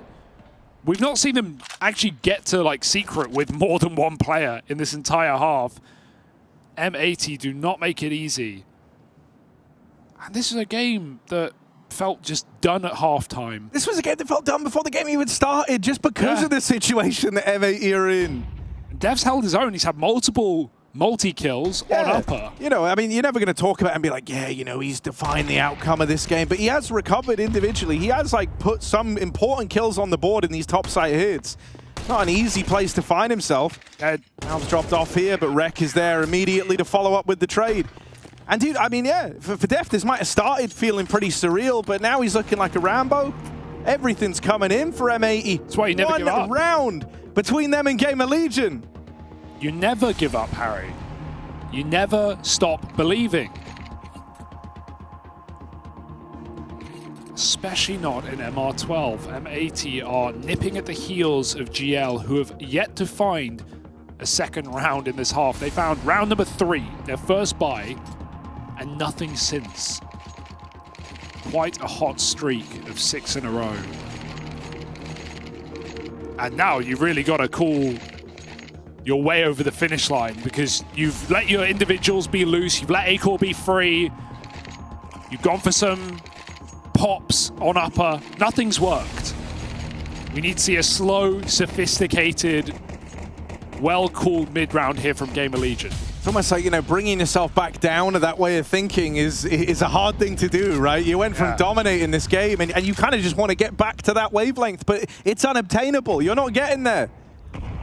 Well, it was unrealistic to expect Acor to carry the entire game. He certainly did on CT side. We've got the wall down. Here we go. A mind game now, because M80 finally go passive. They don't challenge the wall. They don't know if anyone's down secret. For all they're concerned, it could be 4 players lower right now walking. So Swish is back garage. Malb starts B from ramp. So they know GL can't get the site, but it's weak in their upper hold. And that was already weak. It's really just been on Rek and Def to go 1 for 1. He's in a good position to do so. And Rek has been monstrous on hut roof most of the time, now backside. Gonna try split main. Molly is good. Def only just survives. Gets his Molotov out before all is said and done. Rek with the spray transfer can't quite do it. Def does at least get the trade to leave this even in a 2v2. Malbs. Oh my. Oh, he's sneaking. He's moving in. Acor's back's turned. Acor is not looking the right way. Malbs doesn't go around the corner yet. He doesn't know what would have been waiting for him in the lobby. Now Acor is just homed in on this doorway. He's given himself one angle to worry about, and he will nail the shot. Slacks, he kind of had a big uptick here on the AWP, finding his footing in this second half.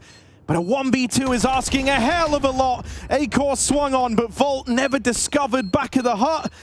And so for Slacks, there shouldn't be time to make this one happen. Volt falls away and plays it around the clock. Tech9 connects, but there isn't time. And so Gamer Legion, they breathed a huge sigh of relief there. They thought this game was getting away from them, and they've just moved on to 12. They've just secured that tiny bit of levity, at least, of knowing that they've got an OT and that they're 1 round away from taking it all. And honestly, they might still have to fight for it, because this next buy, losing 5 players like that off of a lost streak, they're not going to have everything.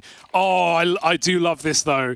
Mac 10, are they going to rush upper now? That would be a ballsy call, considering how well M80 have shut it out. It was a nice ace split in the previous round. Okay, they won't full send it off of spawn, but they definitely want to go fast and grouped. Slacks outside, smokes down. It looks like they do want to pop up, but that's a crucial opening kill. No, this is one of the times where Def hasn't gone 1 for 1, and so a new hero has to emerge, has to try and save the day. Swisher can't live up to it, and so now it's Slacks and Malbs. Malbs coming in late. up into the heavens, flash through from his teammate back in the spawn. He's dropped in, he's in the site with them. 1 kill from Malbs. It's all on Slacks. Big. These players are low. The 5-7 could do it, but the MAC-10 is just throwing bullets downrange. And that will put a stop to M80's little Cinderella story comeback here. They're locked out of it. Gamer Legion right their wrongs and secure the dub after all. You've got to give it to M80 just for the resilience, holding on in that game and making it interesting, but it's still not enough in the long run. It's still Gamer Legion doing what they were meant to do, just a little bit delayed. One of the things I think you've got to say is that M80, man, doing it with their coaching, making it this close, that's fantastic. That's kind of all they had to do for us to feel happy with it.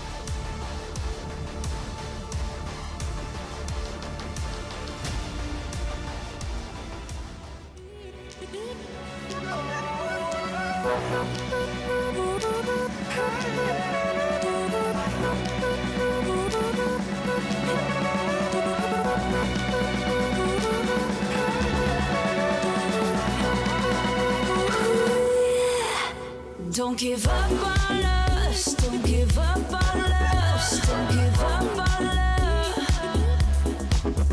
Don't give up on us, don't give up on us, don't give up on love. Hold me down, never let me go. Take me in, I want you to show. Hold me down, never let me go. Take me in, I want you to show love.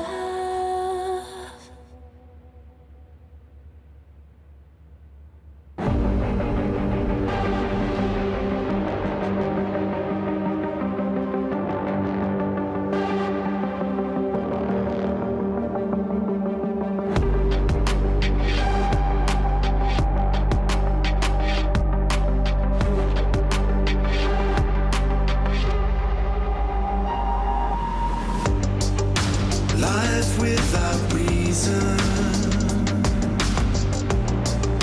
is no life at all. We are taking over. We can change it all. We can change it all. We can change it all. We can change it all. We can change it all.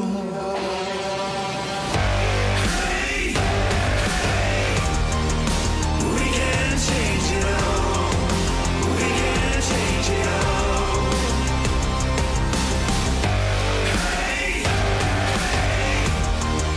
We can change it all. We can change it all.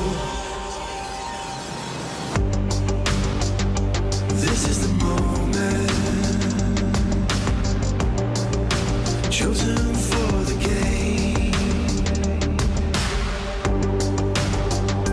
Live for the glory, fighting through the pain, fighting through the pain, through the pain, through the pain, fighting through the pain. We can take it all.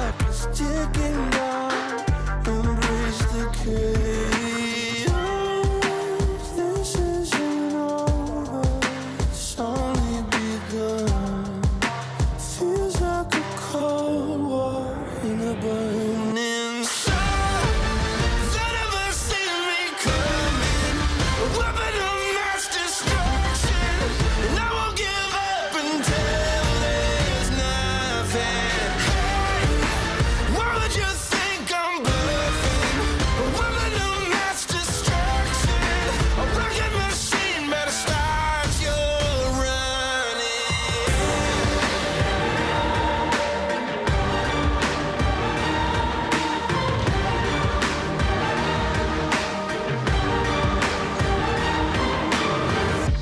Tension getting higher, I see it in their face.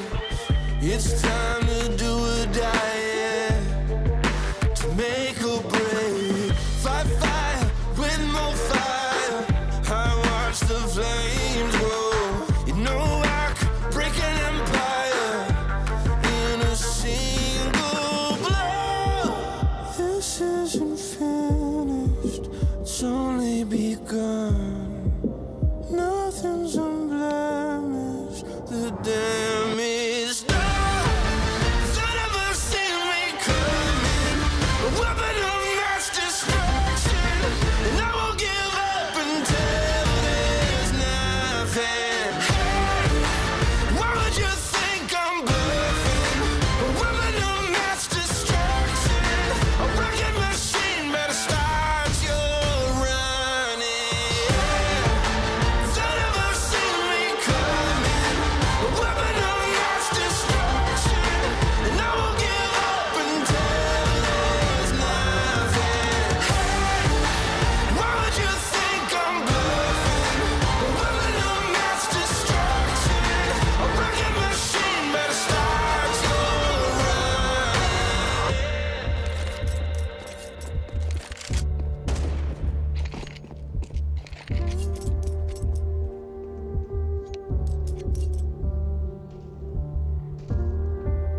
This isn't finished, it's only begun. Nothing's unblemished, the damage done.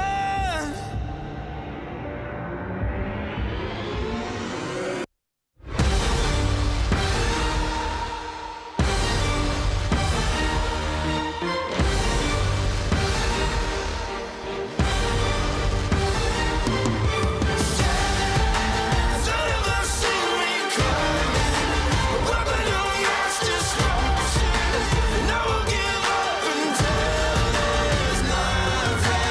Hey, why would you think I'm bluffing? A weapon of mass destruction, a wrecking machine better start your running. I'm a weapon of mass destruction, I'm a weapon of mass destruction, I'm a weapon of mass destruction, yeah.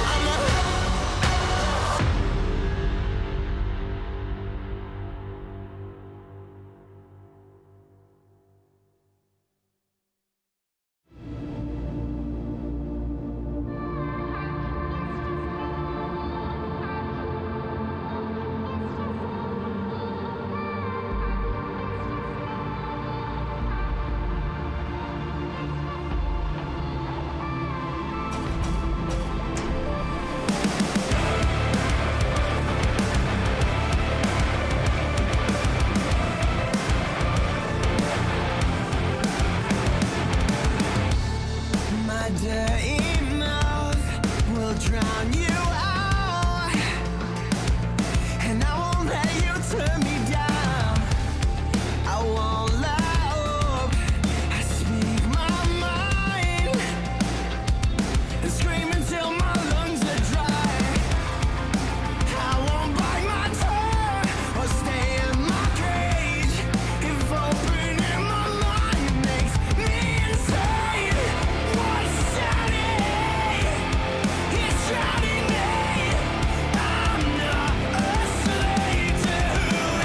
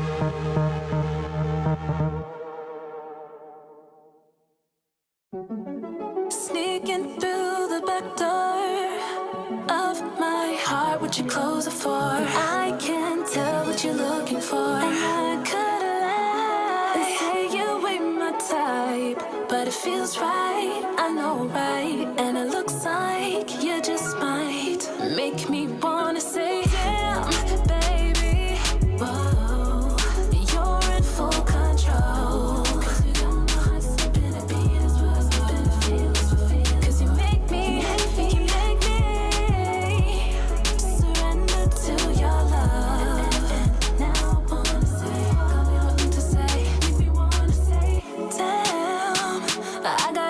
Myself, I can't let go of the girl I know. Got me, I keep it on the low. Your fire burns right into my soul. Like a light, turn me on the moon. You're all I need, all I wanna know. So, what you want, really, really want. Got me so weak, keep your loving strong. Never ever thought I'd be the one to fall so deep at all, so deep in love. What you want, really, really want. Got me so weak, keep your loving strong.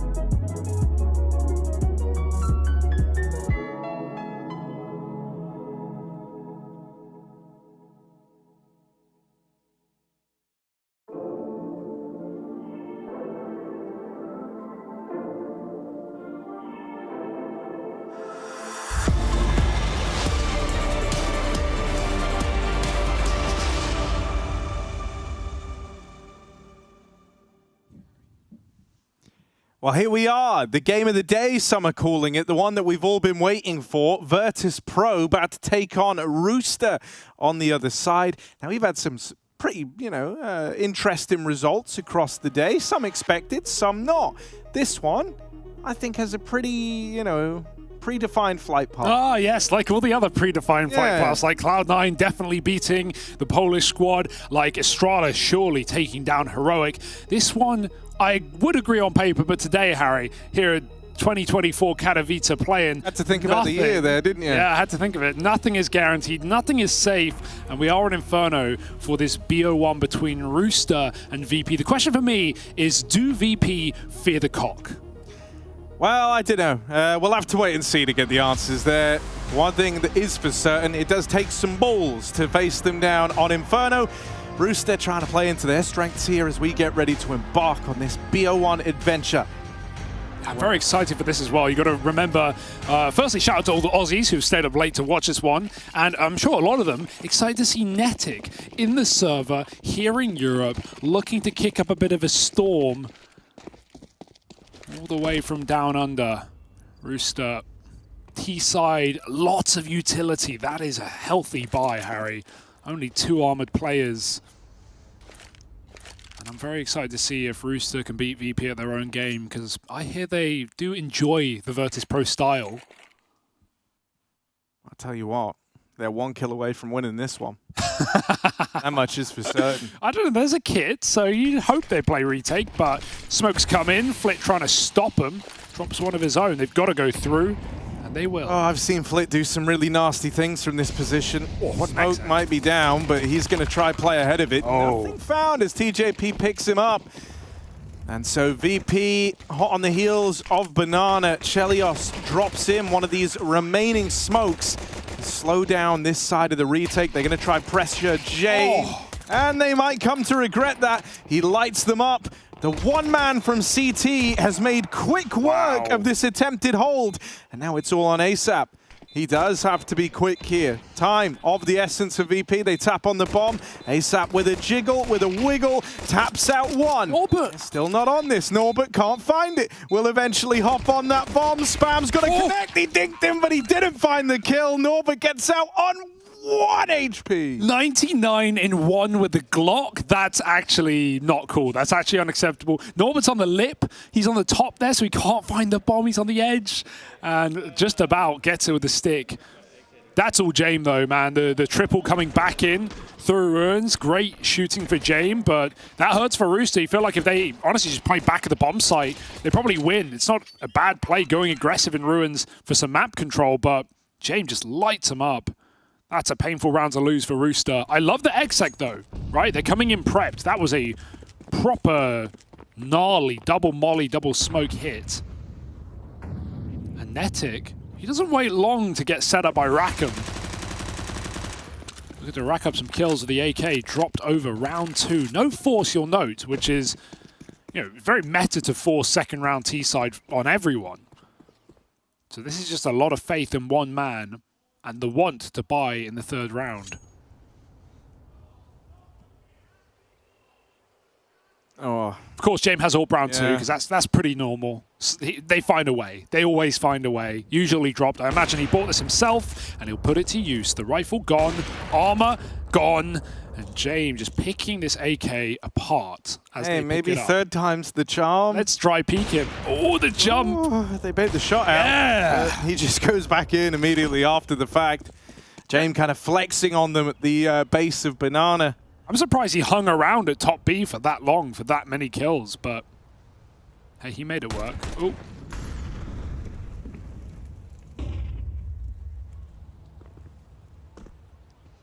Well, they're going to avoid the AWP, but the alternative is 4 players on A, so not going to get any better. When I said Rooster like the VP style, I wasn't joking. Look how they're dragging this down to the final 20 seconds here. Oh my god, they might... Oh, VP might just not kill them. They might just let them survive. Nah, at this point, he's got him right where he wants some nades go in, and easily done by Virtus Pro. 2 to the good, and not a death. Yeah, That one's a little nerve-wracking. I do like it, like how they try to slow it all down, wait and see if VP give them anything, but then you have to remember, it's VP. Yep. They probably won't give you anything, and so they didn't. Apart from James, obviously, at the start of this one, another multi-kill from the big man himself, the big man upstairs. He came down to earth, though. Yet to be crucified, says James. But I could definitely see him hiding in a cave for 3 days. Oh, that's awkward. The nade lands with the molly, so his health just goes from full to nothing in a second. TJP out. AWP is on the short side here for James. Chelios taking the hit with a pistol. Set Rackham up this time. But that is the way of the captain. Most captains.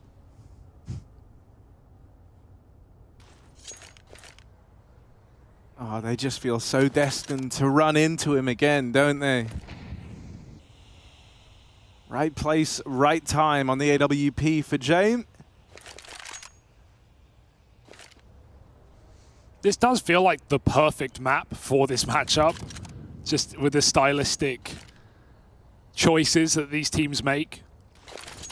Playing very measured, playing very late in the round. 4 on A, perfect stack for VP. They've read this well.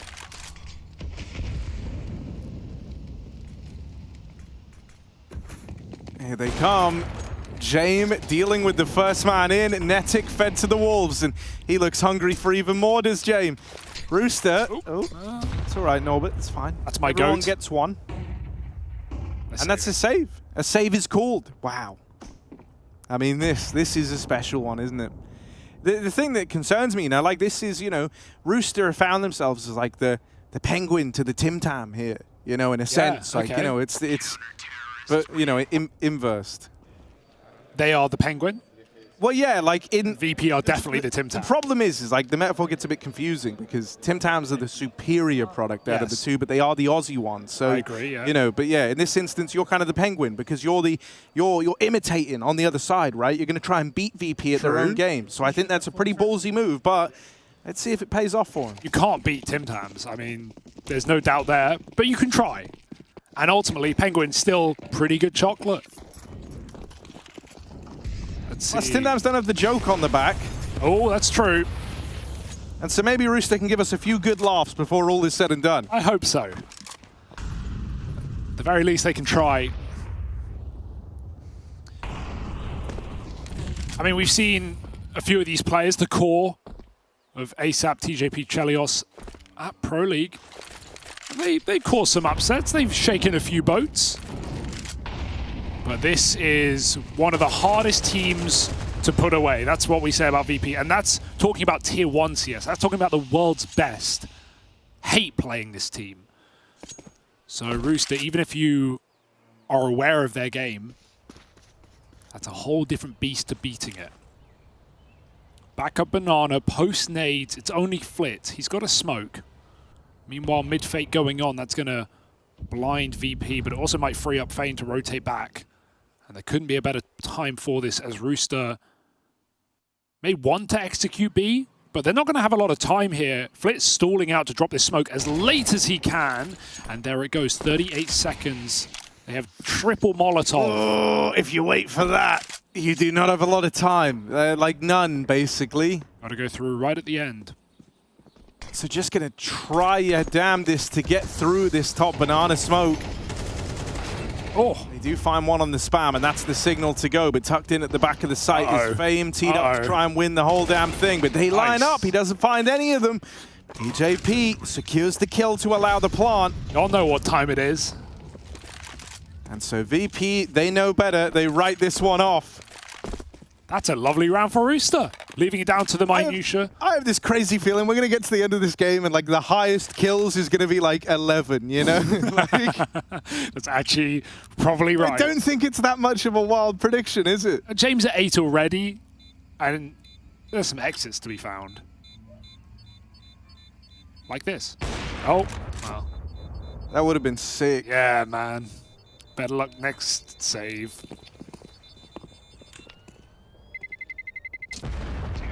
Oh, Some people don't like watching VP, but I do. I don't know why. Maybe I don't know why. I don't know why. No, I do know why. Inside the mind of it. No, I'm kidding. Go on. I do like watching VP. I think... No, I don't know why, but I do enjoy it. Come on, man. I love watching me a bit of VP. You know, it's very methodical because I think, honestly... I respect it. That's the thing. One of the things I think you're going to notice here, right, is that Rooster, who are also fans of playing it slow, they're not... VP might play a little slowly, but they're very active still within that slowness, you know? It's not like they're just kind of sitting around waiting to do the final thing, right? And I think that's one of the differences you might have already noted here, is that Rooster in some of these rounds have just been sitting at T-stairs, more so waiting than anything else to actually get going. I do think the style is accentuated by the map because we're playing Inferno. There's going to be a lot of waiting behind smokes. There's not a lot you can do. Sure, CS2 has allowed you to break smokes and go through, but this is a very hard map to do so anyway. So it does lead in to the style, the map we're on. But I also think that's why this game is going to be entertaining, because Rooster know exactly what they're up against. And so how do they feel that they can beat it? What do they have at their disposal? Right now, 4 players alive. Jame Orping longside smoked out. And they're looking for a B hit. But nades are still keeping them back. Re-smoke at top B will send them out. They're going to go back to mid. 35 and 3 CTs here. A lot of the pressure is on Rackham in the apartments. He's going to come out topside. No, he regroups there, rushing short. All right, all in at the 22nd mark, up through the short side, but a lot of bodies inside of the site to try withstand it. Jame didn't shoot. Goes back in the second time around. Still, his teammates down in the pit are going to be there to support him every step of the way.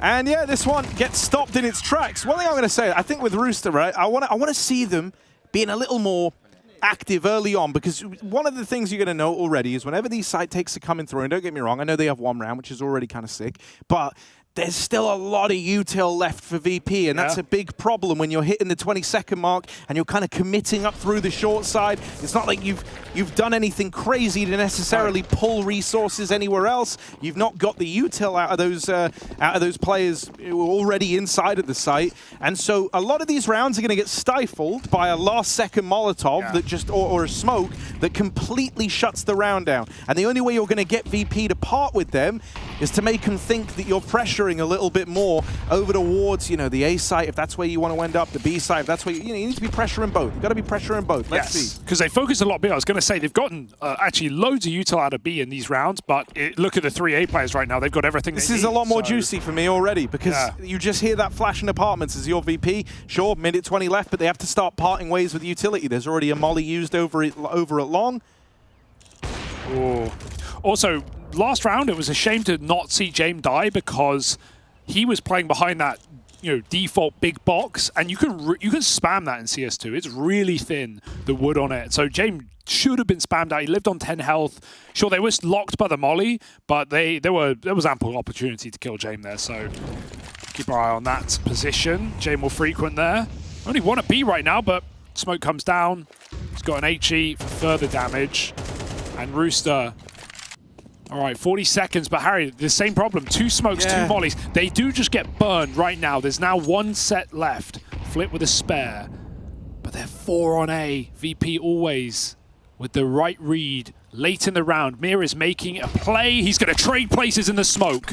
Oh my God. Oh, Mir is a wolf in Cox clothing here in the back line. He has got them all on a silver platter. Oh, the timing. Why are they peeking? He will start to close the net, but now there's a man down in pit, so his crossing of the site is no longer safe. This is potentially a really good spot for Rooster. Mir thought he kind of laid the golden egg on that push out through mid, but it's nothing of the sort, just a yoke. Fame walks up with him. They're still believing in this round. They still want to give it a go. Nade into the pit, a bit of damage on the Netic. More util to try and nullify the pit position and give them this cross, but it doesn't get there in time, and so the save is pulled. Rooster, hello, with a second round. What the cluck? They successfully break apart that 4-man A-hold. Admittedly, did get uprooted right as they went in, but they were still, close enough to be there immediately. I mean, some great shooting from Rooster, because you're thinking with Mir with that play, you're thinking you don't want his teammates to die. James is deep in library with an AWP. He gets 2 bulleted on that short swing. So yeah, could Mir have played more aggressive? Yes, but also his entire team got wiped out in A. Look at these shots landing from Rooster, catching Flit. That's the death that feels unnecessary. Fighting before the smoke bloom. So that's an awkward round for VP, where you feel like Mir could have just won it on his own, but he was a little bit too late to the party. They'd already eaten all the cake, and Rooster, with an explosive short pop, this time without a molly to stop it. That's what it looks like. So it's 2 rounds already on this T side, and a competition for best dressed coach has already entered the building. Sicko's got to watch out.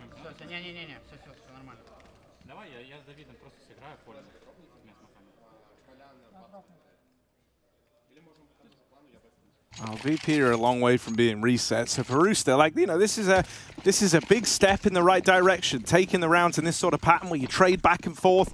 You're trying to take notches out of VP's belt, trying to bring them down. And they could do that here and now. If they win this round, suddenly they're actually looking quite good to try and equalize. Now, VP would be saving, so that definitely plays into it. Oh, that's all. Not the start you want. TJP spammed out over at Banana. And this time there's a bit more support B-Wood to open things up. James took that last death personally, and now he's keen to be involved in a fight over here in mid. Yeah, you don't kill the Time Lord and get away with it. He will come back next season looking very different. James waiting. Barrel is right there, but he can't see it. This must feel weird for James, He's not necessarily used to this. He doesn't care all the same. You're not going to out-patient old James.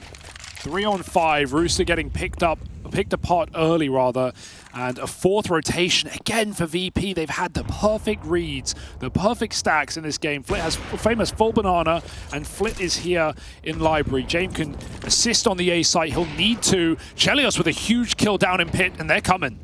Yeah, that's actually massive, but it might not matter. James might still pick them apart here. Last man in. Netic will fall as Mir gets the better of him.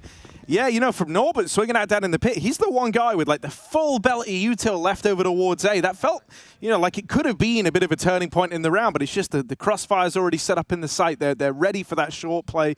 And Norbert, even though he doesn't get the Molotov out, even though he doesn't stop them in that regard, he at least gets the info that, everyone's here. They're committing up through short. And so for James and Mir, they just kind of sit pretty in this default, cold corner crossfire going on. I also heard from our resident Australian MC that this is ASAP's first time with no ping on CS2 because he's from Perth. So he has very high ping playing domestically, obviously on what is typically Sydney servers for the New Zealanders as well. So this is his first low ping CS2 experience, and he's top fragging. So that must feel nice. Hard game to play on high ping. That's an awkward flash, and they're all going to get blinded and boxed away in mid. That Molotov is a problem. Mir gets flashed back for more. But he doesn't need to commit here, and he knows that. There's over a minute on the clock. Why fight? Yeah, trying to tangle at range, trying to bait them in for that flashbang, and he will get out with the double. Mir just facing Flit there to back him up every step of the way. That's what I mean. Yeah, nice kill from Rackham on the spam, but it's just the one and done. And so VP picking up. After these few rounds that Rooster have been able to muster, they're right back to their winning ways now with 2 in a row. They deal with the pistols without breaking a sweat. The rifles making a return for Rooster. They've got to leave a lasting impact here. They've got to do a little more, or else VP are going to walk away with this game. Walk away? Yeah, I choose the wording. They're very intentional. Yeah, I like that. All right. All about burning out the util with the clock here for Rooster. Going through, they've been spammed before. TJP risking it all here, but it's a good flash to get him in position. And they've actually backed all the way out to pick up the bits and bobs back in spawn.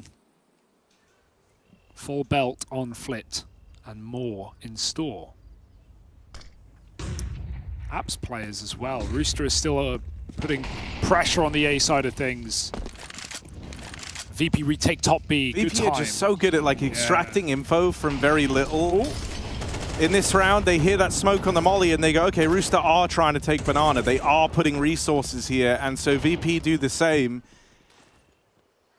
Oh, Flash is ready for fame as well. This is going to be very difficult. Oh, but it doesn't come through. He just swings dry. That's a way in for Rooster. Will they just exec into the site? There's still 2 CTs here. They've got a smoke. Flit is still holding the smoke for as long as he can. And Jame is on rotation with even more utility. Good luck, Rooster. But here they go. Now there's a smoke in the way. Jame can follow that up with a molly if they do try and commit. Oh. Flit's making a mere play, but he's in a way better spot to do it. There's no timings that will get missed here for Flit in this smoke. Yeah. Oh, Smoke Walker, thanks for the great planes. Here he is. They try and come through this. The plant comes out. Just waiting. Still just waiting for that smoke fade, and now he plays his hand. The one and done. TJP back at the site. Dodges the flashbang, but it's really boxed in here. Wow, he did tap Jame out. Lands a blinder, but the trade was there. Like, Rooster has a bunch of talented players. You absolutely cannot deny that. I do enjoy this style, even if it is up against like the Kryptonite to the style, which is the same thing. But they have some talented players on this roster. That's what we learned at Pro League. And now with the addition of someone like Netic, who has been touted as the next big thing. Man, that's crazy that Flit sits in that smoke the entire time while his team just rack up frags around him. All just to go one and done, but it's enough. VP 7-2, and another buy coming through for Rooster.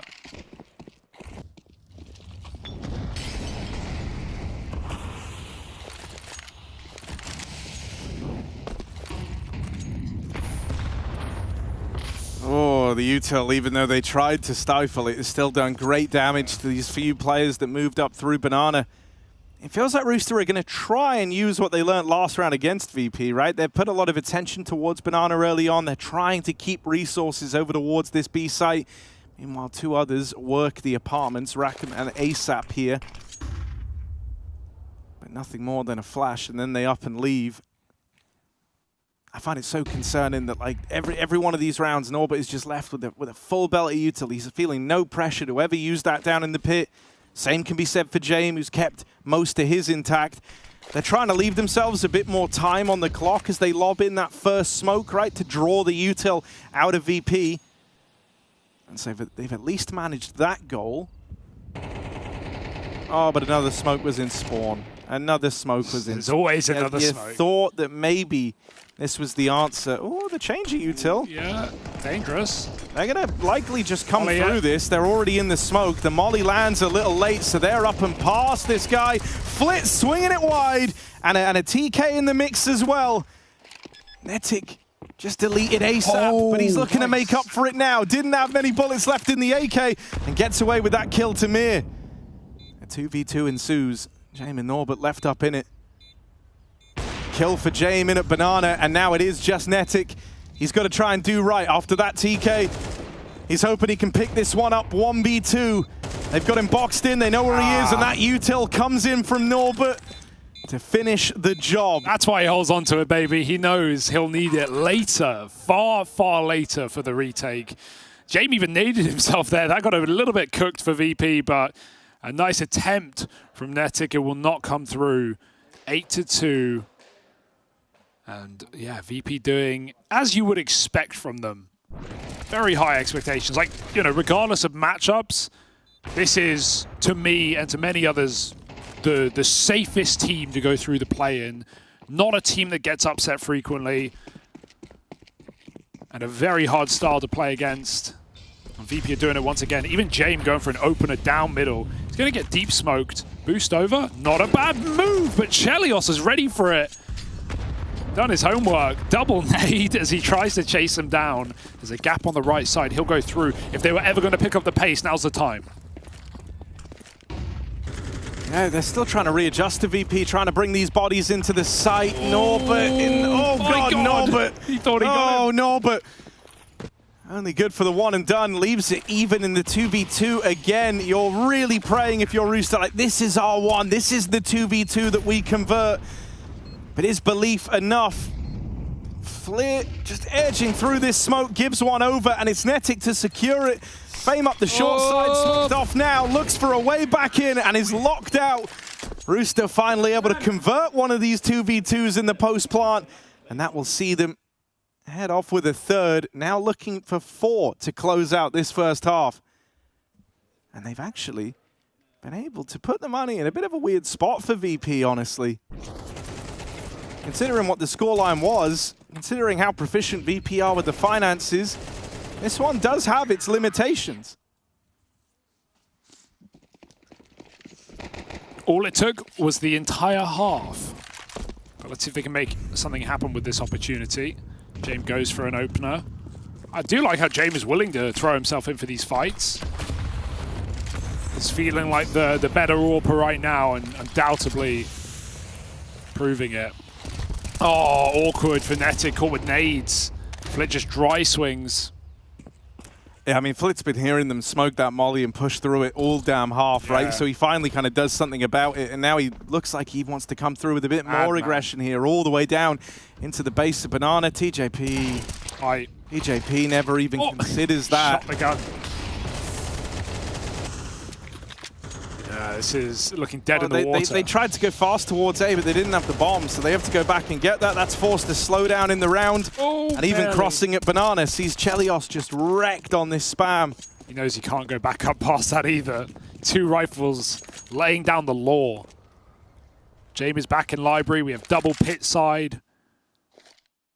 Safe to say, what seems like an impossible round. I mean, this was a round where VP didn't even have a lot of utility, and they've still got a decent bounty of it left. Flit, again with the aggression, just changes side, assisted with flashes from Fame.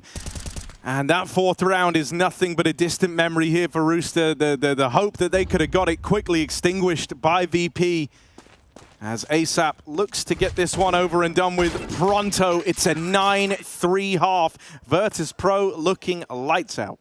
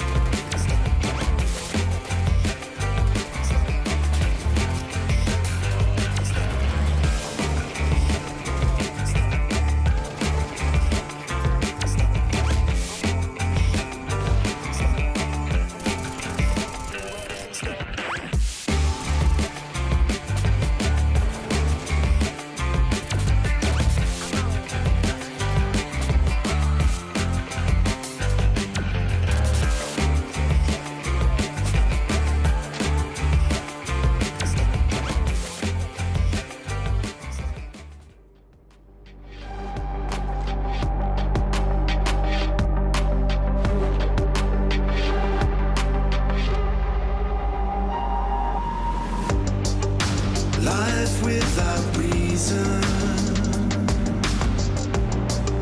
is no life at all.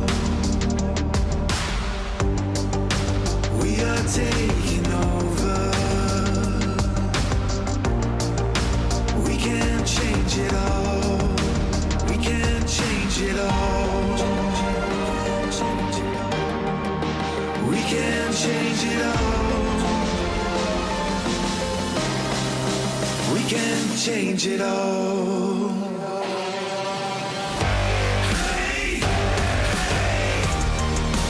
We can change it all. We can change it all.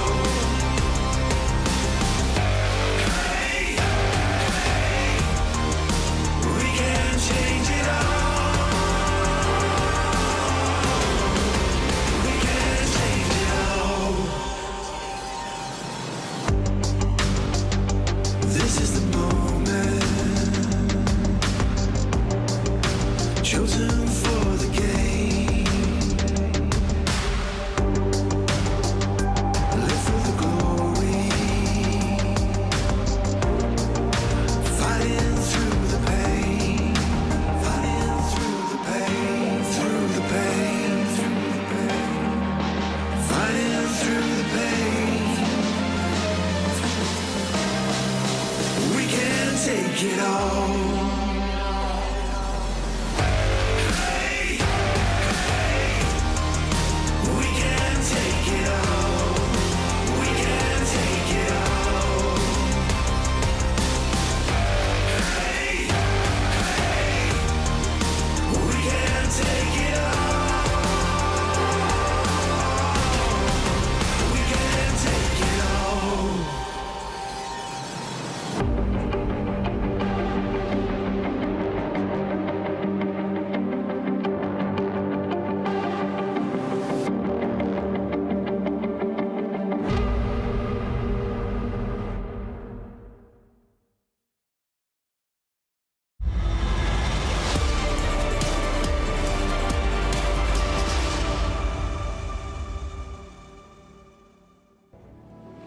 It's like shooting chickens in a barrel. VP having a field day and giving us another J masterclass on the CT side of Inferno. A 9-3 first half as Rooster from Down Under grace our screens once again in Europe here at IEM Katowice. Will it be another play-in left early? Or can they come back against one of the best, one of the most difficult teams to put away?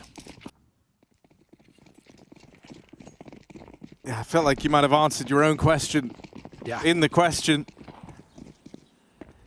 But VP now on the T side of things, and Rooster immediately start with a bit of a gamble here. 4 strong over towards B.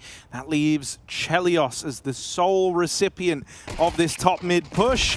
Up for the task on the first man, but no further.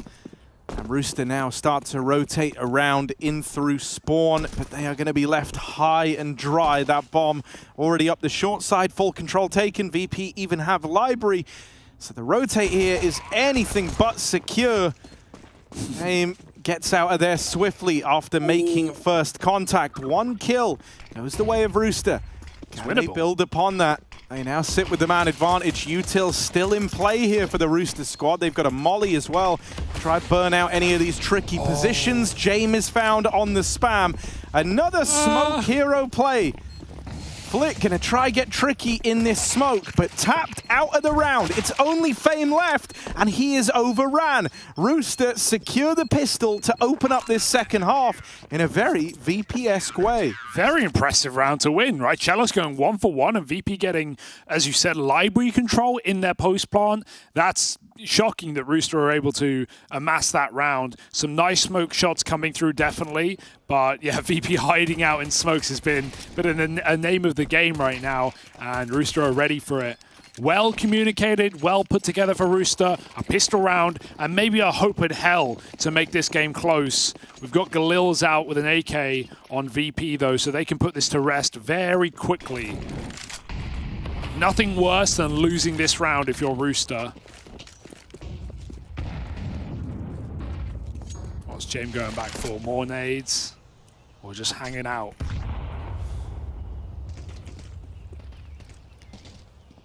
Just securing the end of round, LZ. You know, already more aggressive on the CT side for Rooster.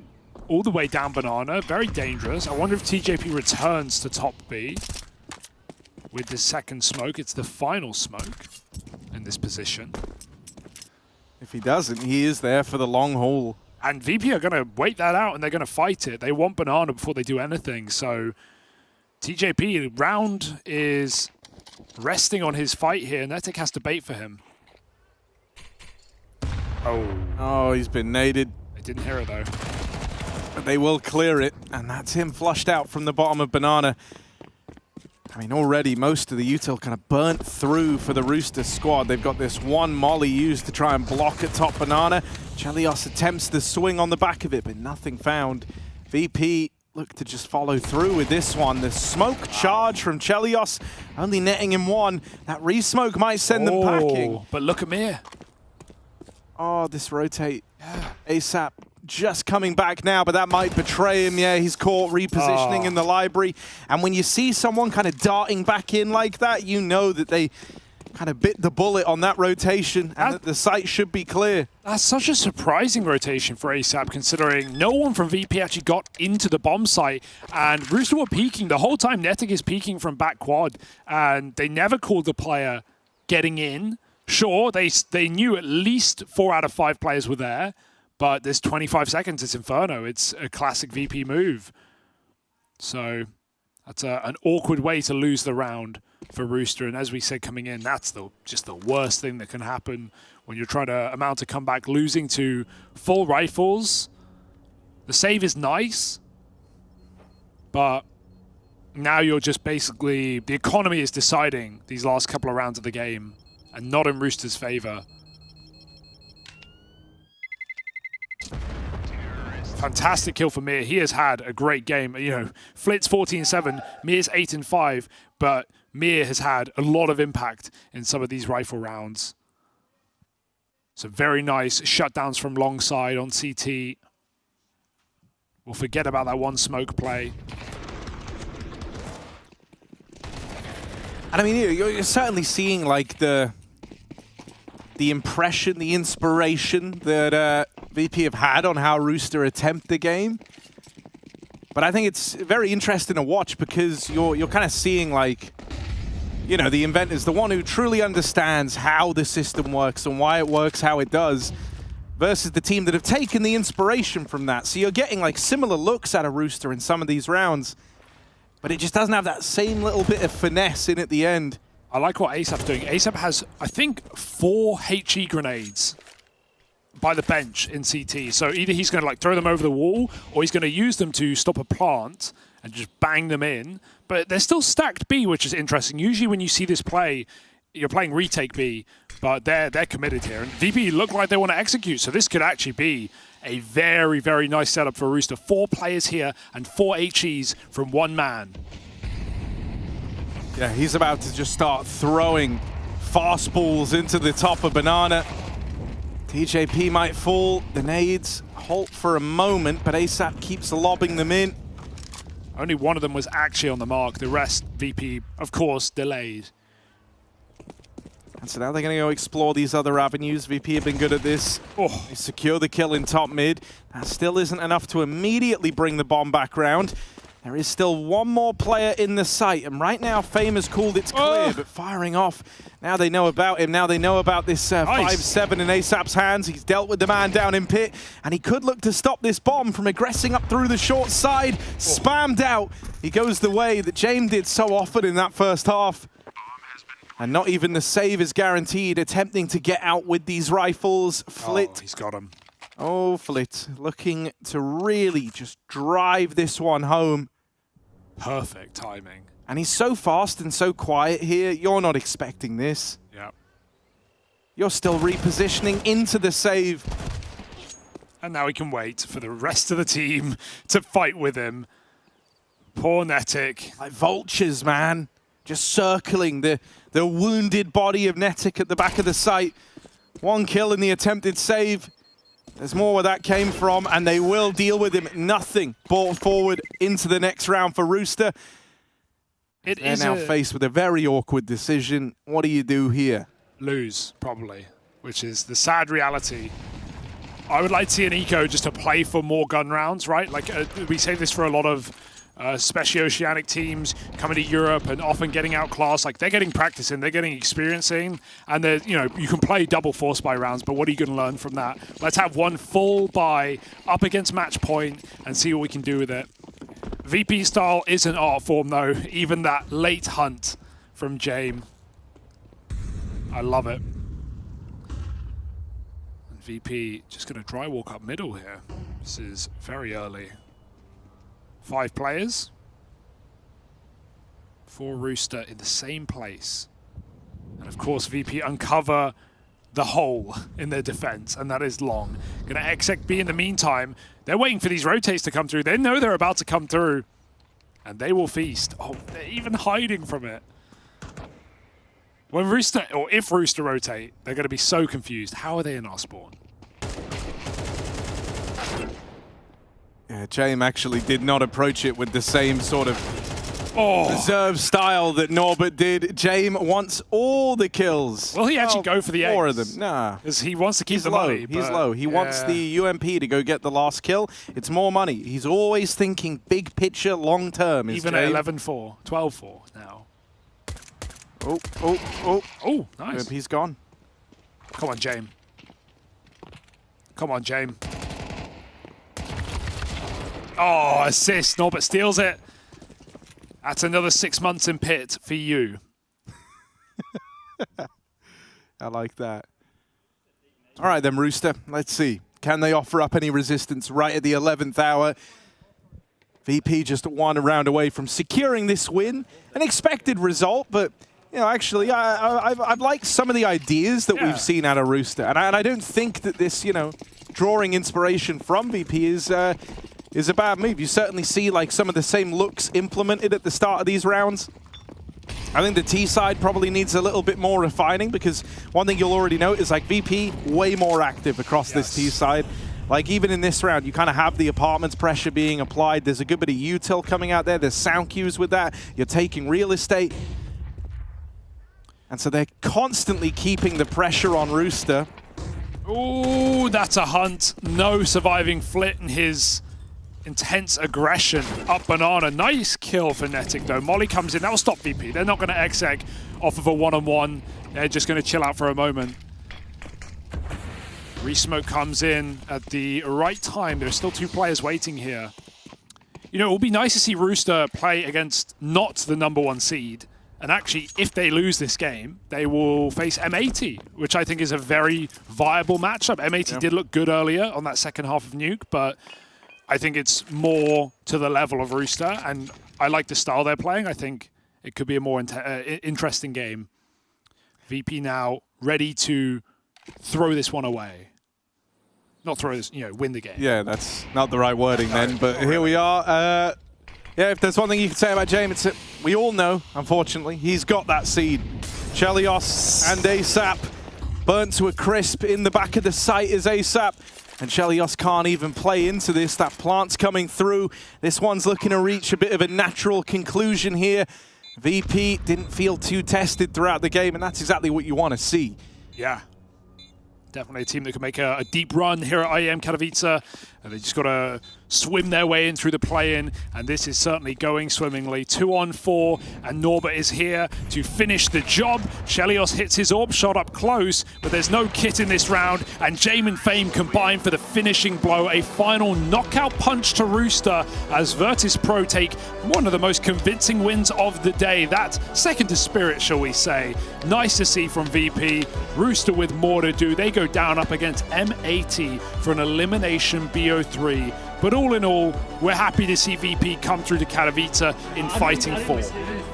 Yeah, fantastic, fantastic just display. You know, they just kind of kept it nice and casual, did VP. Another day in the office, never looked worried, never broke a sweat, never left the system. James constantly actually harassing a hell of a lot. No, this was good. For Rooster, you can see the inspiration, you can see the idea behind some of these. You know what they say, never meet your idols, because they will destroy you. And they certainly did. It's nice to also just see James going for a lot more openers on CT side. Like, he was throwing himself down mid, down alt mid, looking for picks off the orb. We see VP throw an element of aggression into their gameplay at times. So if they can keep that up, one of the contenders for a playoff run. And for Rooster, not their first time in Europe, and I hope not their last, because as we said in the game, I feel like there are definitely some talented individuals in the server, in this series. Netic's been farming back in the Oceanic region as well, so I want to see more from him. I want to see him versus M8. I think that's going to be a much better, you know, spirit level, like a much better check for where this team is at. I think this one was always going to feel and be an uphill battle, but I do want to see Netic, you know, kind of come into his own. I've heard some very good things as well, and so I hope he pops off.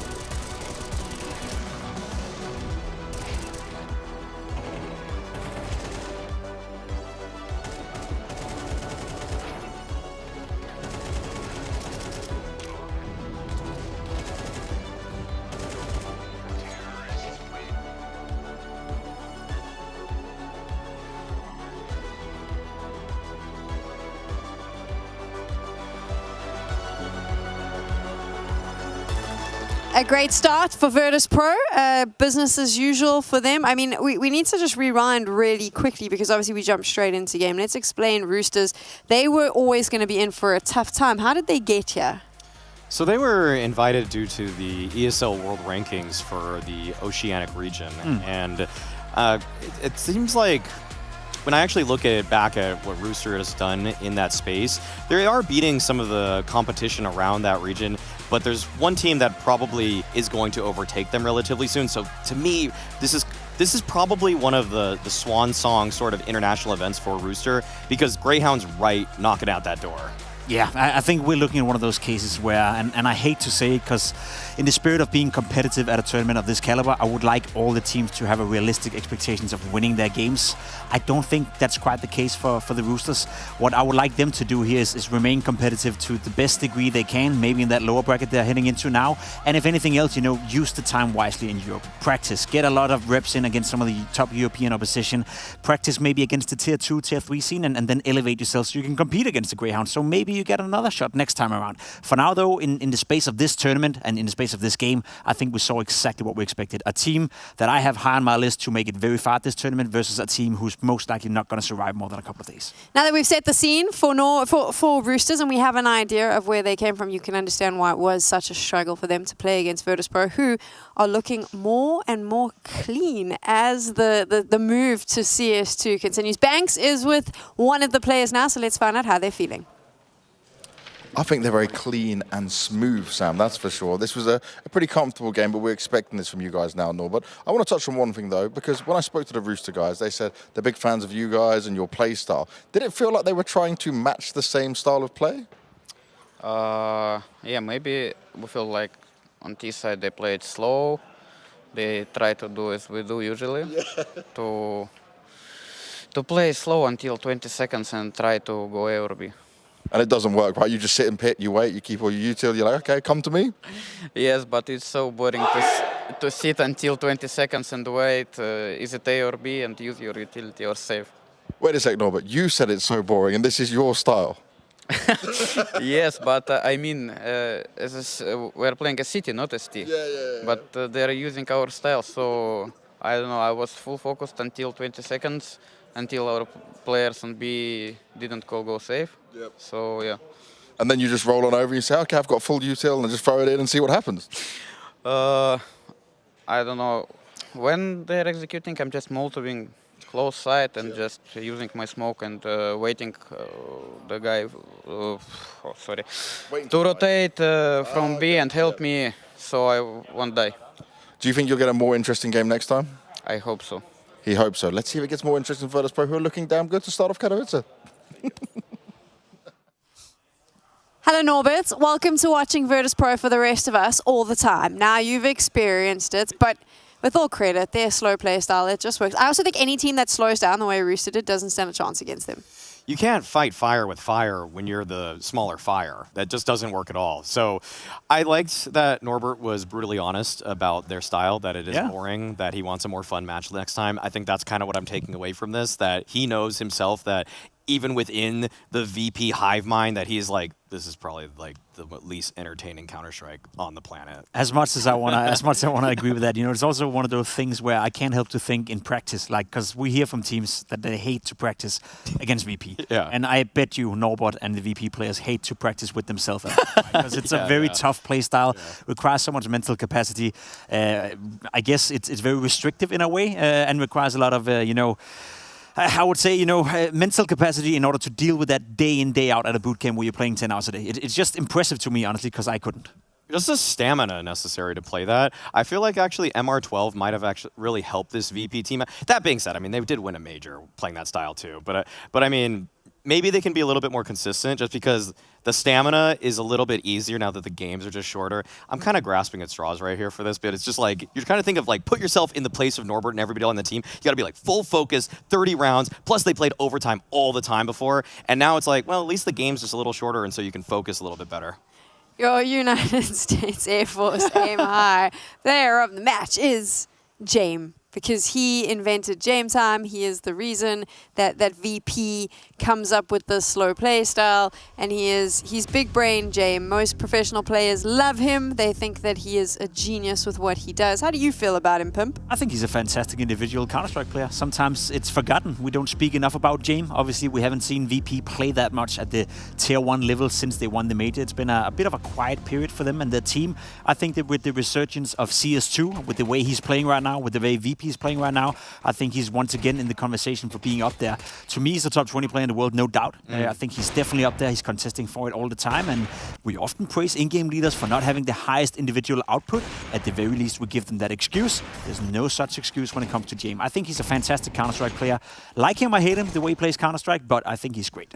I just find it to be such a tragedy that this team didn't get to play the Blast Paris Major last year. I really feel like they would have gone so far in it, but they just had that one little hiccup with Chiron kind of leaving and Norbert going in, and now the team is exactly where you want them to be. They're playing up to the speed, not literally the speed, but they're actually playing up to the level that we would expect from them and what they showed in the past, winning the major and everything like that. And now on top of that, they're playing in the partner system. Like they're at least they're in a Blast affiliate too. Like this team has so many more opportunities now, and that's why I'm really excited about VP coming into the season, because they're just going to be playing everything. And once they get the reps in front of all of us, once they start playing against Tier 1 competition regularly, everybody's going to remember how ferocious this team can be. The best of ones are now done here on the B stream. Let's take a look at the bracket. It'll give you an update as well as to what's been happening on the other stream if you've been here watching VP. So, of course, for us, the upset, Rebels being able to beat Cloud9, that was a big surprise. I would argue that over on the A side, Heroic beating Astralis. What is up with that? I was excited. I'm very excited. I was waiting for that comeback revenge game that had to happen. Yeah, that's a rough one. I'm not going to lie. For Astralis to lose that game against Heroic, that's going to sting a little bit. Even more so for ENCE, that ended up losing their game against Big. They now get to face Astralis in a best-of-3 lower game. So for Glaive to go up against his old team, the home he's been part of, winning all the majors, to me, that's a very interesting storyline. Unfortunately for Glaive, I think that's going to end pretty bad. There might be some karmic retribution for Stabby, though, on Astralis. They just lost an upset to Heroic. Who's to say that they don't also lose to Glaive, the old in-game leader for Astralis? There's a lot of Danish ties there that you can really play with. Another upset that came our way that was over on the A stream was the Mongols taking down Fury. I don't think it's an upset. I think everyone needs to know that when the Mongols plays a best of one at the start of an IEM, they're normally going to win it. Yeah, interesting. Very interesting. Come on, we know this by now, right? They've been doing fine, the Mongols. It creates a very fun scenario in the lower bracket as well. Fury are taking on Apex. That was actually the final at Elisa Masters just a couple of months ago at a LAN tournament. So two teams who were playing to win a trophy are now playing in the lower bracket to avoid being the first team leaving the tournament. That in itself is quite interesting to me.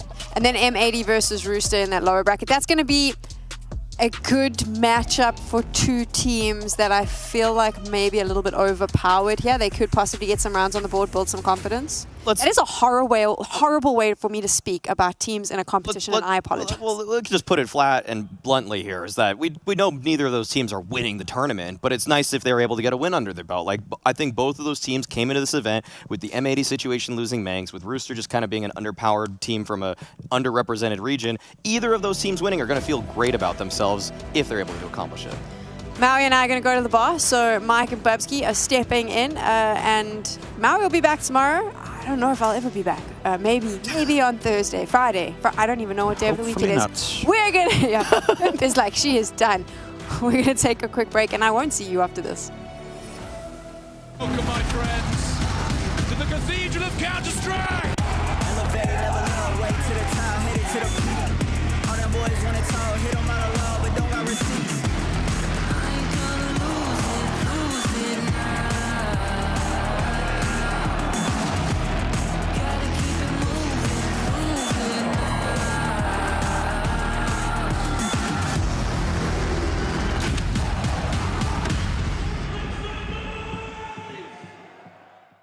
Smokes. You see double smokes in the same place there. Simple just jumping casually into the side. Wait. What was that? Never miss a play again. Simple. That's not allowed. This is not FPL. This is a major. Finally. With Faceit Watch, you're in control. Switch between player POVs live and see the game through the eyes of any pro. Never miss a moment with replays. Relive each highlight on demand from all angles. Watch it, control it, face it. Welcome, my friends.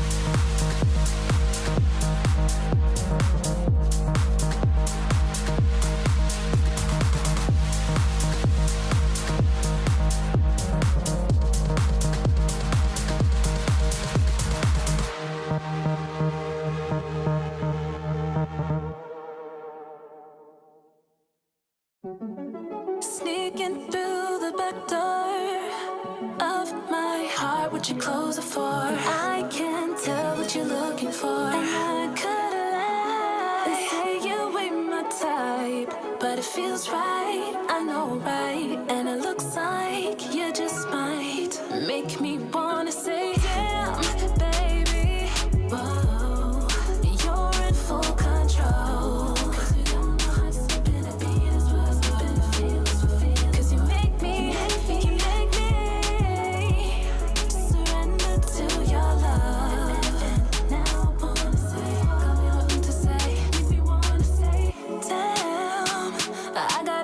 Myself, I can't let go of the girl I know. Got me, I keep it on the low. Your fire burns right into my soul.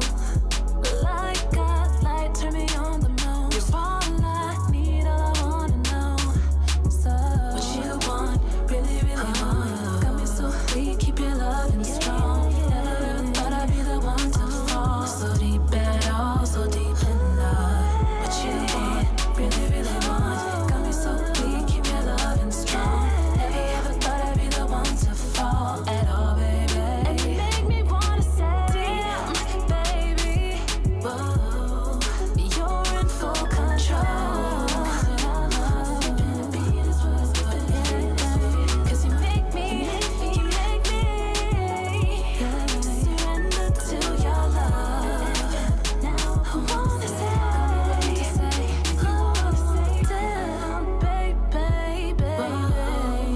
you're in full control.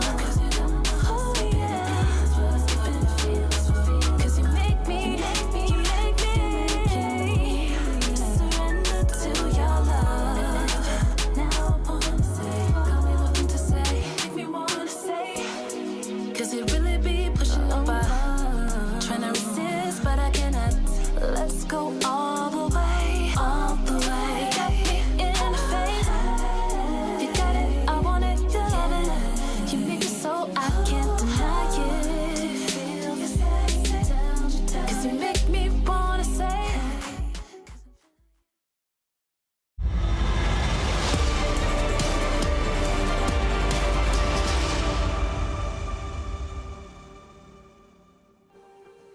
Night falls on the first day of the Intel Extreme Masters Katowice 2024, but the heat of our last couple of games are going to light up the Hall of Heroes. We've got some banging matchups here, and we've moved from the best of ones into the best of threes now. So this marks a change. This marks a turning point, because we've got our first couple of teams to send through to the next stage of competition to progress on and earn themselves a day off at that. But we've also got some teams that are going to be headed on down, and tomorrow the threat of elimination begins. To break it down, we've got some hefty games, so I needed some hefty guys up on the desk. I brought in the double Ds, 2 Danes, Pimp still here, and Bubsky. You guys have done a Katowice before, but not on this stream. I mean, I've taken the stairs up here, and all of a sudden standing beside 2 very talented people. Oh, flatterer. Okay. Flatterer. Yeah, I normally don't do well with that, but thank you so much. Really appreciate that. I think you're fine too. You caught Jacob off guard. That's not what he was expecting. Some teams were pretty caught off guard as well after our best of ones.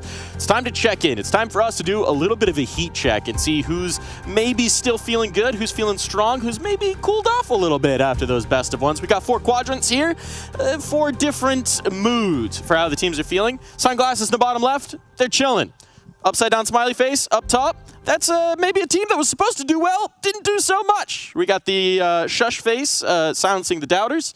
And, well, the bottom right is just maybe performing to expectations, but they weren't very high to begin with. What do you think, fellas? I think we should start with a bit of, since we have two Danes up here, Astralis. You know, their opening game against Heroic, Bubski, not quite as impressive as you would like it to be, huh? Yeah, but you're not really going to throw them up to the top left, are you? Sure I sure Are you? For the first game, 1BO3, 1BO1, 13-11. Okay, sure, you can go ahead. That's all we got. That's all we got. Okay. So we're going to put Astralis up here. There's no doubt about that. For them to lose to Heroic in the fashion they did, with the expectations surrounding Astralis as well, them playing well in Copenhagen, Heroic playing poor in Copenhagen, I didn't see that coming at all. Another one would be these guys, Cloud9, just to stay on the negative side. I think we all agree that Cloud9 should, on paper, win their games quite easily. They weren't able to. We'll put them up here. Bubski, is there anyone you want to talk about? I think actually Ends performed better than what I expected. They're not really silencing the haters, but I think we can throw them down here. I think they did a very well game, considering what we should have expected from a team like Glaive with the circumstances around the team. I know they lost to Big, but they played better than I expected. Okay, I got one for you right here. M80, I think the way they played in their game was quite impressive. They made it very competitive against Gamer Legion, a game that probably shouldn't have been that close, a game that shouldn't have been that, I would say, tenured. So I'm going to put M80 up here. I think they're silencing a lot of haters. They're playing with depth right now as a standing coach. I think they deserve the credit for playing a good first game in that regard.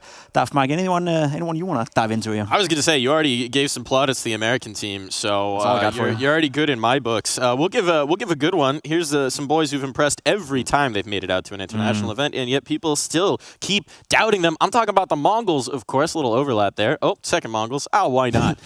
They're feeling good, man. They're feeling really good. That's an exciting team. Tons of firepower, tons of upset potential, and yet every single event, everybody's like, the Mongols, what are they going to do? We doubt them. What about Heroic? I guess the counterpart to Astralis must mean that we're going to put Heroic over here, right? They are, I wouldn't say they're silencing their haters just yet. As you said, it's a best of one, but it's a good win, and it's one of the first big wins Heroic have to offer. Yeah, I mean, I think people have doubts about this team. Like, what can it be? They have Nerds, who is obviously an exceptional player, but what is the rest of the team going to bring to the table? Not many of them has played on an international roster to the extent that Nerds has as well. Team Spirit, Bubski, they won 13-0 in the opening game. Yeah, I mean, we should just... They're chilling over here. They'd be chilling. Winning 13-0 in their first game, that's impressive. Eternal Fire, another team I think deserves a lot of credit. I'm not sure if they're silencing. I feel like they're silencing because they won in the fashion they did. I think we would expect BB and Eternal Fire to go up to that game and be like 50-50, kind of 55 to... I'm going to put them here. I think they're chilling. I think they're chilling. I think the way they were playing that game, I think the way they were never even making that game close, the way that the individuals were stepping up, they absolutely dominated their opponents. So for Eternal Fire, for now, they do be chilling. They do be chilling. Well, we are going to dive back into this list, but in the meantime, we're doing a heat check here. I know there's two guys who are going to be bringing the heat on the microphone. It's time to check in with our casters. We got Sponge and Machine ready to go. How you feeling, guys? How are you feeling about the heat of some of our teams? Yeah, I mean, that is a question. I think it's already heated up for the boys. M80, the fact that they got us so close without one of their players and with a last-minute stand-in, it was What's going on there? It's disappointing in the fact that they didn't get to rock up with 5, don't you think, boys? Mongols, come on. I mean, yeah, they're looking good. No, but I think people frame it as an upset. In my opinion, not an upset. They've got Furious number. Nothing too controversial out of the desk just yet. They obviously have the whole other side. A few more logos to go through. Yeah. But I have something fun, or the opposite of fun. This is good or bad news. For me, it's bad news. What does everybody think? So the way the bracket's shaped up now, M80 play against Rooster. And then the winner of that game plays against most likely Rebels, who are going to lose 2-0 here. And one of those teams will make it through to the group stage. So that's bad news as far as I'm concerned with the bracket. Thanks, Cloud9. Thank you, Cloud9. Oh, what happened? Thanks, Cloud9. Ever the optimist, Chad. I can always trust you to just shine a little ray of sunshine here as we try and light up this hall. But look, I think that's a great thing because, personally, Rooster, they looked about what I was expecting, but it's down in the bottom right. So I'm pretty excited to see what M80 can do against them tomorrow. In the meantime, there is a game that we have to talk about here and now. We have to talk about right this moment, and it is the hometown hero of Rebels, who apparently Chad has no faith in. As we get our veto underway. Yeah, I'm thinking the same here, right? I think Rebels played great in the first game. However, we're moving into a territory where it's a best of 3. That's going to be incredible tough. I think Eternal Fire, the way they were playing in that first game was super, super impressive. In full control, they're pulling out the Nuke as well. Nuke, that's going to be the third deciding map. So in terms of the veto, EF gets to play Inferno, they get to play Mirage, they get to play Nuke. I would argue they're favorites on all 3 maps. So if we were to play all 3, it would have been a 3-0 for EF. So I still have them as massive favorites. However, the way Rebels were playing in the the first game, I think it could be close. But look at the map pool also coming in from the Rebels guys. Like, they're completely playing into the aim-heavy maps. We're going into Mirage and Inferno, and they're going up against Centaurus and Wukardia, who is such a dominating force when it comes to these type of games. It is indeed. And I just have to say, you know, look, there's logic. There's, okay, look at the veto. It should be a 3-0. Yeah. Magic! I'm talking about magic here, guys. These are the hometown heroes that pulled off the upset in the first round. No one thought they were going to do anything with the spot in this event. Everyone always assumes that the team that makes it through the Polish National League, it's just going to be a quick stomping, quick buy, whatever. I don't know, man. I think it's the time of Polish CS. I think it might be the time for a little bit of magic, a team that no one had any expectations for. If they could pull off the win here, they'd be through the next stage. We'd have to completely reframe the way we consider the Rebels. That's true. That's very true. And as you said, they're only 2 map wins away from doing that. And again, on paper, I know EF played well in the first game, but there's worse opponents they could go up against. There's just nothing to me that suggests that the Rebels should be able to win a best of 3 against EF. Map pool, it doesn't match up. I think player for player doesn't match up. So I still have EF as a heavy favorite. But as you said, Mike, there's always a chance. Well, they may be a favorite, but you can't have an upset without a heavy favorite. So let's find out what it's actually going to be as we go back to Chad and Machine. Thank you very much, fellas. Eternal Fire Rebels. Yes, if you missed the action, if you missed the desk, if you have only just opened the broadcast, then we're here to tell you all that Rebels have surprised Cloud9. Sorry, thanks, Cloud9. As Chatty B was laying down, we're ready to bring you the action. Inferno. This is going to be Eternal Fire's pick to get this best of 3 start. Yeah, and I was just having a look at Mike's last name, Winnick. Maybe it had some Polish roots. It looks like it's British because he was really selling Polish Counter-Strike right there. And let's see if the Rebels can do a little bit more selling here today. I don't know if they're going to be able to put up against such a fight against the Turks. Eternal Fire, I think they play very, very good team Counter-Strike. And with Zentaris and Wukardia, 2 big, heavy hitters in this roster. Wukardia, you know, the newer kid on the block. I think they're going to have a tough task ahead of them. 4 towards top mid here from the Rebels. Flashes at the ready for Olymp. SNX with some util over towards B to block. And Eternal Fire are taking their time about this one. They've parked the bus in second mid. No aggression from the CTs just yet, but that first flash and steps has initiated the fight. Yeah, I mean, the whole server towards this A quadrant. Wukardia probably the furthest forward for the T side. Kisarek considering a look, glance down mid and a glance in towards bedroom. And Zentaris, he's caught a nice little window of opportunity, but a flay flick to start it off. Rebels with a man up on the pistol. Woxic taking damage as well. Maja giving it a go. He heard them retreating, takes a pot shot. Still 60 seconds, and it's Wukardia that's caught Kisarek sleeping straight into the A site. Bombs on its way through. More from that Glock. A third? Casey, he's been cut down by Calix. Only Olymp and SNX with any voice in this round. Woxic lingers in mid. That's the kit. Olymp's gone, and it looks like Eternal Fire going to get off to a flying start thanks to Wukardia's entries. Yeah, finding that gap. You could see Rebels, they wanted to stay quite jarring top mid with those flashes. Play for info, which they did, but it felt like bad info as SNX will make good on the Julies. Just going to get one. Alex will finish him off, and that's going to be the first round posted on the board. But yeah, you could see the way they wanted to operate. They wanted to make sure that they were still playing top mid. They were making sure that Eternal Fire couldn't set up or couldn't take too much real estate, but it was Wukardia pipping that gap, finding that space and getting the entry on towards that A site with this difference maker. And once he's in, the util that Eternal Fire had was going to come in buckets and spades. He didn't even have to go for these kills because they had 2 smokes. One on Woxic that didn't even need to be used over towards that Moto position to constrict that rotation in. But we're going to see Rebels go for the full eco. 2,400 is the loss bonus into the next, plus the kills that they've gotten, plus may get. So we're looking at what, that 4,300 mark. Get yourself out some silenced M4s. Now, one of the keys on a map like Inferno, obviously, and we've spoken about this for the, well, I would say, what, last 5-6 years? Yeah. Since Astralis really revolutionized the way that utility is being used is, well, that keyword utility. Now, they're going to operate with some more MP9, so they can get the mollies, HEs, flashes and smokes with this banana controller. They're going to go rifle heavy. That's going to be the first decision Rebels will have to opt for into the next round of play. But right now, we can see this 5-man B stack with USPs in hand. Interesting to see Maja not choose to invest. Just rocking the USP. You know, he wants to save that cash. He's got 2,200. He'll be able to perhaps just cushion a potential oopsie on the eco. And that AK did catch a dink. Zentaris needs to get himself to safety.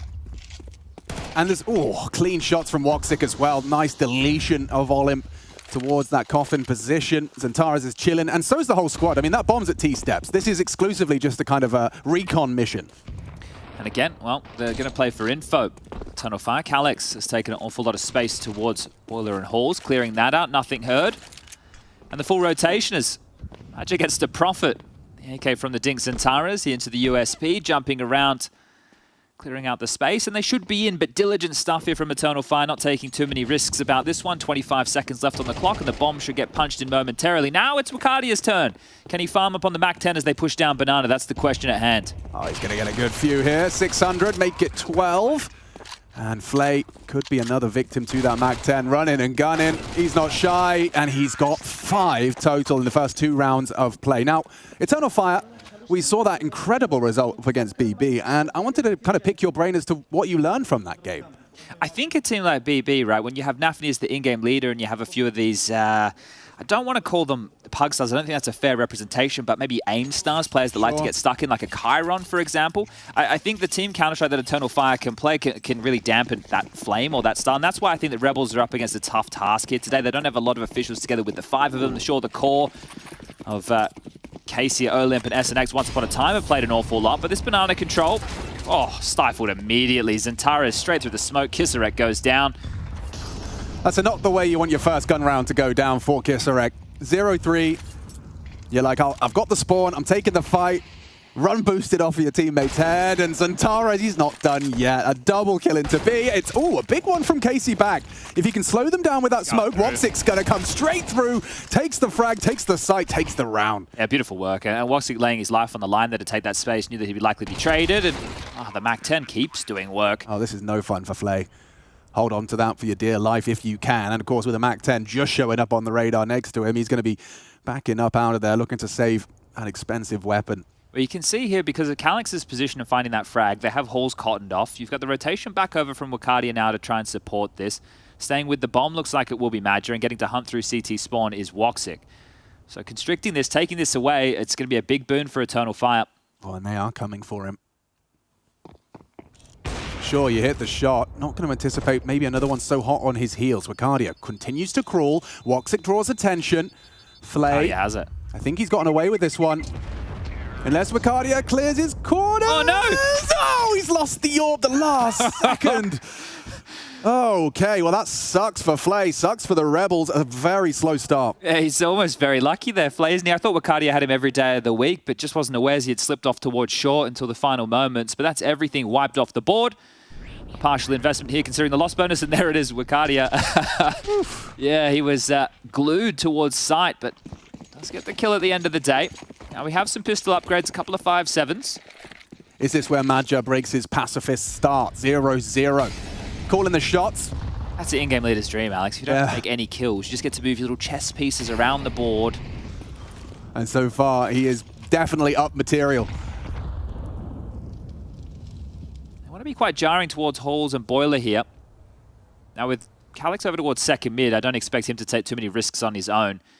This is a position that the Pistols, well, they can level the playing field. So not going to force themselves through with those fights, going to continue up Banana. And with all this utility, we're still rocking 5 smokes on the Eternal Fire side of the server, a bunch of Molotovs, flashes to boot. They could completely just execute in towards this site with ease. Yeah, it may have been 7, 8 years ago, but I still remember Yanko's School of Inferno. If you get top B for free, just exec, and that's what they're going to do. Look at this hail of grenades into the site. Wakadia first man in, and Kisarek. Oh, they didn't smoke CT. That's interesting. A late one as they let the MAC-10 drive by, knowing it's only going to be 5.7s on the high end. And okay, maybe a Deagle enters the mix. It's SNX's second frag. I wonder if the smoke was missed, because you can see another one here on the radar. Yeah, so okay, yeah, maybe a bit of an oopsie, but no worries. That was Kisarek as well, the guy that just got deleted by Zentaras in the previous. This time, he was the first to fall on the defense of B. We're playing for exits towards the bottom of Banana here, so trying to see if they can keep the economy light on for Eternal Fire, which is already starting to build. Maybe grab an AK or two and take it through to the next round. How clean can Eternal Fire get out of this one? He's going to scare him with that smoke. But that's all he has achieved. Sorry, I just hit puberty again. And there's Olymp doing himself justice. Casey and Olymp, some significant damage. One more for good measure. And they actually wiped the board, forced the rebuy out of Eternal Fire. So not as clean, not as squeaky clean as it looked. Yeah, some of the problems they do have, though, Wakati before the buys come in already had over 12K. So it will need a few more of those. And, well, actually, let's turn those into round wins for Rebels if they want to be able to force Eternal Fire down to an economical.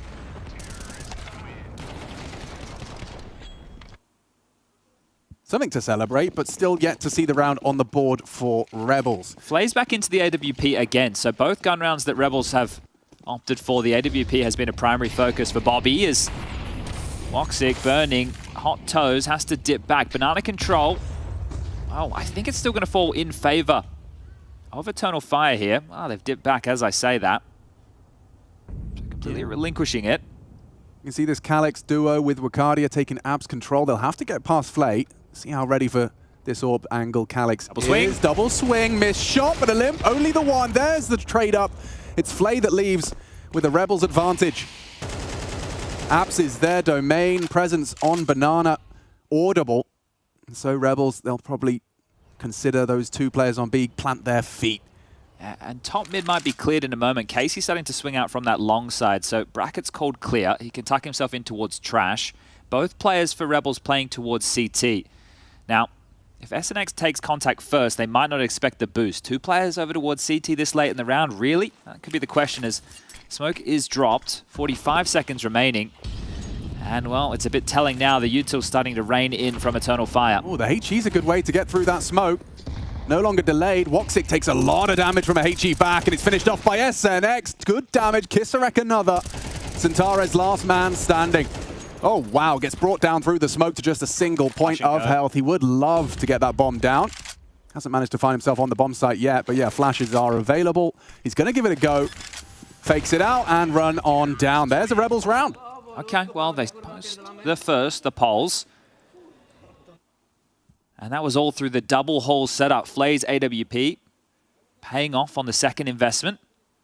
The double swing from Calyx and Wakadia, just not able to connect the dots. It did look a bit scrappy, didn't it? You saw a spam battle go down as Kisarek also with the first round able to get his first couple of kills. And he was getting hyped when I was watching earlier in the day with their best of one win over Cloud9. He was loving a yell. They popped off big time, and understandably so. Yeah, it was really good. So I got to speak to them just during the media day.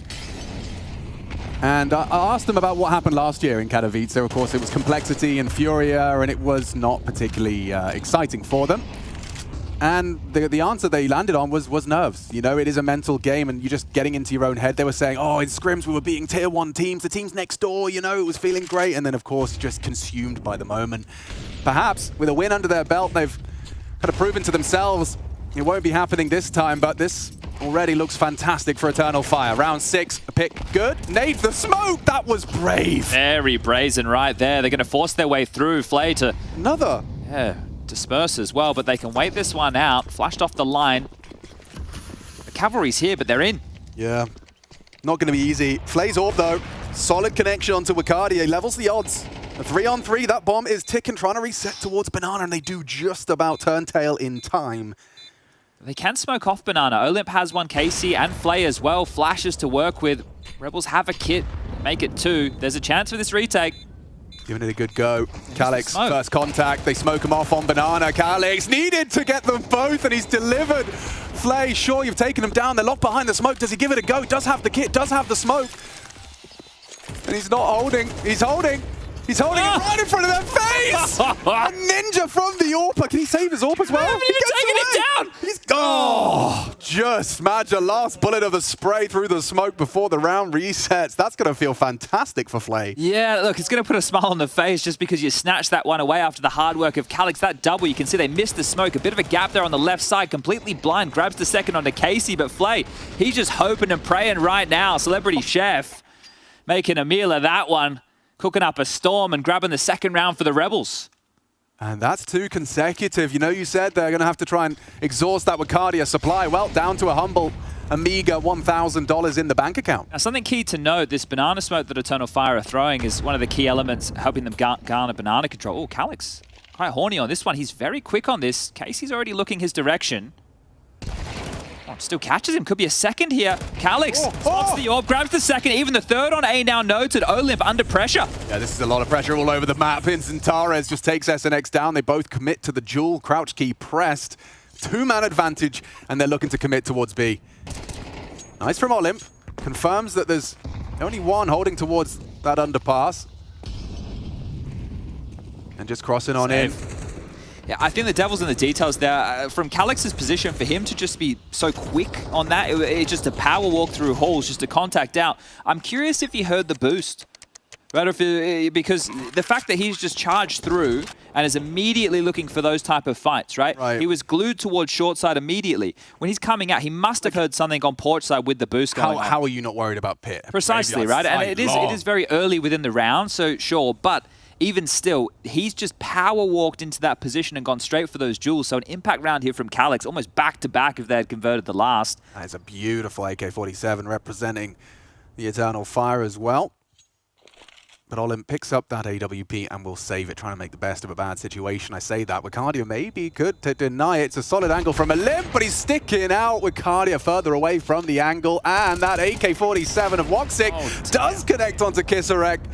Oh, sour mood quickly. And the ramifications of Rebels winning the second round, but through virtue of the defuse and the 1-on-2 and then losing everything. Now you look at the money. It is in the pits right here as a timeout. Well, the tactical variety is called, and Sparrow is on the mic. Recently stepped away from the fragging department, now finding himself with a headset, standing behind, having a bit of a chit-chat here. And there's not an awful lot you can say for this round, but maybe addressing some of the issues that could follow through into the next gun round, because Eternal Fire should be sitting pretty right now to grab their 6th. We're talking 2.7k at the high end, about 2.4 on the low. So I wouldn't expect to see too many upgrades, maybe a couple P250s in the mix. Loss bonus 2,900 going into the next, maybe a Deagle or two. But a moment to calm themselves as Eternal Fire are looking very strong so far on the T side of Inferno. New Inferno, well, CS2 Inferno. Not sure everyone is in love with it. Does feel a little claustrophobic. Doesn't it, though? Interesting they've opted to block here. They're going to push through the smoke, Alex. I was going to say, because you wouldn't block. You want them to come. You have the stack. They're going to push. Here's the flash. Yeah, Zentares blinded, fragged up, 2 already. Not bad from the Rebels. Yeah, the MAC-10s, however, perfectly suited to the task. The recovered AK-4 facilitates another. It is a 1v2. Oh, it's the B bomb site completely open. Get out of here. They will do so. SNX in hot pursuit, blocked by the molly. There was a moment of thinking, let's just get this frag, but still, if SNX grabs another, there's always a chance, as now at least they can fortify over towards this B bomb site. Bomb punched in, 40 seconds thrust onto the clock. Magic can play for info towards CT spawn, and, well, a lot of damage done. Right, and that's as soon as I see the top mid smoke and all 5 of them behind it, it's like they have to be pushing it. You wouldn't want to block. You would want them to be coming and leering up mid, looking for those fights. You have the USPs. So it's an interesting way for the Rebels to operate. And it functioned quite nicely. Yes, it did. Yeah. Caused chaos with just an economical. So tidy work. Yeah, and I mean, it's definitely fantastic signs for Eternal Fire when Calix is on. We already know Wicardia's a bit of a guarantee, and Tara's the same, so to have a third prong, very nice for Eternal Fire's hopes of the play-in. And progressing to the group stage with a win under their belt already. We do also have the A-Stream game going on, Heroic versus Big. That's also to punch a ticket into the group stage. Winner of this, winner of that. They'll be joining the big boys, right? The Phases, the G2s, the Vitalities of the world. Maus, the household names.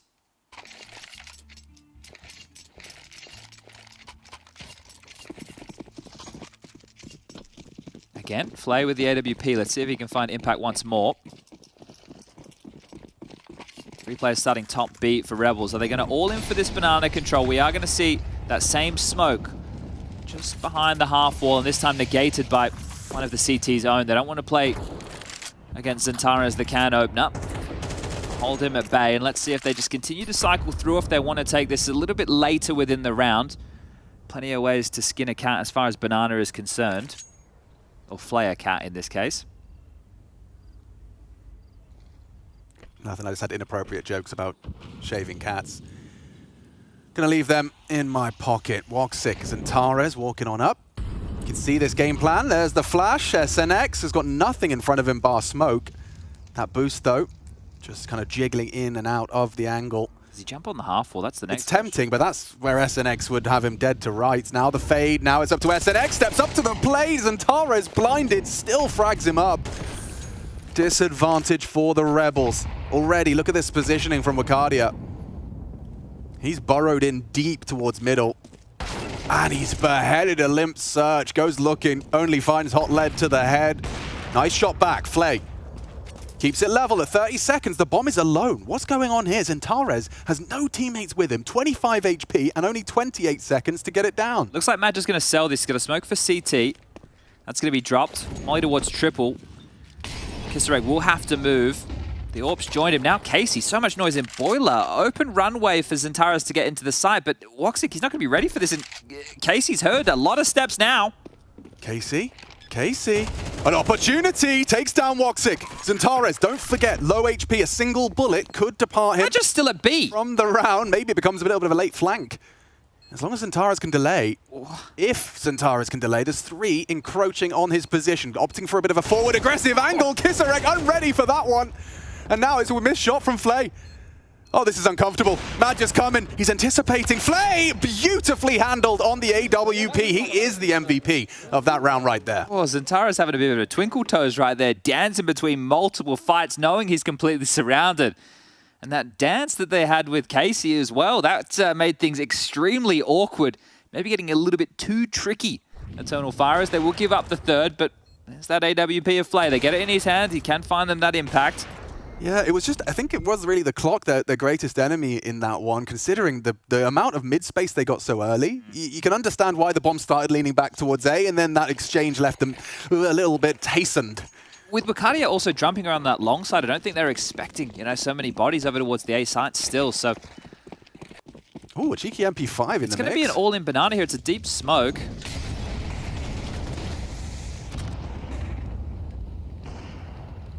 Really want this control. Very suffocating smoke you can see towards the T-steps there. Oh, they've just opted to drop one on top of it, so same defense as the previous. Eternal Fire not in a rush this time round, and look at the amount of utility they're holding onto here. So they're not going to get into a util battle. They're not just going to consistently throw Molotovs up towards Car to try and retain any semblance of control. Happy just to allow this CT util to disperse. Setting up to maybe even explode over towards B. Flashes smokes at the ready. And once more, denied at the half wall. It's going. Zentares flash through the smoke. SNX doing the flashbang. That is Kisarek down as well. Zentares special straight into B-bomb. That's his 4th opening kill so far of this half. Zentares, he's been having a lot of success over towards Banana. Oh man, that was just, it made it look so simple. So easy, a flashbang through the secondary defensive smoke. Poor SNX. And Kisarek, he has been getting the short end of the stick a lot of these rounds. They might get hunted again. This has been a bit of an issue for Rebels, not being able to hold on to too many guns once they've been wiped. And Calix again will be able to remove Olimp. It's going to allow Casey and Flay at least the early warning that they're already on the hunt. Casey looking to hold on to this AK-47, valuable asset into the next round. It's nice to have something like that in the pocket, as he will grab a kill, but I'm talking about that strategy that not Zentares, Madja has just been able to call there, right? It's like, all right, we'll let him take it, but then we'll explode, and then, well, to work because Zentares gets the 2 kills coming through the smoke. That's beautiful, right? And it feels like a bit of a change-up. It's a bit more stop-start, but just exploding through, using their setup against them, and removing a couple of heads quickly. Yeah, that's really cool.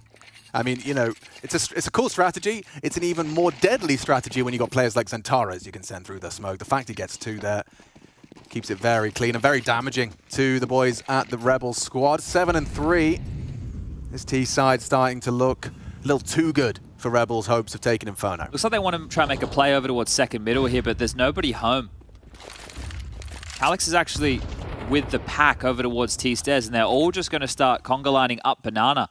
Flay looking for a pick over towards Boiler if they were going through a standard default. These 2 pistols up close and personal towards Halls. It's just going to be the defense on B, and it's way too quiet, so they will block. Smoke dropped. But now, Eternal Fire can set up their execute. 4 mollies, smokes, flashes, HGs, everything. Here it comes. Oh, the nade for good measure. Kisserek can't play rat around the smoke with that 5-7. They just dissipate it and completely collapse onto that B-bomb site. I think, again, another missed smoke. You can see over towards Sandbags, there's a T smoke, and I saw it just bound off the wall and bounce back. They had to smoke CT a little bit later, I think. Yeah, there's another one. So, missing a few of the details, but they still were able to scoop up their 8th round. Could be on for 9 as they walk into a bit of a crossfire here. Yeah, there is definitely grounds for some frags from Flay. Missed his adjustment there, and Zantares, wow, caught off guard this time. Olymp trying to scavenge away, get away with the AK. Flay, oh, what? There you go, Flay does catch it. Poor Lucadia trying to get out of there. Sorry, no, I didn't mean to crawl through here. No, I'm just going to be going. leaving now. I'll be leaving. Just crouching backwards, not the quickest way you can move.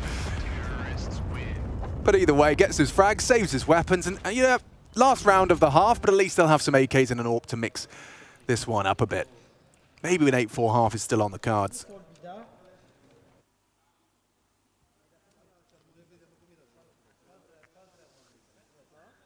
I feel like I've seen a lot more of the smoke clears coming just in this first half alone. Like it's especially around that B bomb site, very, very proactive from the T's. It really limits the stop-start nature of Inferno when you can just throw a nade and say, lol, JK, we're coming. Well, they're pushing Banana this time. It's the all-in. Madja, he's going to find the opening this time round. Make it a double. The leader stalls out the Banana push with ease. Is he? Yeah. 30 bullets through the smoke. He wants more. He suspects Casey might be close. Now he's trapped. The Molotov forces him forward. There's bullets. There's flashes. He's a dead man. And Madja makes it 3. One more. Olymp steps in. Does cancel Madja's plans for a quad kill. It's his turn to blow that smoke. Take the fight. That's brave. And that's a pre-fire. Woxin just puts him on the dirt. Job's a good one. And Flay marooned over towards the A side, still worried about the lurk. So concerned with somebody popping their head out. Halls are up mid. Now he can try and rotate into this 1-on-4 B retake. Yeah, I think there's a very, very short list of players that have pulled this one off. And Zantares, he ensures it stays short. Plays gone and looks great for Eternal Fire on their map pick.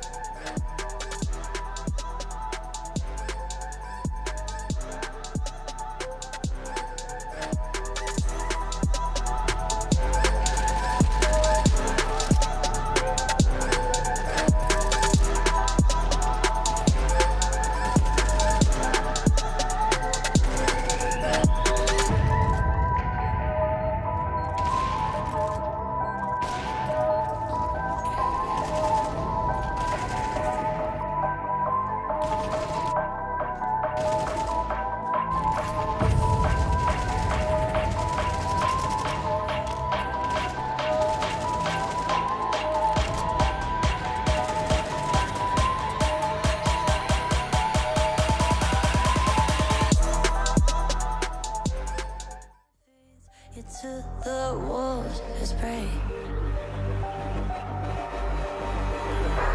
Get out my face, try to stab me with a saving grace. Fool me once, never twice. Now I got the knife. You try to cut off my conscience, bake me a cake full of nonsense. You eat it too, and I got deja vu when your words are up. You got you nauseous. Your shit belongs in the driveway. Don't remember, but you wish, babe. Took out the trust like I used to have rest, but all that's in the past. Now I upgrade.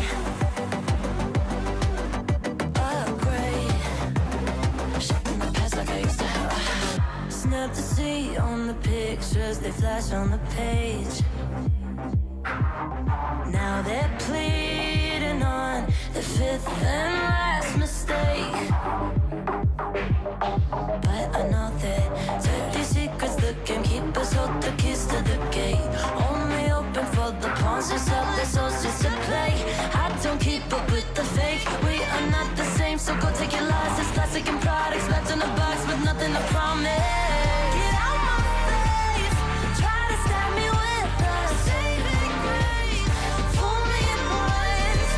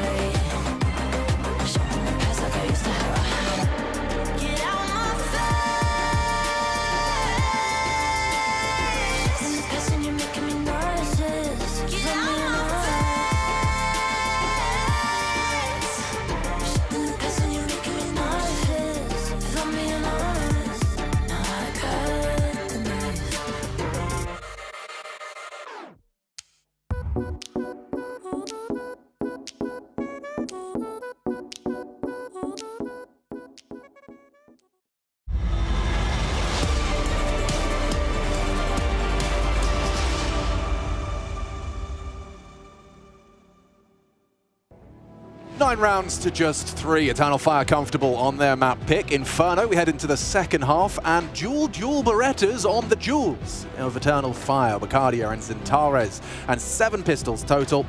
I did the maths. Doesn't seem fair. So we're about to get things underway. Just a couple of highlights of the last map. Fast flicks for the last Flay. half. Yeah. Not last map, but we have a next map, and that next map will be at Mirage. That's where Rebels did their best work, taking down Cloud9 earlier today. Quick smoke out of spawn. SNX throws it through. Let's see if a T-pistol can get the juices flowing. As 1x bet clearly doubts Eternal Fire. Olymp, he's quick, he's nimble, and he's up long.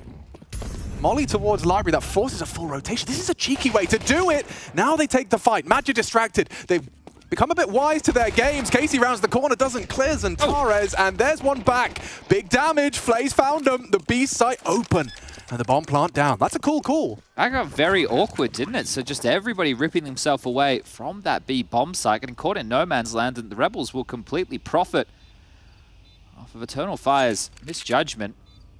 I think holding on to the Kevlar of Wakadia and Woxic would be ideal. If you get yourself a kill or two, some upgrades around it into the next would be tidy as Wakadia challenges top banana. Kisarek will go down. Woxic's turn as they jump into his, well, slippery hands. Yeah, get the towel out after that one.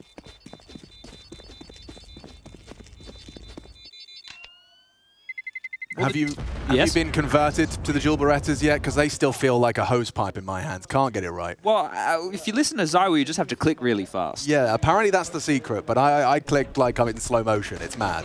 Oh, this is where it all went wrong, didn't it? Getting Well, I can imagine it created quite a hectic situation of calls for the boys. Like, suddenly there's util library. They're like, do we rotate A? Suddenly you're getting shot at towards Speedway. And then you're like, wait, B's open. All of us rotated. You know, you're kind of tripping over each other to get back to the site. It was, yeah, as I said, a cool call. That just shows how stupid English is. Dual Berettas and a cool call.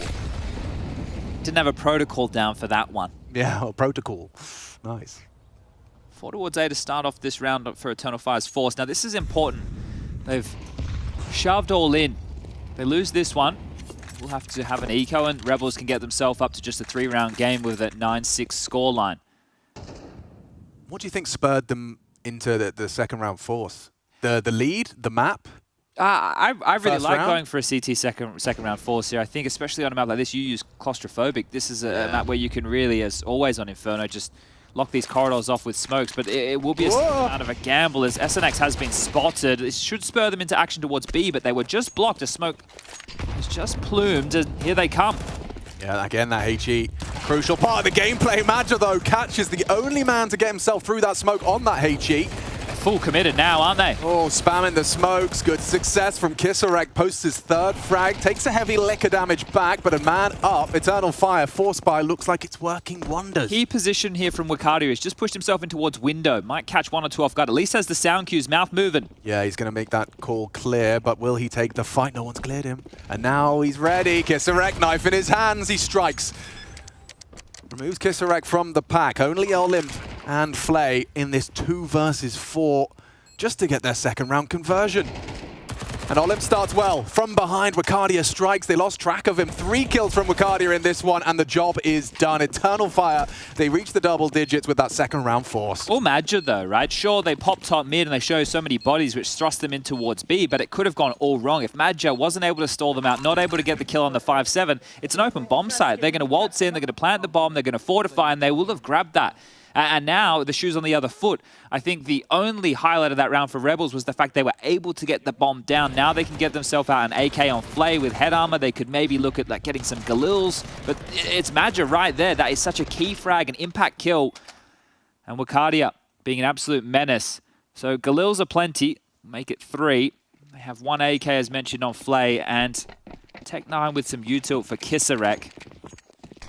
So quite light on in that department for Rebels. I don't think they're going to be able to contest too much for this banana control. They've thrown a smoke here, as we can see, halfway up banana to deny vision, and looking to pounce quite quickly towards A. Wakadia cycling through his nades to stall them out. Yeah, I mean, you can see how Madja just disrespected that smoke. He's got full deep banana control. Here they come, though, committing into the A site. Up mid at least. Towards the brackets. Calix and Micardia considering a reaggress here. Flash in the hand. Looking to swings, and Tares got a lot on the other side of that. Whoa, he's going to be run down. Big frag from Kisarek. Loose spray from Woxic. It's lining up nicely for the Rebels now. Oh, they did not clear their corners. Calix just gets away with murder on Olymp. Can they get that bomb down again?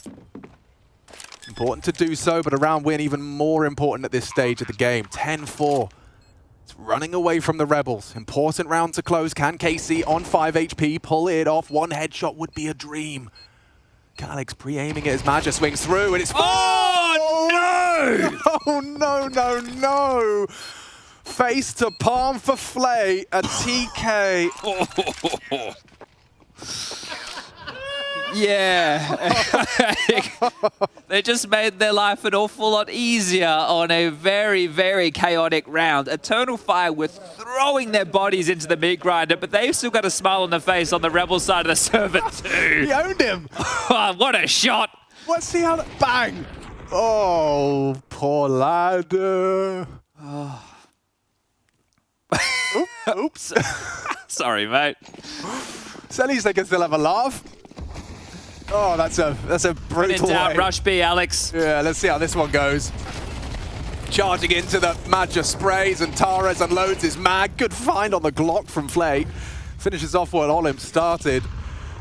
And it's just SNX. Still the whole round to go, and he's lost all of his teammates. Isolated, lonely, and surrounded. Like all of us in life. Yeah. Oh, no, I wouldn't say all of us. A bit of a generalization. I think some people might. But most of the time, we're alone. Yeah. Right. You subscribe to that born alone, die alone kind of vibe. That's what Trey says all the time. I don't know where it comes from. He seems to have a good time with it. Yeah. Oh my, that was hot. Nice from SNX. More of a celebratory frag than it is a round, but still. I'm very happy Maja picked up an AK there. He had an MP9 in his hands. I think he was too busy fist bumping or talking or doing something. Then like, oh yeah, let me just get that upgrade. Yeah, sorry guys. That's a nice little weapon to have. Oh man, what a revelation Micardia is, man. For so long, Eternal Fire were just on this weird, like, minus Woxic, plus Woxic, minus X-Floud, plus X-Floud. Like, it was just this kind of immor. But imagine if we could have Maus Woxic with Zentares, and now Wicardia. Yeah, okay. Now I'm excited. Oh, yeah. Where is Maus Woxic gone? That's true. It'd be very exciting to see him back. I'll take one of those. Span through the top mid smoke. SNX will find the opener for round number 17.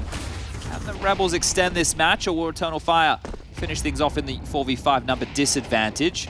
Orpa Flay rings out. Now noted as they will continue to contain Banana. 3 players over towards A for Eternal Fire. They can shut things down.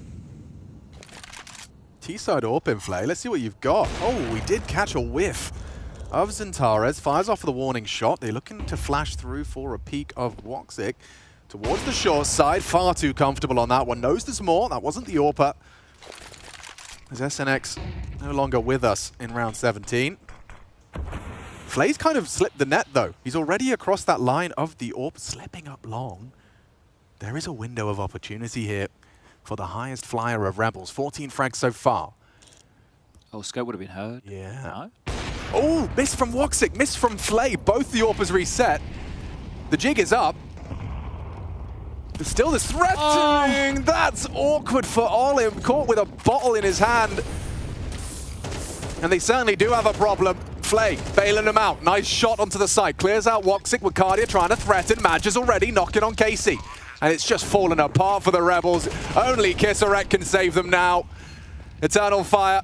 They're counting on Zentares, counting on Maja. 1 frag away from taking this Inferno. And there it is, Rebels.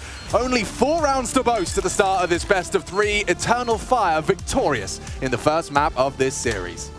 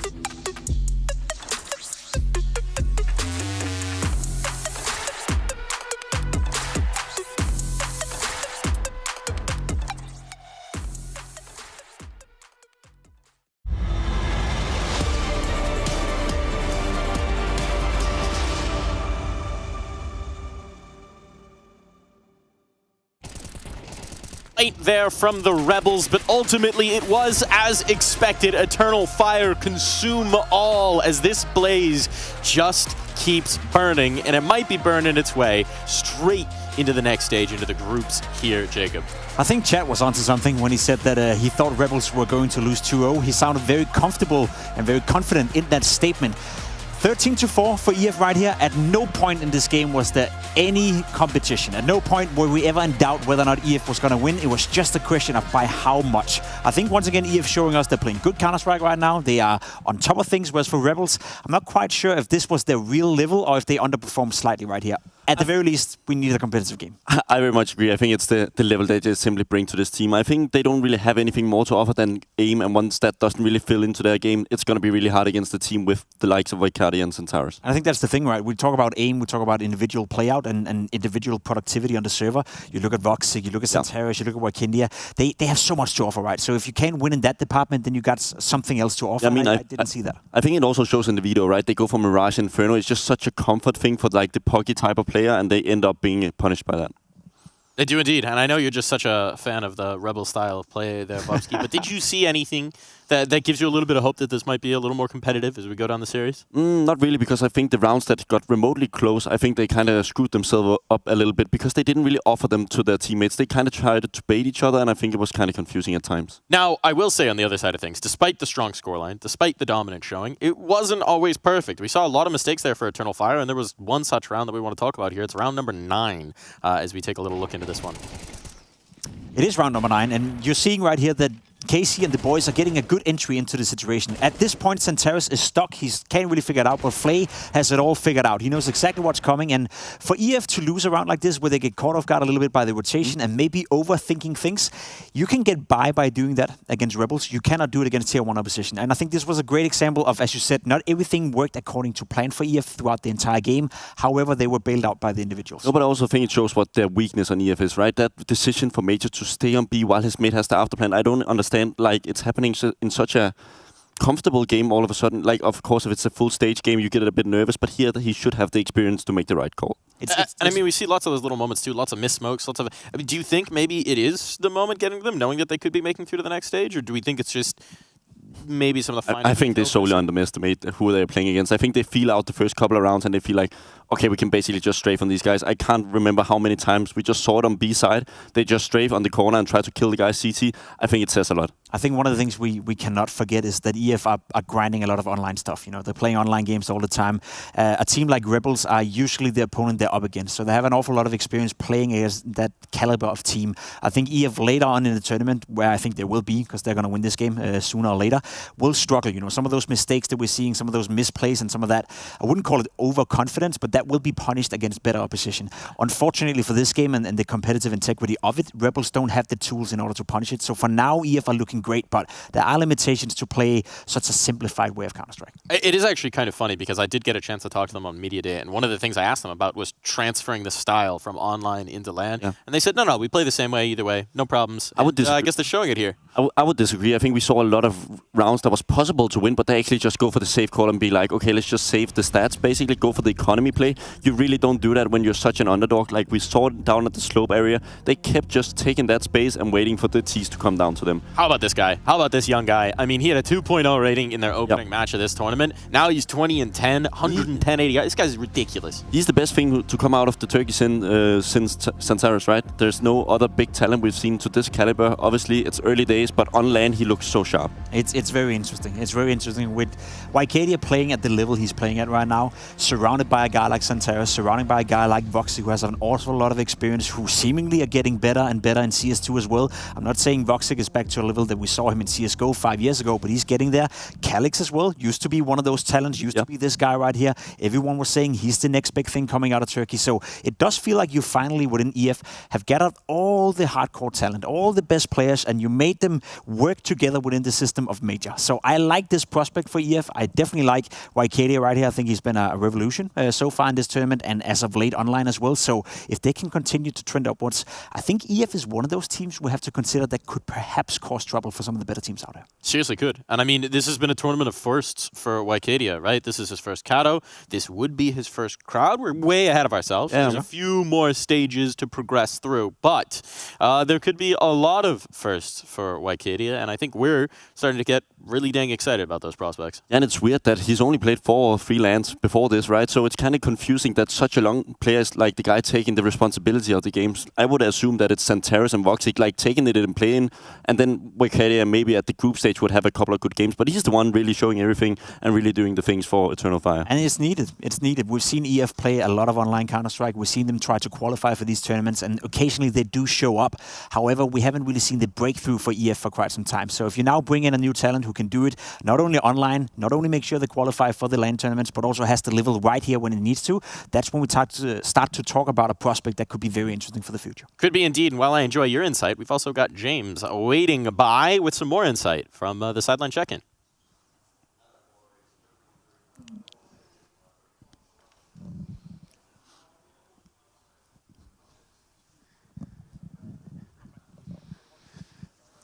That's everyone's dream. It is a little more helpful when the mics turn on, but I'm an expert lip reader, and what I heard him say was, guys, my pants are a little tight here. I've got a little bit of a wedgie right now, but somehow I do think that Eternal Fire are going to pull through in map number 2. Thank you for the insight, James. Thank you for the expert advice on that one. But seriously, looking forward to map number 2. I also the same? Yeah, I think one thing to also look for Eternal Fire, when you have an IGL like Maya or Maya, whoever you want to say his name, right? I think it also... You need those type of players like Wycadia. Like, you need a lot of firepower around him because he doesn't really offer that individual level that we see some of the other modern IGLs do in the form of Sui and Alexi and so on. We had the conversation earlier as well. It's been, when you look at the team history of EF, it's been in and out for a lot of these players. Then Calix is joining, then he's out, then he's joining again. Then Major is in the team, then he's out, then he's coming back in again. It feels like they found now a core of players they want to believe in and a certain amount of stability, which allows them to play Counter-Strike at a higher level. Well, another guy who's come out and then is going to go back in again. We're going to go back to James to hear what he in fact did have to say. Hello, boys. Can you hear me? Yes. I can see you over there. Yes, we can hear you now. Thank you very much. Oh, thank God that worked. Well, I did just have a quick catch-up with the guys. Madja and Wycadia were just talking to me, and actually, I was really impressed from what Madja said to me. He said, first of all, it feels like he's got the synergy already with Paz from the old Space Soldiers when it comes to Wycadia and what he can offer for this team. Obviously, his numbers is so young, but he's not feeling the pressure, and he's handling it all very well. But Madja was just saying, he completely expected to play Cloud9. Even when that game was going on, he was fully preparing in the analysis for it, so he had nothing on Rebels. But they're just playing to their strengths. And like Pimp was saying, they're very confident for this 2-0, and they want to go and grab that spot. Thank you, James. They've certainly shown us every reason why they should be confident, right? They do. That again, when we're looking at a matchup like this, you're looking at the players on the server as well. You'd like to find silver linings for Rebels. You'd like to find a reason as to why they could win this game or as to why they could make it competitive. I, however, do fail to find that argument. I don't think player for player they're good enough. I don't think the synergy we've seen for the Rebels so far suggests that they could be. The recent results leading into the tournament was also looking rough. So when you look at all these things, you cook them up in together, it does smell like a 2-0. I think Chat was onto something when he said it was going to be a quick 2-0. Yeah, I mean, it's a late Christmas gift for Eternal Fire. They expected to play Cloud9, and I think it would have been a different game. We can agree on that. I think for some reason Cloud9 managed to lose what we see on the stage today is worrying. I understand it's not about Cloud9 right now, but really that they are able to beat Cloud9 with this roster right now says a lot. Rebels did beat Cloud9 on Mirage though. That's the one silver lining we need. There's the silver lining. There's a potential. There's a path. We might just get 3, but it's time to find out if we do after this break.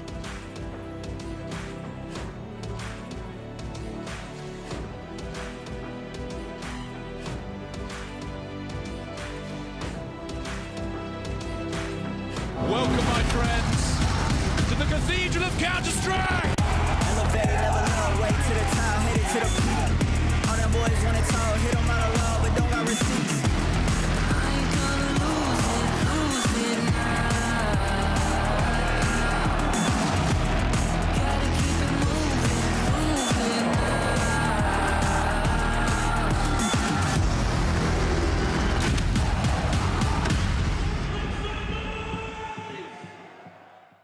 Smokes.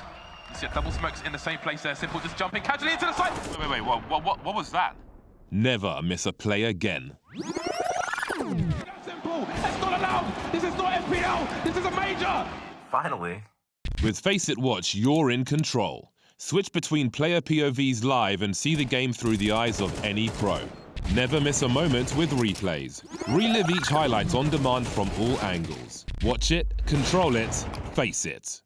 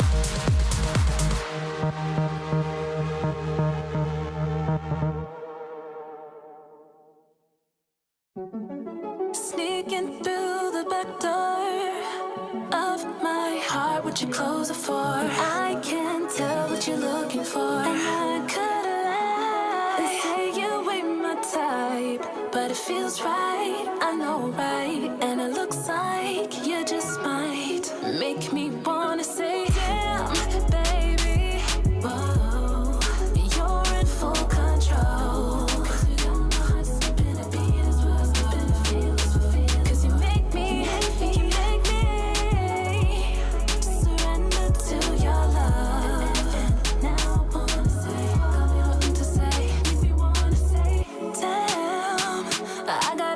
Myself, I can't let go of the girl I know. Got me, I keep it on the low. Your fire burns right into my soul. Like a light, turn me on the most. You're all I need, all I wanna know.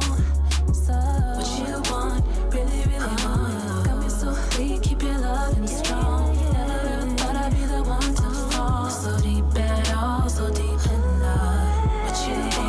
Really, really want. Got me so weak, keep your loving strong. Never ever thought I'd be the one to fall at all, baby. And you make me wanna say, damn, baby, whoa, you're in full control. Cause you make me surrender to your love. Now I wanna say,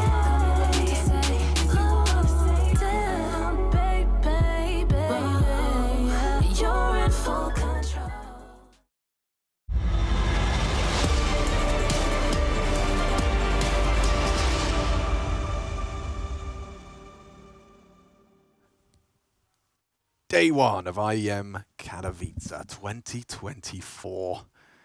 2024, Chad. I was here back in 2014. A bloody decade ago. I can't wait to go back into the Spodek, into the gymnasium. That was the first major I got to play. I mean, that's got to be very close to your heart. Yeah, I've had some of my absolute best Counter-Strike memories in this city, which is an obscure place that most people don't know about unless they follow top-tier Counter-Strike. Yeah, it's kind of odd. They occupy Katowice.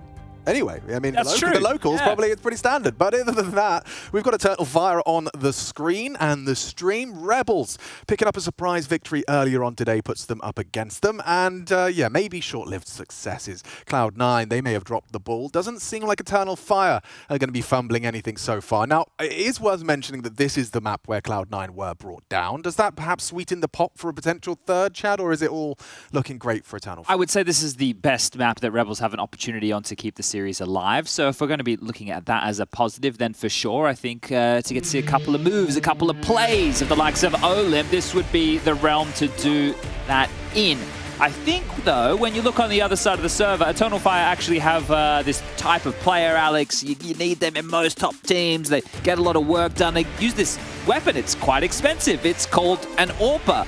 Eternal Fire on a map like Mirage have Woxic to get the job done on the big green, and they have those aim stars of, well, Zentaras and Wakadia. We've already highlighted those two, so it is going to be a tough task for the Rebels here, starting on the T side of Miragi. But let's see how much damage they can get done. SNX with a smoke and a molly. And out the gates, the bomb will be heading over towards that A ramp. on his own is Casey, so keep that in mind. 2 top mid, 1 through the underpass. The util on SNX will be likely lobbed out from this under window position. He does have Calix above him. Zantara's in the connector to deal with. Wakadia on the balcony, walks over towards... Oh, that's the util gone. Strategy over. Cancel that, and it gets worse. Poor Kisarek deleted. Wakadia wins his. It's Casey with some nice sharp shooting and not able to find Wakadia as he makes that look very dangerous on the dual Berettas. And Flay, just a tut of his tongue and a 1v3 ahead of him. Bomb under enemy control. Wakadia set for a potential 3rd hit with those dualies. He's got time. You know, maybe Wakadia gets a bit over pushy. Maybe he can isolate a couple of these duels. The fact that there is still, you know, separation between the 2 of them and Maja. Calix looking the other way, and woof! One hell of a first shot. Calix hits the equivalent of a banger back. And we will see Eternal Fire take the pistol convincingly. Yeah, biggest issue, though, for Rebels is not getting that bomb down. We will not be able to see the Galil force buy, which likely means we get an eco going into the second from Rebels. Unless they want to limp in with some Tech 9s and try something a little bit more execute heavy. That's another option that they have available. But with some tidy shots there from Casey and Flay. And, well, it looks like they will go for the pistol force. So Tech 9s are plenty. A Mac 10, some smokes, a Deagle. And quickly over towards B. Very rifle. Oh. Yeah, very rifle heavy. They just had 3 spamming that smoke. And Zantara's onto SNX again. So opening kills in back-to-back rounds, or opening deaths for SNX. And the cavalry's here. 3 players now to lock down this B-pop. Good luck. Couple of flashes from Olim. Doesn't really get them very far. Maja unfazed, and Wakadia farming them up. Double kill from him into the apps. They are retreating now with their tail between their legs. And Olim, he's got his hands off the mouse and keyboard at this point, knows the round is slipped away already. And in the absence of a plant, still choosing to invest. Getting those Tech 9s, and it really is short-lived for them, those M4s. Woxic should have his eyes on the door. Yes, he does. So the door wide open, but seemingly closed, as he will finish off the final 2 with the FAMAS. Is it on your loadout? The FAMAS, yeah, for sure. It is, yeah. Oh, the one that I'm missing on the CZ side is the Scout. I missed my little You zippy are a sniper. Scout main, dude. Yeah, I have it on the T side, not on the CT side, because I want both M4s. I want the FAMAS. I need to drop the AWP for somebody. Yeah, and you haven't subscribed to any of this UMP funny business, have you? I've been seeing Virtus Pro, and I remember Launders and Scrawny were talking about it a lot while they were playing just over there in the Blast. Yeah, I've seen a couple earlier today. There was a member of, not just VP, who did I see? Rooster, obviously, trendsetters. Yes. Well, the UMP lives in my nightmares. It was back when that first started really getting used, when Cobble was a map that was played a lot, and just players would use it to hold drop, and I played a lot of Cobble in my professional career. It would always be slaughtering. Yeah. Speaking of slaughter, should be the same. Zantara's again, another opening. Oh, that was a little bit messy. If only it was a UMP. Yeah, right. You'd have had him. Would have been the difference maker. Bonk. And burn. Ramp is controlled. Now, Olymp over towards B, where he currently finds himself. This was a move that he had made in the Cloud9 game where he'd actually got past Hobbit, and it created a very awkward moment, and they won a 4-on-2 situation, which I think essentially helped them net up the game, and he's being awkward again. But those type of more individual or pug-based maneuvers, I think is something that we can keep our eyes on as far as Rebels are concerned. So if they're able to pip those gaps, cause that chaos, then it might get a little bit interesting. But that's the 3-0 start for Eternal Fire. Apparently Olymp is not a fun player to play against in the pug realms. He's a bit of a trash talk, a troublemaker from our reports. Yeah, word on the street is... Heard a thing or two. Yeah, well, we all know what types of people. Oh, I trash talk when I play my Face Faceit games as well. While JKS is carrying me, I get my 3 kills and talk smack. Throw an XD in the chat or two. Here comes Casey, giving it another go. Aggressive. Smoke and frag. Wakadia as well. That's a huge early frag to post as Rebels look to post their first round of the half. Bullet just whistled by Zantara, so fortunate to be alive. Pressure towards B. It's looking like an open runway. Maja having to respond to Catwalk. Yeah, you'd just waltzing on in. Love someone to start maneuvering with the bomb as well. I think you can see there is retrieval underway. Flay looking to maneuver in as Olymp has got a lot of space. Oh, and Maja deleted a single bullet The back of Madja's head opens up the B bomb site and perhaps confirms the round. As I say that, Casey caught Zentares, confirms nothing else mid, bombs on its way towards the B site, and with that smoke kitchen, the jig is up. They know what's up. Flay opts to pass that bomb off so he can continue to set himself up for success, and look at Kisarek cook. He's been spotted out now, and that's going to allow this to be a 3-on-3. A deep smoke towards kitchen again, and that'll signal the save. So backing off our Eternal Fire. Going to take the toys home and come back to play again tomorrow. Still more than enough cash for Madja and Wakadia to buy. It's only Woxic who doesn't have residual, so sitting pretty, as they will concede the first. And it all just came through that opening. You saw the layering of smokes, one on the ramp, one on Cat, kind of creating that bridge, and they could pick over the top of it to find the opening pick. So, you know, do you think this is a good example when we have Eternal Fire up against the Rebels of the differences between Team Counter-Strike and, say, more puggy Counter-Strike? Is this where we get to kind of compare and contrast what the differences are, or is it not quite that clear cut? I think a team like Rebels will take more individual risks. Right. And maybe in terms of some of their gameplay as well, you might see it be a little bit more in your face, right? Yeah. Whereas I think Eternal Fire can move their chess pieces around the board a little bit more systematically. As well? Yeah. A map like Mirage, however, it's going to allow for a lot of those type of fights in middle. So we'll see how Eternal Fire want to respond to that. It looks like the same two smokes dropped out. You can see one landing down the mid-ramp, one on Cat. And Zentares will stand and deliver. So Casey playing over the top of it. They want to challenge window. Wakadia out short. Oh, they'll clear him out this time round. They get revenge. Yeah. Not without damage. Zentares going to be hamstrung in any head-to-heads he has. Future has Madja, catches Olymp this time. Yeah, I mean, I guess they just wanted to go deep on that one. Olymp was deep on B. I guess that's one way to catch off his individual lurks is by posting the AWP, which has been forced off the line, and a bit of a miss as well from Calix, which will be made good on. Kisarek actually had a second life there that he probably shouldn't have gotten away with, and here it is. SNX out towards Van. Has a little bit of space. The bomb of Flay over towards Delpan in middle. So SNX, what can you even possibly do? Won't make it one, is looking for a clean sheet. Our Eternal Fire, just Flay with the AWP, 50 seconds. And just because of the sheer amount of time, a save seems quite unlikely as well.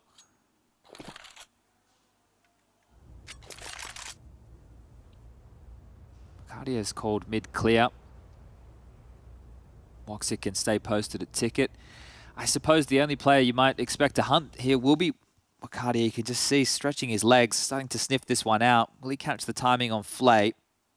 24 on the clock. This would be huge again to take away. They get really nothing. Scope should have been heard. I guess not. You might get away with this. Look how far away they are, I think. Yeah. Flay's going to at least be able to pull out that Zoom banger into the next. They've got two, of course, in the mix with Woxic and Madja. But noted, admittedly. This is what puts it into an interesting little decision for Rebels to call into the next round. They're going to get the 2,900 loss bonus, but they saved an AWP. They have enough money on Olymp, Kisarek, and Casey for a buy. So essentially, you could just run this as a standard round. I was going to start flirting with the idea of if they were more pistol heavy with Tech 9, do you want to go for something that's execute, but you want to make the most of the AWP you just saved? And I guess to have that conversation, tactical timeout would be perfect. So just going to be taking a little bit of stock here. That was the find on Casey in middle. Going to get away with a cheeky play 2 rounds in a row. So do we see an immediate change in their approach towards taking that mid control? Or do they opt to throw more of the same? Tactical timeout has concluded. Conversation winding up as the buys come through. Kisarek has that Counter-Strike posture. I've got exactly that. That's exactly what I find myself, I catch myself exactly like that. That lean, doesn't he? Yeah, I mean, all it takes is one whiffy round and you just get a little closer to the screen every time. Start looking like a Kisarek. Yeah, you can see they've changed it up. So they didn't go for the mid-ramp smoke. They went straight for Insta, Window, and Cat. So SNX across towards the mid-box. Oh, not flushed out yet. That must have been some shot. SNX's Deagle lighting up the scoreboard. Oh, and this boost facilitates a second. Wakadia was not ready for that. 2 down. Woxic trying to recover with a little swing of his own, but it's very telegraphed as 3 members of Eternal Fire cut down through mid early. 3 is quite key. 3 individuals who gave away individual jewels. We didn't see the SNX kill. It must have been a banger because it was on the dig, but then Wakadia swings solo because Woxic can't help. He's behind the smoking window. If they had timed that a little bit better, all right, Woxic goes, all right, I'm going to HE open the smoke. Now Wakadia swings. Now we can at least both take a look, but they just went one after the other and gave away 3 clean exchanges for the Rebels. That was a beautiful little sequence. The dig into the boost, into the denial of the AWP, and now likely just to see save this side on the other side of the server. Yeah, I mean, just as you're talking about, you know, these risks and individual plays, well, 3 individuals hit their shot, and that's going to be a win condition for Rebels if they want to keep this up. And not taking any risks here. I thought that we would have seen them just gallivant on towards the bomb site quite swiftly. Casey will go down. Madge's position has now been noted. The bomb to get punched in. And that should all but secure this as the 40-second timer can begin. Now, you can already see on the radar a lot of bodies starting to evacuate the B bomb site. How much do they want to search? Flay likely not wanting to give this AWP over. He's the only one who was starting to leer in that general direction, so we'll just stare at statues for the next 20 seconds or so. But residual cash available. Zantares will be able to buy himself. Calix and Magic can drop guns across for Woxic and Wakadia. And I guess the bigger question is, do we see double AWPs retained? Will they prioritize getting one in Woxic's hands as well as Magic keeping? Because he's got 5,800, he can drop another AWP. Should be happy with that. And here's that sequence, SNX across, first kill. Bang! Oh, lovely Catches Zantares fighting towards top mid, and this is premeditated. They were opting to go straight for this boost. They continued with it. And 3 kills coming their way. Beautiful stuff from Rebels. That's what you like to see. And they have, just to pick up where we left off, opted to retain a double AWP setup. So Azure facilitating that for Woxic. Yeah, this time no window smoke, just the cat smoke 3-1-1 or 1-3-1, depends on how you want to frame it, but smoke's late, flash is deployed, pushing through, caught off guard. Zantares this time giving away more openings than finding them. Yeah, that's a deviation from the norm on Inferno. I like that. Late explode and Casey taking space. Yeah, using that connector smoke. Look at the pressure that puts Wakadia under. He's so concerned about the potential, but stairs as well as ramp at the same time. Really a rock and a hard place, and he is trying to maneuver himself into just a one-angle fight. Moving towards this ramp. Cautious, but proactive. Calix responsible for the ramp. And Kissarak on the other side. He hears this. Audible advancing, not ready! Oh, and it's 3 from the Calix spray. That is a real mess for the Rebels. And it's all Calix, a quad kill in the round, yet to die, the immortal Calix, 8-0. And all of that lovely pick onto Zantares just dissolves into despair. Yeah, you can see how desperate that was from Casey as well. It's like, well, I don't want him to cause any more havoc here, just running through the molly. Flailing for that fight as SNX. He was supposed to be like the late prong, and now he's the only prong. SNX always looks like he has like a slight smirk on his face. He does, yeah. It's like I'm going to win this, but with 14 seconds, watch this. But I liked the rehearsed move to take the mid-control late. It was really well done, but that's all they have to know within that round, and all that space we were talking about completely removed, not expecting a play to be close ramp. But with Casey already out on the stairs, you have to think that somebody might be close towards ramp. That's a pretty standard play, unless, because of the double AWP setup, they're expecting, you know, 1 AWP ticket, 1 AWP over towards B. But this is it from Calix. This sequence, it catches them off. So nades in the hands from Kissarak, a misplay, and the lineup, so much damage done. Round completely denied. A one-man show of Calix, and that was even with the frustrations of Zantares just there. Yeah, you can understand why he'd be a little bit upset with that one, as this is actually going to be an Eternal Fire tactical timeout. Orders being issued. Maybe to have a quick discussion about what type of buy is available as well, but as we can see... How's your Polish? I knew that one word.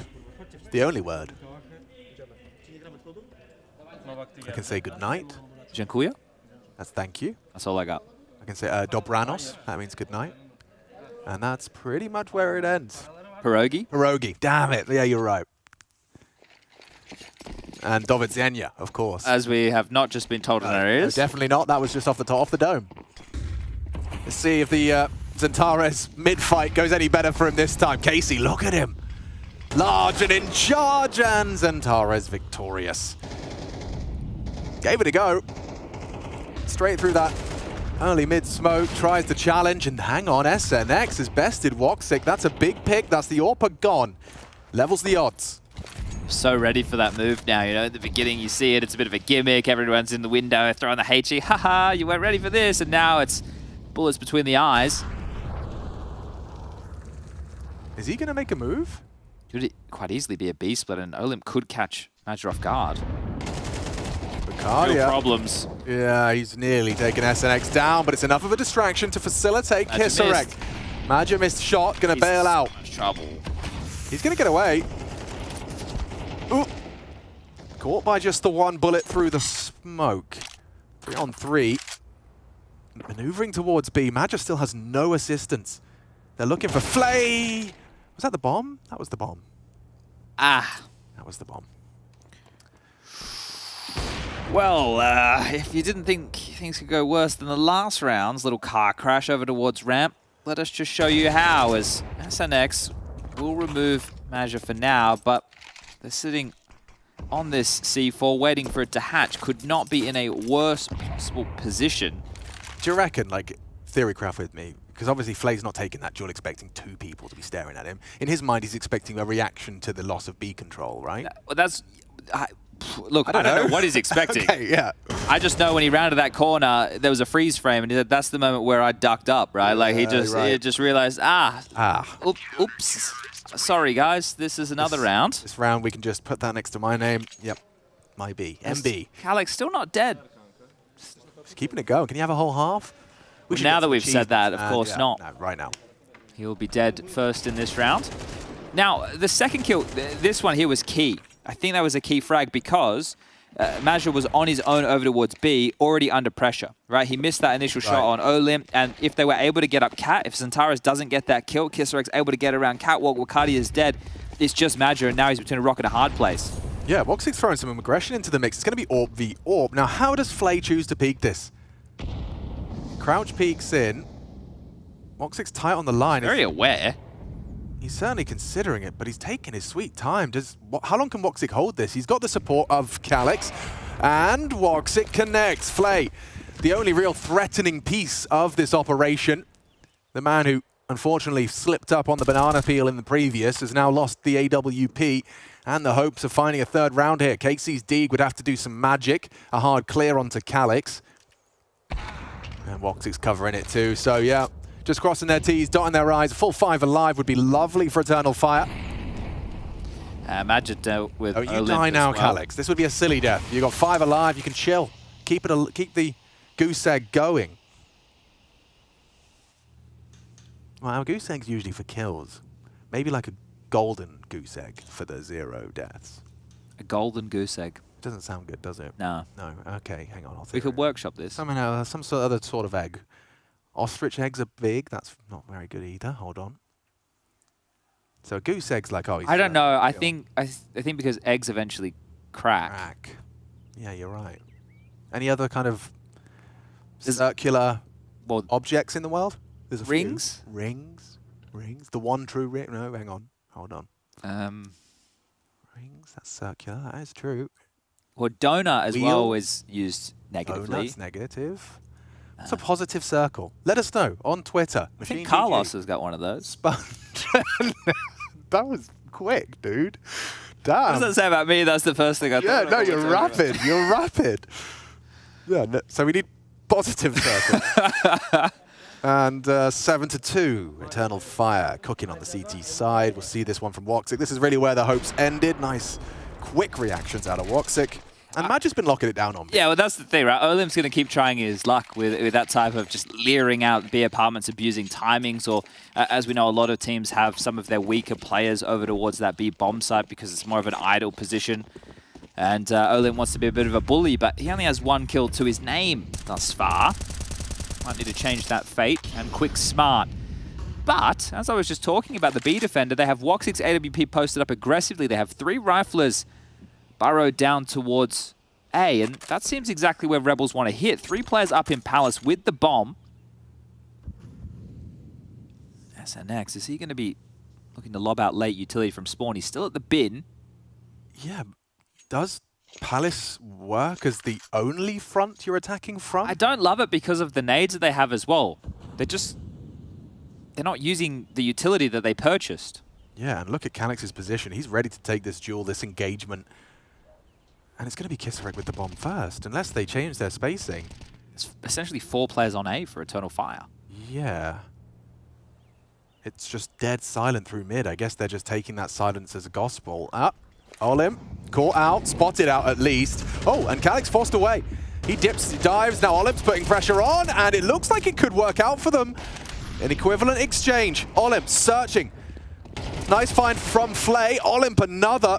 And a triple kill coming up at Con. Olymp bails them out. Yeah, well, he needed to get something done. It's his first multi-kill round of this map, and you can just see how fragile that CT setup was, even though it felt extremely fortified. Just one little gaff from Zentaras there, and everything falls apart. Calix coming down the ladder at the absolute worst time from the balcony position. Yeah, they he's just set for stuck a to their double or guns. something. I think it was just too eerily quiet. So the play from Rebels that felt like it would have been a misplay has worked out perfectly. They will snatch their 3rd round. There's still 5 available on the board. Isn't that Counter-Strike? Yeah, it just doesn't look like it should be working, but it is. Looks like it should be working, but it isn't. And that's the most frustrating type of round to lose. It's like, you were there. I just looked away. Or, oh, yeah. Now, there's more than enough money to go around here. Woxic is able to drop 2 silenced M4s or even an AWP by another and drop a silenced M4 as well. Oh, so look at that. We just saw the barrel tip as he started to move. Right? Yeah, that is frustrating. And the way in which you see this frag come through as well. Maja just cornered and run down by Olive. Multi-kill, 4 kills total, 3 of which came from that 10th round there, and a 3rd now next to Rebel's name. I imagine he thought he was overexposed because Zentaras was, there could have been a window boost and a jungle walkout. But this is an important round. If Eternal Fire lose this, they might likely give up the 5th in the next as well. There'll be no money. It's boost again. Yeah, and aggressive from Wicardia. Does he even clear this? Oh, he's heard it now. Yeah, okay. So now he's playing the Fade. Does he get any support? Zentaras throws out the con smoke. Might throw a flash or 2 upon the Fade. Walking through Wicardia. They got nades in their hands. They're not ready for him. Double trouble from Wicardia. Aggression on the defense. And a nice shot from Woxic for good measure. They're ripping him limb from limb. There's nothing to celebrate for Olim. 19 HP, not a single teammate to join him, and an 8th round imminent for Eternal Fire. He's about to be locked in. Maja also just hightailing it, launched himself straight up middle. He's about to wrap around into spawn, has the support of Wicardia. Trying the same play, it worked the first. Wicardia, wise to their tricks, goes for an aggressive maneuver. It works wonderfully. I mean, what a revelation he is, added to the talented list of names that Turkey has brought to Counter-Strike, majority of which are in this Eternal Fire roster. But the first clean, double bullet to the head, and the rest, KC didn't stand a chance. You can see that, yeah, slight wry smirk of, wow, I'm getting owned here. Eternal Fire having another fantastic first half against Rebels. Not too many more rounds needed now. As Rebels have been able to buy in shore, they have weaponry that is up for the challenge, but utility, not the case. An opening pick, one in exchange, a couple of quick ones as we have a fight top mid. Casey's grabbed another back. Yeah, they actually have the advantage. How long will they have it, though? Great pick from Woxic. Stands his ground, finds it onto Casey, puts us into a 3-on-3. And this mid-round can go many ways. Wicardia's maneuvered over to the B site. He'll be responsible for that. Kisarek now looking to join SNX as they maneuver towards that very same. Distinct lack of utility, a single flash on Flay. And that's why I'm so surprised there was that many kills going back and forth within the opening exchange of the round. There wasn't really anything to use to open the round other than bullets, and they've been able to put themselves in a pretty decent situation.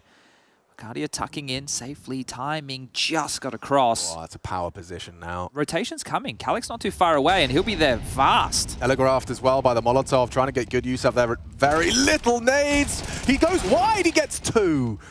Wow, that was That was a lot from Wicardia. Manages to double up again, and 9 boasted by Eternal Fire. Not far away from advancing to the group stage now.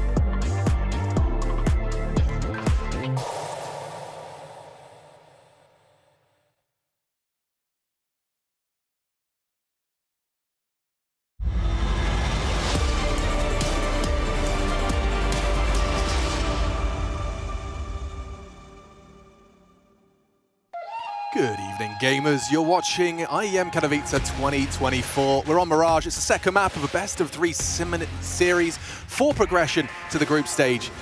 And Eternal Fire making light work of the first. Inferno flying towards our what looks to be a 2-0. Rebels boasting 3 on their T side. It's going to be one hell of an uphill struggle for the Polish representation. The local heroes through the Polish qualifier. And now up against, well, in the big leagues, up against the big names such as Eternal Fire. Everyone delivering, though. Take a look at that kill spread. You know, 7 through 10, top from bottom. Everyone doing their job. That's what you love to see. Ooh, what do you make of this pistol? You got Maja just investigating early B, seeing what's up. It's awfully quiet, isn't it? He has so much room. If a player is that defensive, there's either one or two things going through your head. One, they're playing retake B, or two, there's a guy on the balcony with dual Berettas waiting to munch us all up. And well, the fact he hasn't been swung yet, this is and they're cool. Really nice read out of Maja. They have done this with no utility. Yeah, just walked in. And there's the bomb. Across, Wicardia successfully across. And wow, clean one out of Casey.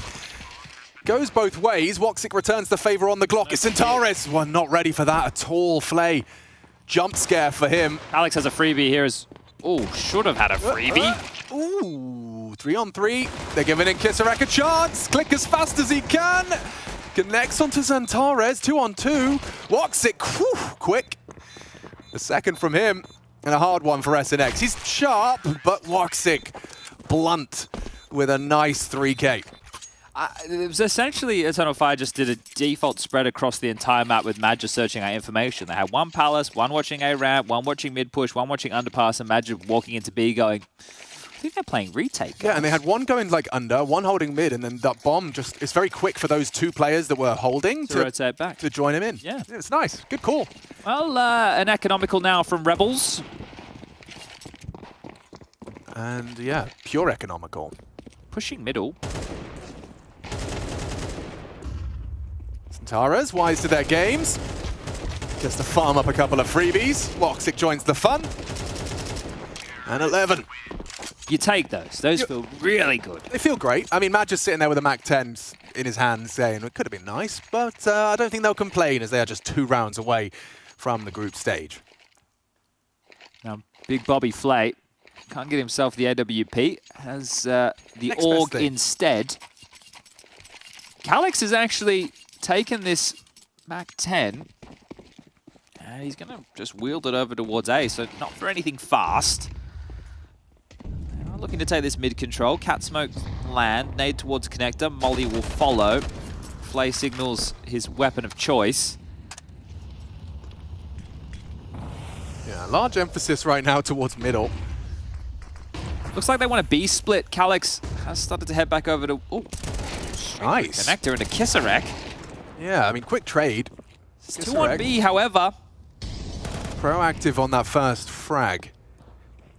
And Olymp and Flay are certainly set to receive if they choose to commit. Calix towards the apartment side, second guessing a full commit, just trying to housekeep any aggressions. Well, the unknown right now to Eternal Fire is there could have been an A ramp push, right? That's always possible. Now as they dart back through spawn. And knowing that Kisarek's down, Major opts to actually re-smoke deep con or on towards site side con. Well, they're advancing A ramp, so this would be the head-on collision. If they drop the bomb, the round should be secure. Yeah, and then there's KC and SNX. KC forward, nice find. Anticipating more, he will clear Madja. He will, but Madja's quick to the draw, gets away with the AK and the bomb. This is a lot riding on Madja now. He's anticipating a second. He knows. He knows! Oh, it's hard to adjust. He just gets his crosshair there in time. And phew. I mean, incredibly close to being a bit of a mess. And they're actually going to search for this one. Mac-10, perfect weapon for the job. Olymp has head armor. Life might get a little bit more difficult for this fight for Calix. Nade and sound cue. I don't think there's a way in. Just going to give it a good shake of the stick, and wow, that worked. Well, they had every day of the week there. Some hang time on that one. Now, I don't see a kit. Smoke, flash, Zantares to check, and he spotted him. He knows he's not on it. Well, he should have. Now he does need to get him off it. Mancha's only got 18 HP, and the defuse is coming through. Rebels. They will leave with the round. What a recovery. Again, it's Olimp's multi-kills that seem to be translating into rounds. If we want to talk about dropping the ball, that is a prime example. This one here. Yeah, that whole flash situation, Calix is like, move? How do I deal with this situation? Well, hopefully not like that. And the biggest drama was getting the bomb up the A ramp past the aggressive CT push, which Madja passed with flying colors. It's just the late round. Yeah, that's a puzzling little felt like Madja did so situation. much, man. Look at this. I like that boost to get the early angle towards Delpan. Smoke, however, does no longer cover him, but doesn't matter when you're hitting shots like that. Zantares gets a taste of his own treatment. Pressure B, Flay with an off angle. Doesn't have support just yet. If Eternal Fire push the issue, they can be ahead of this Olymp rotation. Cardi is so sharp, dude. Is he ready for this? Woxic's got his window covered. Actually missed the shot, and Wicardia was unprepared for the off angle. Great play from Flay. 2-man advantage, looking to find 5. Well, that was a momentary gap. Now closed. Madja with space has just snuck past. SNX was having a look from connector, but it's covered off, and Flay, what a shot. That'll do nicely.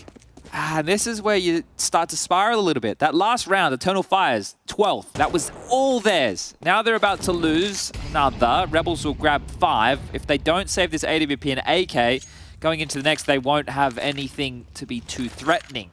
Looks like they're going to knock on the door. They already know players are home. And another shot from Woxic does not connect.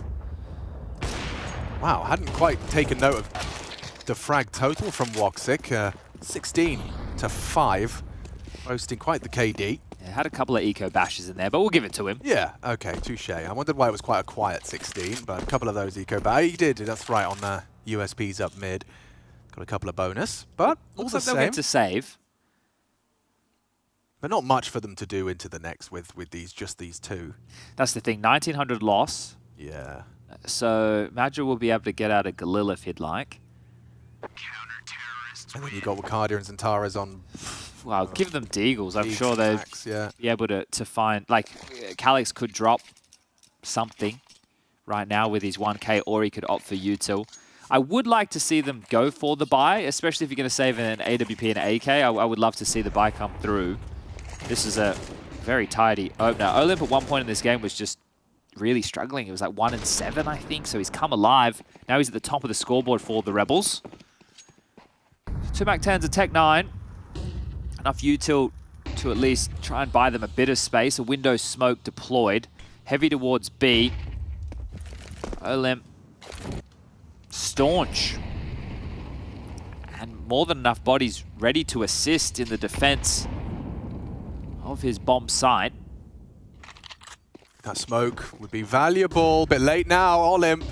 Just going for the fight off the flash. A single frag is all he has. Now, Casey, it's your turn to step up.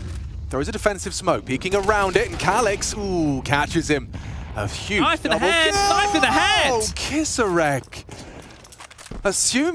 Making a huge assumption there, and Woxic will be quick to punish it as this round just disintegrates for the Rebels. Oh. Yeah. Yeah. You're going to be feeling a bit foolish after that. I get what he's thinking. Yeah. There's no way anybody's going to push back through this smoke. Why would anybody, especially the AWP?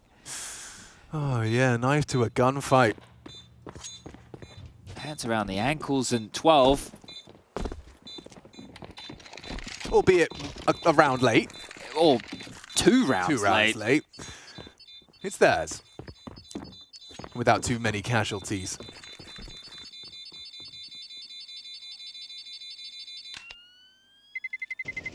And even with 4 players staying alive in the last for the Rebels, their cash still a conversation.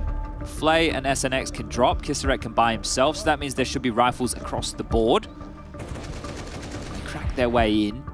And this is the kill that, yeah, Kisarek is going to be regretting that choice. I mean, Woxic, you'd think, would be the one regretting that choice, pushing a smoke with your AWP scoped in, but yeah. Heaton's even unhappy with that one. He said, mate, at least just have the pistol in your hands. What are you doing? Anything but the knife. Last chance for the Rebels. Yeah, so next issuing the orders. Ben Alçur, dinleyin Burak Ali, ben Alçur çok hızlı koşacağım. Belki sizden böyle fake Molotov Shadow isteyeceğim Ayva oyuncu. I think they're going to Molotov Shadow. Yeah, it means they're probably going towards A. Well, they did just kind of walk 5B. It's first you go B, then you go A. Counter-Strike classic. Saying that, the bomb is maneuvering in that direction. Wakadia and Calix dispatched early, and look at the CTs. They're going for aggression of their own design, and Calix cut down. Big start from Kisarek. I like the balls to be able to make a call like this when your back's against the wall. They didn't just sit into a default setup playing, 2-1-2 or 1-3-1 to fight middle. Kind of put your fate in your own hands. And now they've really got control of the round because Mad just sitting there going, what the hell just happened? They don't really even know that 4 players opened up towards A. So Rebels get to control the tempo of round number 18. Interesting to see how quickly they evacuate. Completely reposition. I don't think they'll just blindly execute in towards this B bomb site, especially with all this space from Zentaras. But if he just parks the bus and hopes to catch them in rotation, I'm not sure he'll get what he's looking for. The bomb is starting to mantle up towards the B apartments. Madja in connector and the aggressive A ramp play. So Major will be aware that they can't really return to A and this push is possible, and SNX doesn't look like he's going to be slowing down anytime soon, so continuing to grab information, this is a perfect call. In towards the Lion's Den they go. And the bomb's going first. Okay, they actually throw the molly to act as if you are just the Bianca. You're worried, you're delaying, and they seem to have seen enough. Or at least Woxic had. Major sticking around. We've got has to do something. seconds. Major's just walked through A. We're capitulating. He might get a timing here coming through market. I think he's just had to break the vent, so they know he's coming. They have to commit to this. Major does find Flay. It's Casey. Casey! And Olim.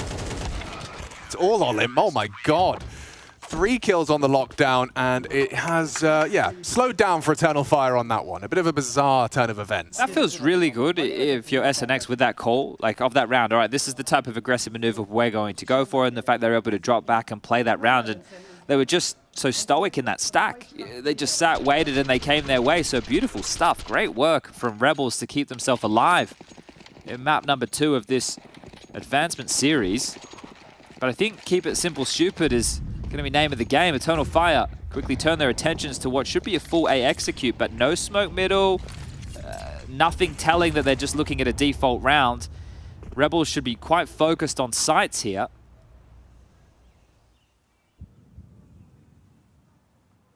And Zentares with the rifle. Sending him in, and SNX wins the duel. He's very low, calling for help now. Supportive Util just knocks Wakadia down. Taken down, a double from SNX, but they are into the A site. Flooding on towards the plant. Calix across, heading for CT. He'll take control.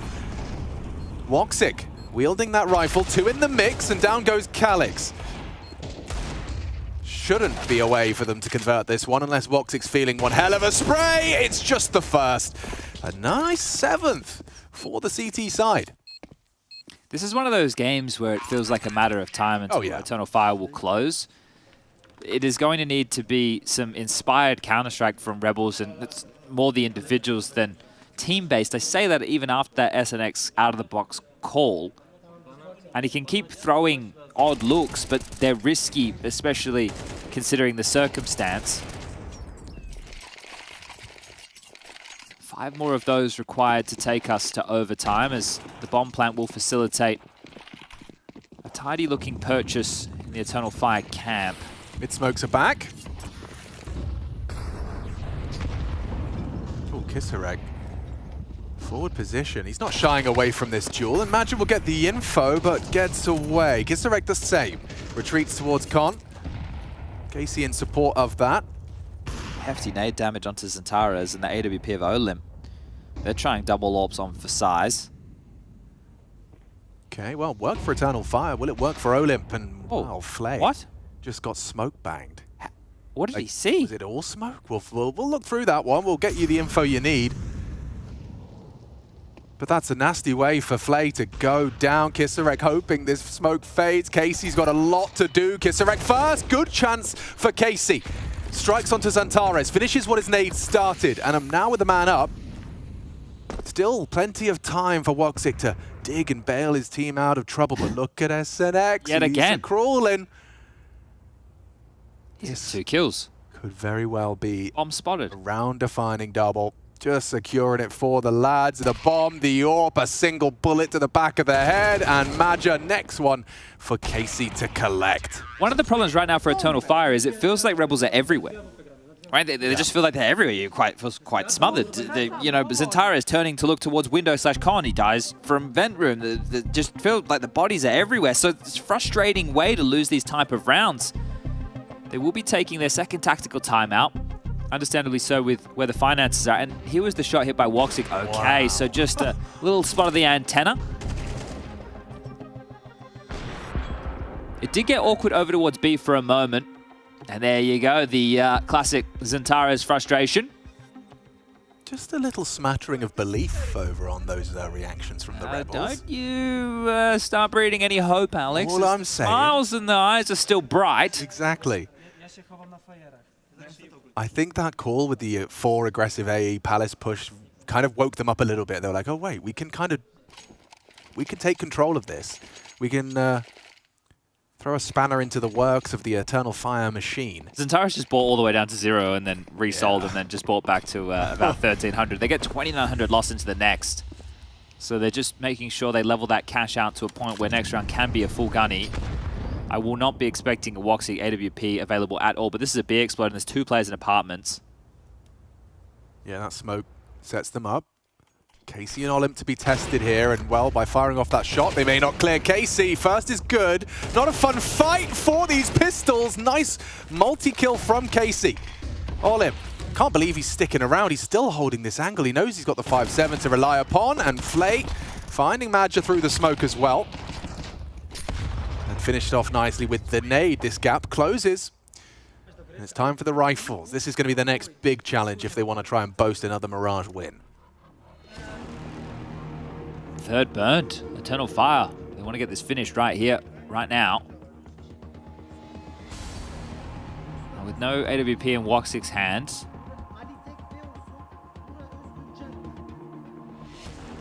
Lefty. He's got the file out as well. I saw him pull that out from under the desk at half time.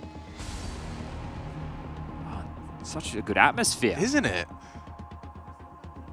Stress. I think you know what? I think they're probably just saying like we've forced all of their timeouts. Like that is an achievement in itself. Eternal Fire using everything they've got to try and close this series. You're making them work for it. Well, this is only the third map Eternal Fire have had to play so far in the play-ins. The first was a 13-1. The second was the map of Inferno we just covered off 13-4. Right. And right now they almost might get pushed to double digits. So Rebels showing up on their map choice. It can all end in a flash though. A single play, a couple of seconds from now, it could all be falling apart. Maybe not. It's another different look on the CT side. They got nothing left, dude. The round has just begun. They've got 2 smokes and a flash. It comes down to where Madja wants this round to end, because currently it's only Olymp on B. Have Kisarek and Connector. Casey is potentially the unknown entity if they do swing into towards the A site in Sandwich. SNX and Flay to help fortify that A bomb site. See them hoping that the CTs will rifle through a lot of their util to block. They still have 1 smoke remaining, 3 incendiaries, a couple of HEs, flashes for good measure, as we have just ticked below that 1 minute mark. And Eternal Fire in absolutely no rush. Window smoke will be deployed. Madja will start to initiate off of that, and they're just going to search to retake B setup. Olymp is playing in the market with the AWP. Madja's found the opener. But does that send them into A? No, look, flash. They've got Wicardia in the apps. They're heading in for this towards this B bomb site, and it is wide open. Olymp's AWP, they suspect he'll be there. Has to worry about window now as well, Olymp. Yeah, he's got his plate full. A lot of work required. The output on this secondary AWP, and he does find the first. Takes down the star of the show. Bombs across. Bomb will go down. And this retake could be difficult with Madja's positioning. Oh, that was close. Woxic, he takes him down. One of the AWPs gone and a man up. Madja on the late flank. This mid lurk looks like it could seal the deal for Eternal Fire. Representing Turkey and doing so proudly and efficiently here at the Katowice play-in. 1 frag in, Flay is gone, and the Rebels fall. A 2-0, Eternal Fire advancing to the group stage where they belong. Yeah, got a little bit gritty there for a moment. You can see them starting to sweat, those timeouts being burnt, pressure applied from the Rebels on their map choice of Mirage. But this is the type of Counter-Strike you want to see from Eternal Fire. They have an extremely vocal fan base. The Turkish Counter-Strike scene wants to see their team do wonders, and making their way, punching that ticket, joining the big boys in the group stage alongside the likes of Vitality, G2, Monty, Mouse, your Navis, your FaZe clans. But Rebels, they kept a smile on their face. The underdogs, the Polish representatives, put up a good fight today. The upset against Cloud9. Another good showing on Mirage with 9 rounds to their name. But it will be all about Eternal Fire. Firing on good guns, looking like a solid team. And with Madja at the helm, it's great to see them able to play this type of CS. 100%. I mean, we saw Calyx on Inferno having a bit of a blinder. Woxic here on Mirage. with 21, and we know what Bacardi is doing. So all the individuals are here. Eternal Fire take the W, and Banks has got an interview. Eternal Fire have made it forward. You've progressed to the group stage, and you've done it in style. Now, it got a little bit shaky towards the end here of Mirage, but you closed it out. What was going wrong to it there? Yeah, I think playing like 1v1 and again a BO3, maybe in the end, myself also I was a little tired, but I'm happy that we finished good. We play good city side on Mirage, then on T side, like you said, a little block, then we take good pause, we talk what we can do, and then we find solution and we finish the match. Now, you were telling me, right, before you came into this game, you were completely not ready for Rebels, but you were confident enough in your own ability, right?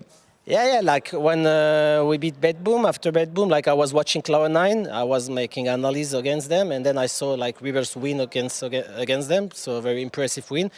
Yeah, we didn't expect Rivers to win Cloud9, to be honest, but B1, everything happened in CS2, like, to be honest. So yeah, happy for today. I think we did the job. I'm very happy, and let's see.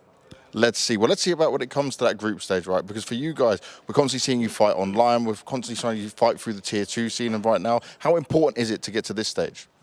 Like I said, like in the end of CSGO, we did a good ESL Pro League run. For us, it's important to always be part of this tournament T1 competition. We want to be a T1 team now as a Turkish team.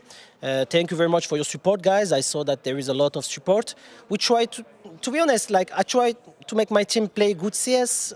If we play good CS, for me, it's like you win. Like if you play good CS, so we try our best. And like I said, I'm happy about my teammates and today's results. Now, Bacardi is the young gun coming in, right? But this is a lot of the old school legends from the Turkish scene for sure. But do you feel like this is the best team we've ever seen come out of Turkey? Like every team has his own history, but now I feel, like I told you in private, I feel very confident with these teams because as a leader, from my perspective, the role is really good for me now. As a leader, I have a good cards, and it's on my hand now. I need to make a good ends like that. Let's see if you can make that magic happen. Thank you very much, Magic. Congratulations on making it to the group stage. And let's see what happens with these guys going forward. Back to you, Mike. If you play good CS, you win. Truer words never been spoken from Badger. The team, look, little bit of wobbles at the end there. We saw some frustration on their faces, but they get it done in the end. They get to 2-0. They're on. They are progressing into the next stage. They're stepping into the light here in the Hall of Heroes. All things considered, I think EF can be very happy about their day one at this tournament. They played some good Counter-Strike. The first game was an easy sweep. Second map here was a little bit more uncomfortable for EF, yet I don't think any of us ever doubted that they were going to win. So EF should be happy they qualified, or progressed, into the next stage. And honestly, they fully deserve that by playing some decent Counter-Strike. And honestly, as a player, when you go into this game before, and nobody says in the room that it's going to be an easy game, right? But you know when you sit in your mind and be like, oof, we're in a bracket with Cloud9, that's going to sound rough. And all of a sudden you get this gift. I'm not trying to take anything away from Rebels, what they did against Cloud9, but it's such a good thing for Eternal Fire to get that confidence and a quote-unquote easy advancement into the group stage. Perhaps, but I mean, there were some bumps in the road, right, Mirage? We thought it was done a while ago. We came out here, got all ready to do this segment, and then, well, sometimes that last round's the hardest one to get, isn't it? I got a massive friend at home. Not a massive. I got a massive fan of EF at home. Massive. She's even called Christine. Now she's a big EF fan, and she was getting worried, and I understand that. Not only for this game, it was getting close, it was getting a little bit uncomfortable, but also when you look at the scope of what EF has done. The fact of the matter is they now progressed into the next stage. They did that in a 2-0 fashion. They came close to, I wouldn't say fumbling it, but they came close to making it unpleasant for themselves, a little bit ugly in that regard. However, they were able to overcome that. They were able to close out the game, and I think it means a lot for EF. It means a lot for the fans, means a lot for the players, and means a lot for everyone who are watching at home. I can feel it on my Twitter as well. I was predicting against them starting off the day, and everyone has just been sliding into the DMs with some rather questionable, messages. But that's how we don't need to know what people are sliding into DMs with. We'll leave that alone. Look, the only number that matters at the end of the day is the 2-0, but some numbers that are a whole lot of fun to look at from the young gun, our Air Force aim high player of the match, Wakadia. This dude is incredible. Both maps, just crazy strong performance. He's a pleasure to watch. Yeah, I mean, he's not really the baitish type of player. He's like really... he likes to take initiative. He likes to take the initial duels in the start of the rounds, and I think it provides a lot of value because it was so forced beforehand from Santaris that he was supposed to make the rounds because Voxic was a kind of passive op in my opinion. Calyx was like the lurker, so they kind of needed that dunk type of player. I'm not saying they're on the same level, but they are kind of like similar in play style. If anything, he's cemented himself as a great player. We knew that coming into the tournament. We've been watching his stats. We've been watching out for him a little bit. I think he confirmed today that he's the real deal.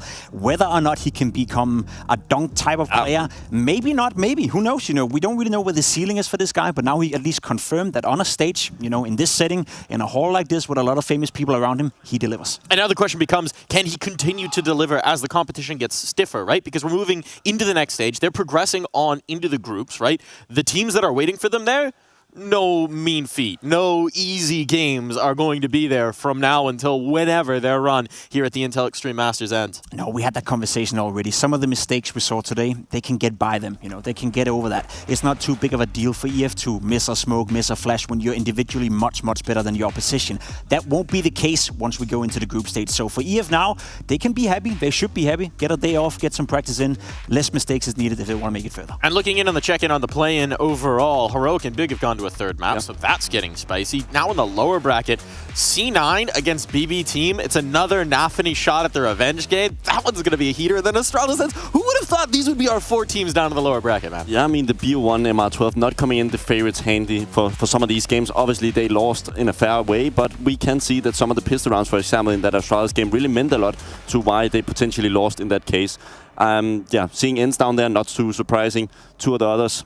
What do you think, Pimp? I'm a bit surprised to see Fury and Apex down there fighting it out to become last at this stage of the tournament. I'm also a bit surprised to see Mongols continue to just beating Fury whenever they have the chance for that. That's kind of like a fun storyline as well. Gamer Legion VP, I'm curious to see if Gamer Legion can continue to trend upwards. We saw them play decent in Copenhagen, but in my book, VP are massive favorites in that one. Yeah, I mean, they were fighting a wounded dove over in the M80 camp, right? One wing down, perhaps, so definitely going to be a tougher test now. I'm excited to see, in terms of firepower tomorrow, Mongols against the Donk, right? I want to see the Mongols like to go head hunting, and I know Donk's going to be very ready to step up and swing. The only issue with the Mongols beforehand is that their map pool has been kind of weak at times. We saw them picking the Inferno, we saw them doing a little bit of this, but when you see them going into a tournament like this, they need to broaden their pool and they need to play better against teams. I'll tell you the game I'm really excited for tomorrow. It's that middle matchup. M80, Rooster. Look, M80, the deck stacked against them. It's a tough situation, but Rooster feels like a beatable opponent. They do feel like a beatable opponent, and what is even better for both of those teams is that they're facing Rebels in the decider game, which is also a beatable opponent for both of them. So it's a massive opportunity for M80 and for the Roosters for that matter, and for the Rebels still to stay in contention to advance into the next stage. Just want to note the last one as well, Furia taking on Apex. That's a game that we saw at a grand final at a LAN event just a couple of months ago, so there's some stacked talent down there. It's going to be wild that these are all elimination games at this point, right? Teams are going home. Teams are going to be done. Not the Mongol Spirit. Actually, I said elimination, and I was wrong about that. I forgot how this works, but most of them have elimination on the line now. So Astralis ends. Could it be the Polish Hope in ends, or Astralis, the Danish super team here? Ooh, super team facing elimination, Bubsky. It would be absolutely crazy if Glaive got benched in this team, thrown out with the garbage, got down to the bench for 5 months, and then into ends, and then throw them out of the first big tournament. Can you imagine the storylines if Astralis' losses in this tournament are to Heroic and then Glaive? Yeah, it couldn't have been worse, right, if that's the case. I think of Cloud9. They're facing Nafany in that one as well. That's going to hurt even more. They share the same storyline in that regard. Both of the ex-in-game leaders, successful in-game leaders of their respective teams, now playing in a different way. Just want to note on ends as well, it's a Polish squad, apart from Lucas in there. If they're not making it, if they're not advancing into the group stage, if they don't even come close to smelling Despotic, that's going to be a little bit disappointing, isn't it? And for I'm just going to say, like, obviously, this team is not going to survive after the major. Surely, either Glaive is gone, or they're going to remove some more of the Polish players. They bought the 9 core to get that major spot, to get that advancement, because they didn't believe that they could make the open qualifiers. So all of a sudden, we're stuck with this kind of meh team. I'm not trying to be rude against them, but I've seen them in the open qualifiers, and it's not been looking good. You thought I was harsh, right? I know. I'm just saying he's talking a lot of business for a team that's going to be matched up against Astralis with elimination on the line tomorrow. You might have to eat some crow on that one. They didn't spend... I can't throw the number out there, but they didn't spend as much money as Astralis, that's for sure. No, one would expect not. But, I mean, Diha is the hometown kid. He's literally not just the Polish hope. He's the Katowice hope. He's from this town, and he's never made it to Spot. I think Pimp can agree. I think we have initial players on this ends lineup that makes a lot of sense. Hades is an interesting AWPer. He did it in ends beforehand with the international one. Dusha is also one that's great. But then it's just the mix between them. I don't think it's going to work to the level we expect. I think it's going to be a tough matchup no matter what. Astral is obviously the massive favorites in that one. There's no beating around the bush. I think ends are better than what we've seen so far. I say that without having watched too much of them. I think the potential within ends, the 9 core was great. We've seen that before. Is it going to work with Glaive on the lineup? Well, we'll have to wait and see tomorrow. Well, potential is one thing, and we've potentially got some great matches on deck for you tomorrow. So I can't wait to see what's going to happen, and the fastest way to find out is to go to sleep and wake up for tomorrow's games. So good night from us all on the B stream here, and we're ready for day 2 of the Intel Extreme Masters Katowice. Good night for now, everybody.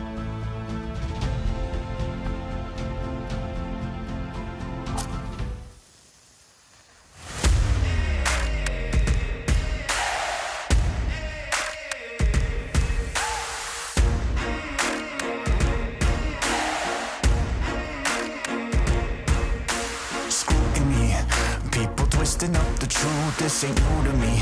Since the age of 22, I've been using it like it's fuel to level up, like it's champagne in my cup, like there's nothing interrupting my pursuit of dreams. There's a vision in my mind, it's consuming me.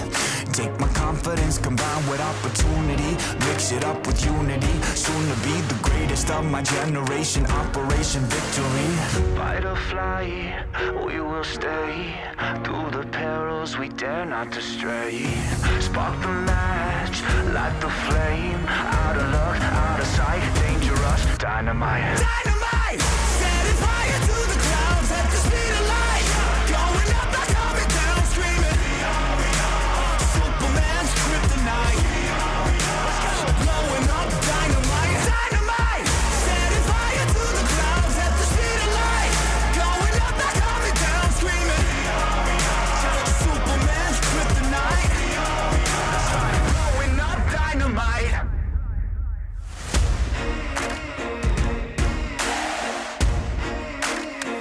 Check it.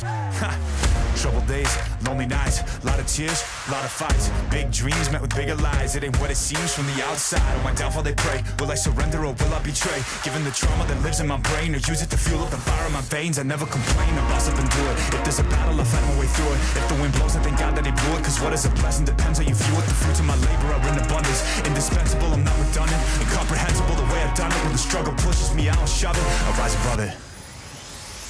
Fight or fly, we will stay through the perils we dare not to stray. Spark the match, light the flame. Out of luck, out of sight, dangerous, dynamite. Dynamite! Setting fire to the clouds at the speed of light. Going up, not coming down, screaming. Superman's kryptonite. Blowing up, dynamite. Dynamite! Setting fire to the clouds at the speed of light. Going up, not coming down, screaming. Superman's kryptonite. Blowing up, dynamite.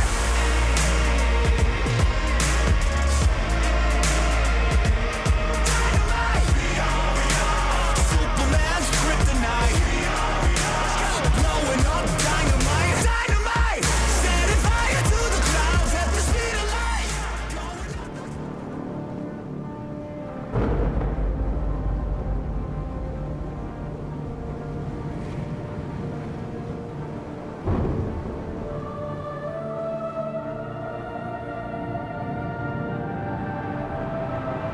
Rafa really making history. Absolutely phenomenal. And Ace is the champion of the Intel Extreme Masters World Finals. Storm's still not quite done. MC is going to take this fight, though. 3 seconds left. Last 2 rounds of matches got us started well for ESC. And this is a massive move for Zez, but he's not content with just a Nexus kill. He wants to win. And it's all done. Astralis winning. Unbelievable Rogue with a 4-0 victory over Classic. And they did it again in the grand finals. It's gold! Give it up for your Intel Extreme Masters World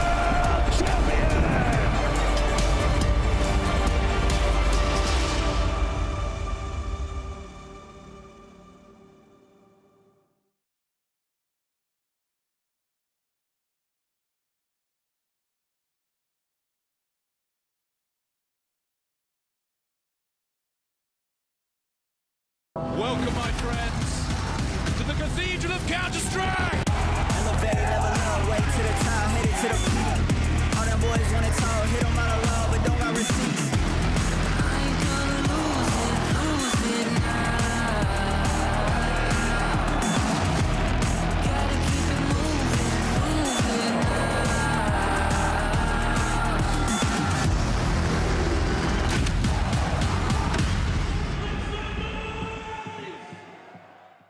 Smokes. You see double smokes in the same place there. Simple just jumping casually into the side. Wait, what was that? Never miss a play again. Simple, that's not allowed. This is not FPL. This is a major. Finally. With Face It Watch, you're in control. Switch between player POVs live and see the game through the eyes of any pro. Never miss a moment with replays. Relive each highlight on demand from all angles. Watch it, control it, face it.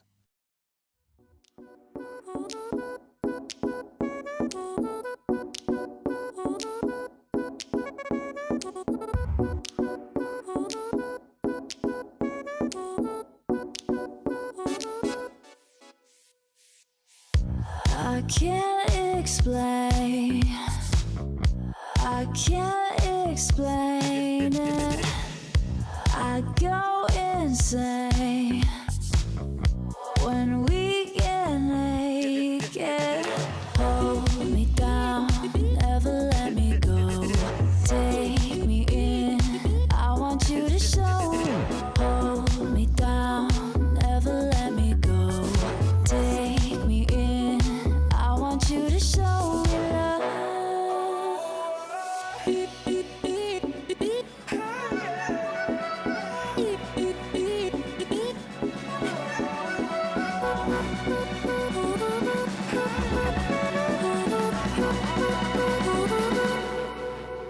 Don't give up on us, don't give up on love. Don't give up on us, don't give up on love. Hold me down, never let me go. Take me in, I want you to show. Hold me down, never let me go. Take me in, I want you to show me love.